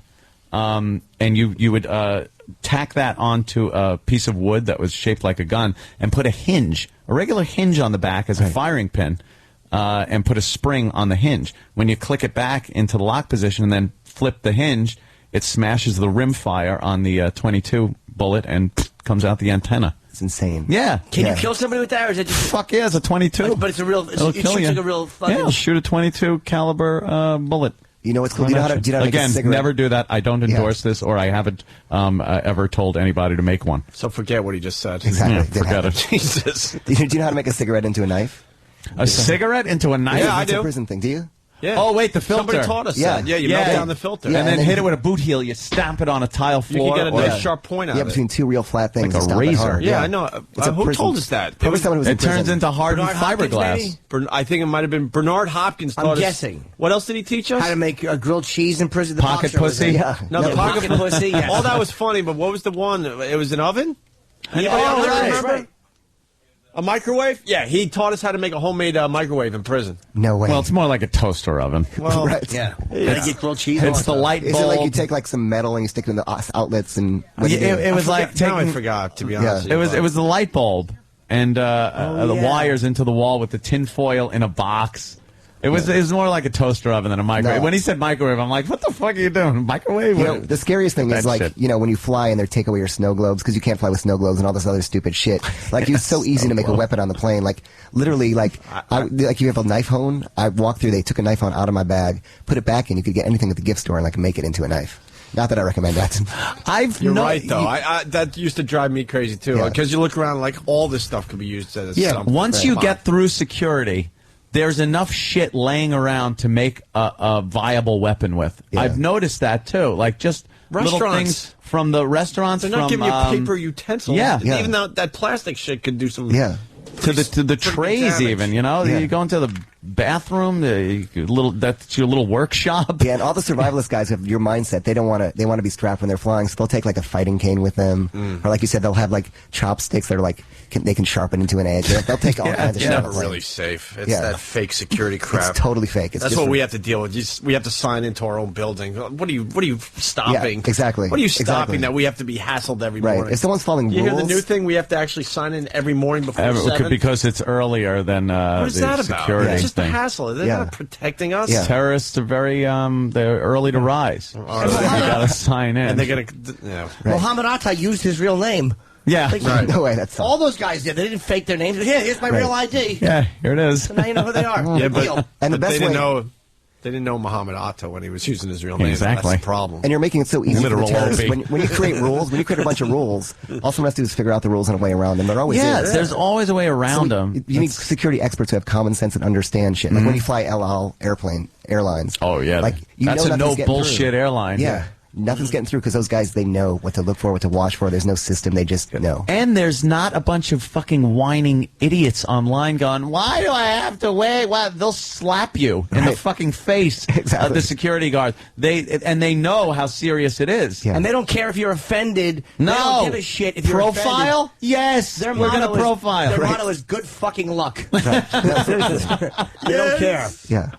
What is probably the most important thing for a regular civilian walking the earth, or at least in this country, to know about survival? Like the most common problem that might arise that you need to know? Like, for real, the most, because I was really paranoid like you about all these things happening, home invasions and terrorism. But then I went to the government. I found out the facts of how people die, the biggest reasons why people die. So accidental deaths, by the way, every year, this is kind of a bummer. Every year, every one of our chances of dying accidentally is 1 in 2,500. Like, it's that low. And the number one cause, you guys know the number one cause, right? Got to be death? Yeah, of accidental death. Got to be cars. Yeah, car accidents. That's obvious. So here, like, if you really want to know the most useful tip, but it's not like the sexiest tip, is like, you know, like seatbelts, they tell you to wear a seatbelt, right? But they don't tell you how to wear your seatbelt. Because if you wear your seatbelt over your abdomen, all you're going to do when you get in an accident is you're going to crush your vital organs. Yeah. So wear it over your lap, because if you're wearing it over your abdomen, you're just going to hurt yourself and die. Yeah, a lot of people do have it over their belly. Yeah. Like that. It's supposed to But go. that's how it goes. No, you tuck it down because your hip bones, your pelvis, is actually supposed to. Why do they tell us this shit? Or else you just destroy. Yeah, you make fucking mincemeat out of your innards. I've been driving about 10 years at this point. Yeah, you know, with the being, thing up being a young lad I am. Yeah. Slouched down in the seat. I didn't know that. Yeah, So all you do is push it down so it's more over the hips. over your hips. Fuck. Yeah. Do you know the number 2 and 3 causes of accidental death? I was kind of surprised. We all know cars. I would say, God damn, Drowning? Cars. No, that's like... I know. Having a safe fall on you. Falling. Yeah, dude, it's falling. How Yeah, the hell did you know falling. that? Because you know something, Falling? so many From what? fucking old people die of falling. Right. But yeah, He's really good at stats. Yeah. Is that it? Yeah, falling's it. And Falling then, from what though? Just either Just I don't falling. know if it's old people falling and breaking a hip or Tubs. something, or like people dropping off. I don't know. Think how many times you slip and go, fuck, I almost cracked my skull. right. That happens when people do crack their skull. Right. So think how many times you do that. How many times have you gone down the stairs and done that? Your heel slips to the next step. Yeah. Holy shit! Yeah. You're like scared, and you start thinking that would have been it. Right, when you break got my the neck. osteoporosis going, like all your bones are going to crack. Yeah. what's number 3? Number Wait, hold on, the guy with my new character is guy with worst guesses ever. Turtle bites. That'd be awesome. You tell me how to be that guy. Strangely enough. No, take a guess and I'll tell you. Number 3. Wait, let's Yeah. think this over. Accidental death. Yeah. Accidental death. Number 3. Let's see. For has to $50,000. be fire. No, poisoning. Poisoning. Yeah, I was surprised by that one. What? Yeah. Ah. I don't know if it's like kids Oh, this is a eating big shit. drop off after cars. Wow. I'm thinking. Yeah. People poison themselves. Yeah. Wow. How? I think it's either on purpose or accident. I think a lot of it's most of it's accidental. Does poisoning. alcohol count? Yeah, seriously, I wonder. It probably does. Yeah, Food that allergies, one. maybe. Yeah, food. Yeah, I bet food Oh, allergies. Yeah. The deadly peanut. Yes. Yeah. Wow, that's fucked up. Yeah. So stay away from. All right, don't drive. Don't drive. No don't more eat driving. things, and don't fall. Yes. Don't eat things or fall. We're talking to Neil Strauss. Emergency. This book will save your life. I'm frustrated because every chapter I want to talk about. That's I the know book it really is good. This book is like going to be huge for you. I took a fucking ice spill on Christmas Eve out back and cracked my elbow, and it's still fucked up. And it was one of those things where it's like, probably cracked it. you know, that could have just been a skull, a neck, Right. something like that. So falling, that does make sense. Did you get the hint? No, I was hammered. not. Right. Hey, I probably would have fucked some up if I wasn't so relaxed. Nice and loose. Chapter 29 out of about 80. Right. By the way, people don't appreciate the way we're selling your book by me saying, wow, the chapters are only 4 pages long. Cool.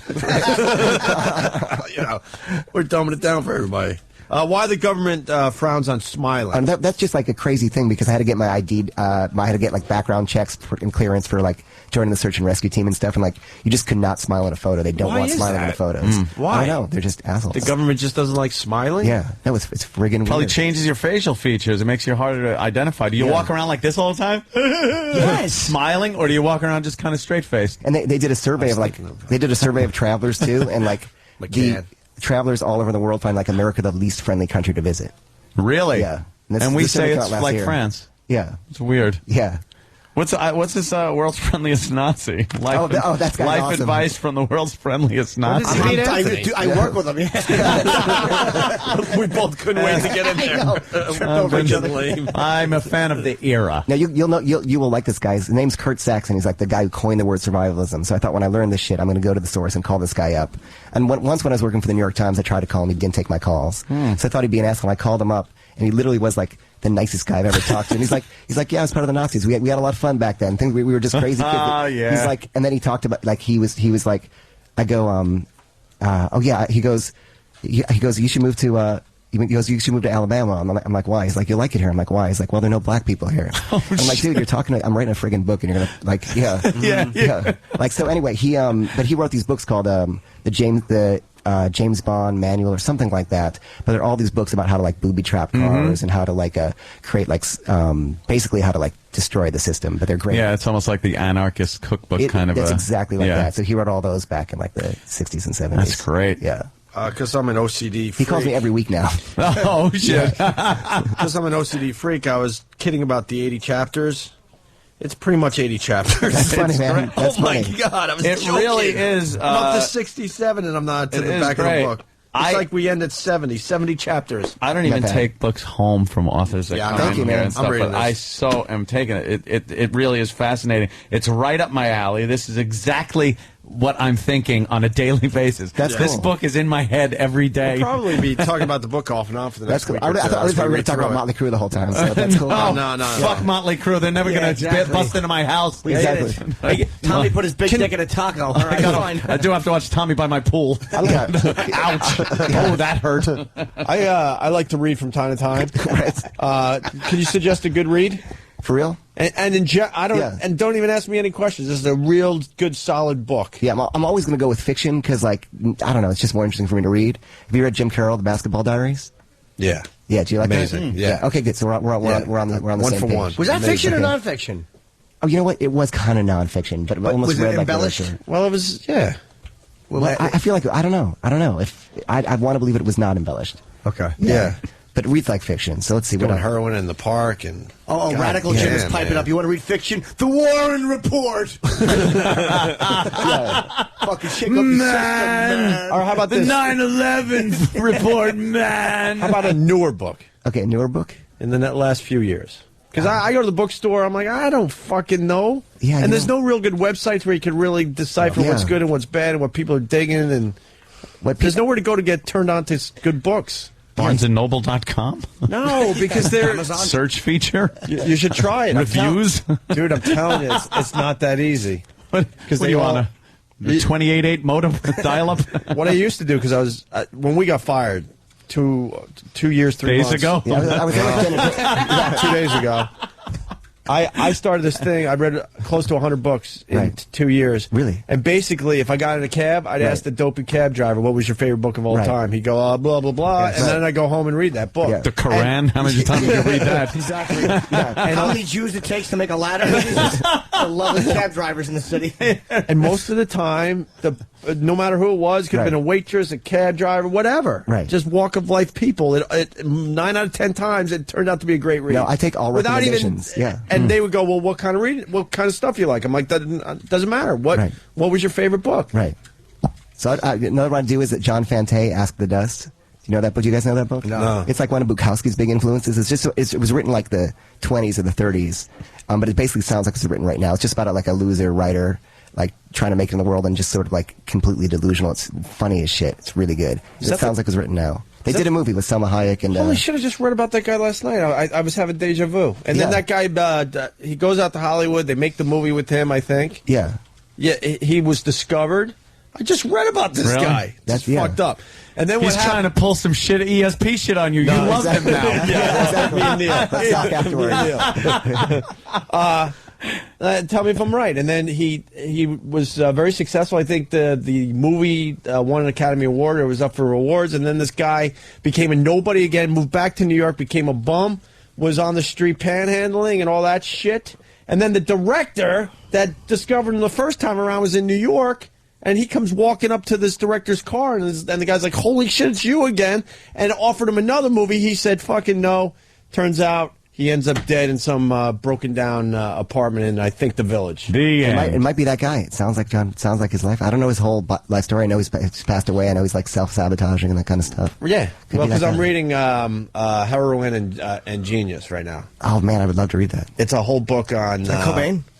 Yeah, but the problem is that it's obvious the writer's a little older because, like, people you really want to read about, their section is like 2 paragraphs. Right, it's more about, like, William Burroughs. A lot of writers. Right. But it's A to Z, all these very brilliant people and their genius, and then how they fucking ended up dying. I have a whole plan to become a junkie when I'm like 78 or something. There you go. That's kind of cool. You got nothing to lose. Yeah. I read The Road, by the way. Thank you. The Road's that's a great recommendation. Thank you, Lips Lockhart, Philly. And that's right on topic of what we're talking about, too. Yeah, The Road was awesome. Great fucking They're book. making a movie with Omar. Oh, Michael K. Williams. He's in the movie. I'm not sure if he's going to be the star, but when he was really? talking to you guys, he was talking about Did he say it. that? Yeah. It was a good book I loved, and I mean, we've all seen the movie. The fucking Godfather was a great book. I never read the book. I love the book. They give you more information. Yeah, a you little learn more about insight Luca on some of Brasi, the characters, yeah. Sonny Corleone's giant cock and how he had to find a girl with a giant vagina.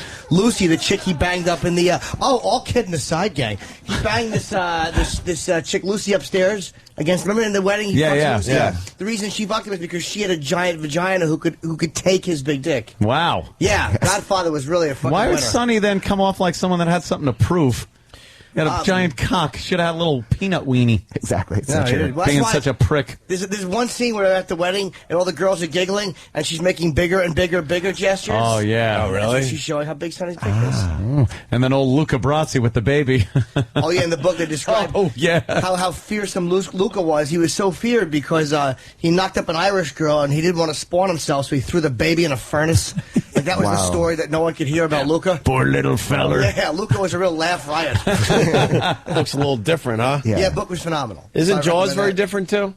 In Jaws, I don't want to give the whole thing away. I love that he's read the book of every blockbuster movie. Yeah. But in Jaws, fucking the Richard Dreyfuss character actually fucks Hooper. Brody's wife. Really? And he dies in the book. Yeah, so no need to get it. Have you read I Am Legend? That's another good one. I've not. No, Dude, that's great. I'll tell you why that book pissed me off, because I didn't know it was like a short story, basically. So I get the book for vacation. It's a nice size, like, little novel, little paperback. I'm on the beach. I'm rocking. Next thing you know, I start reading the next story from this author, and I was like 10 pages in when I realized, wait a minute, it's a whole different story, and I Am Legend is over. Are you sure? Because mine is like 200 page It's book or about something like that. 100 and... It's short, man. The I Am Legend is barely 100 pages. Yeah. Short story for me this is book was 8 like pages. 240, 250. Okay. And I'm like, wow, that's so fucked up. The story has drastically changed. All right, but they'll tie it all together. And then I finally realized it's just another story That's from hilarious, It's man. horror writer. Right. We got Jay Moore on the phone. Jay Moore! Hey, Jay. Oh, this is Al. I heard you talking about Sonny Corleone. What's up, Al? It's true what they say about Sonny. He had a penis the size of James Woods. James Woods is known to have a huge one. A huge cock. Oh, of course. I used to step on it. What are you doing, Jack? I think I'm seeing you guys next week. No! What is that about? I'm fine. Well, it's about I'm actually in New York. Nice. Oh, so you figured before Ron and Fez, you'll drop in and maybe see us for a minute or two. For a Well, goof. Ron and Fez don't get the in-studio. Only the boys get the in-studio. You actually fucking made Fezzy cry yesterday, you know. Bro, I say hello and he starts freaking out. I know. There's something about fucking Jay Moore that just makes poor Fez start crying. We might be going a little inside, but it makes me laugh so hard because I'll tell you why it makes me laugh so hard. Because Jay doesn't know how to handle Fezzy's crying. I know. And Jay actually starts getting a little annoyed. Like, Jesus, Fezzy, what the fuck? I'm trying to invite you to a nice little weekend. Yesterday, he told Fezzy that he was third mic on his own show. And Fezzy just was like, and then you hear Ronnie go, "What's the matter, buddy? Yeah. What happened? Did Jay say something that upset you?" And Fez is like, Yes, he did. Yes, because I felt that way sometimes, and I don't need that. And Jay's just like, "What's the matter with you? What the fuck is wrong with you?" Jay gets so frustrated. Jay doesn't know whether to talk to him anymore without making him cry. You're a bully. Yeah, I'm a real bully. It's the first time in my life where I can actually say, like, I'm not really mean to anybody. Right. You don't mean to be. But Fez, like, for some reason, whatever I say, because I used to be really mean to everybody. Yeah, he has no idea. I'm just like this, Sid Arthur character, just rolling through life, just trying to get paid, my nigga, you know what I'm saying? Yeah. Yeah, stacking checks, breaking, whatever with the blacks. So, our president smokes Newports. What are you going to do? Neil Strauss, welcome aboard. It's ADD Radio. Okay. Ask the Dust, by the way, is a great book. It's amazing when they go into the woods and start building for no reason and drink too much wine, and they all begin hallucinating in the woods. Is that Ask the Dust? Not sure. Him and his father are, like, obsessed with making something, like a little... No, that's something else, man, but that sounds good. Oh, okay, good. I should have played along and been like, yes, that's the book. Yeah, that's exactly it. Yeah, you're talking to the star of, Gary Unmarried here. Yes. Strauss. Yeah, it's a big hit in the literary world. Gary Unmarried. Opie, so one of the best books I read last year was Wally Lamb, This Much I Know Is True. What is that about? I don't know. Wally Lamb is, a guy has a brother, like a twin brother, but his twin brother's, like, kind of special. He chops off his own hand in the library for Christ. So he has to go visit his brother in the mental hospital all the time, and it's just a whole family history. It's one of those books you're like, how is this guy going to tie all this stuff up? Right. Or, Penthouse Letters is good in a pinch. Hey, what's that book? There's a book about a guy who has some kind of a weird disease. It's true though. Jim Norton's. It's not a weird disease. It was when Jenny Gump got it. Happy endings. Happy endings. Yes, happy endings. Happy endings. Yes, was a fine book. Yes. A real literary Meaty-breasted sensation. zilch. As I said, I'm walking my dog. I said that right when I walked past an older lady. A meaty-breasted zilch. She's like, what did I do? No, there's a book about a guy who got the weird disease and his whole body shuts down. And honestly, God, he can only blink The Diving Bell and the Butterfly. I read that. Book. What's it called? I saw the movie based on it, The Diving Bell and the Butterfly. The Diving Bell and the Butterfly about a guy who can only blink his whole body. I read that. Stop I didn't see and the he blinks movie a yet, book but- out. Get out of here. He blinks a book out. Dude, he was brilliant, this guy. It must have taken forever. Yes, the pen kept falling out of his eye. How do you blink a book? The book is really good. To a nurse, I think, right? Really good, yeah. He I think learns they have how a to system. communicate by just blinking with one eye, and they figured it out, and then he That's decided... yes or no. He decided... That's yes or no book. No, it was I don't know. It was she would point at all the letters, and when he got to the L, let's say, or she got to the L, he would blink like, okay, he wants an L. Oh, hold on. Neil Strauss, you wrote the game, didn't you? Yes, yeah. Oh, my God. You are awesome. Jay, did you read the game? It's one of the fucking most inspirational books I ever read. I love the movie. I never saw the game. I like the rapper. No, I liked it. No, yes, of course I read the game. That's why I'm like, oh, my God, it's Neil Strauss. Yeah. The guy about the game. He also wrote Dirt, the Motley Crue book. Not so much. But listen, You just haven't read it. You just haven't read it. what I want to know about the game, Neil Strauss, Yeah, is Jim where Moore. is your chapter about taking out your dick and saying, what are we going to do about this? Yeah, that is the Jay Moore move. Exactly. It's a great move. Yeah, that's for the sequel. That's its own book. Yeah, you sit in the car and you just Or pull a your short dick story. out and go, what are we going to do about this? Is that really the move? Yeah, that's one of his moves. And how does that work for That's you? Sonny Corleone. You knock out the passenger side window. No, let's talk about it. There is a style that some guys do, especially people in Hollywood. I don't know why. There's some big producers who whip it out and kind of have a little line. Hey, here and it is. how often does that work? What's the percentage? Depends on how far away you are from home. Yeah. Jay? My wife was at a party like Did he duck the 8 question? years ago, 10 years ago, and Mickey Rourke was standing next to her in white sweatpants and a heart on. And he stood there with his dick like 2 inches from her face. And I said, you didn't get up there, did she? She goes, hell no. She just sat there and stared at it.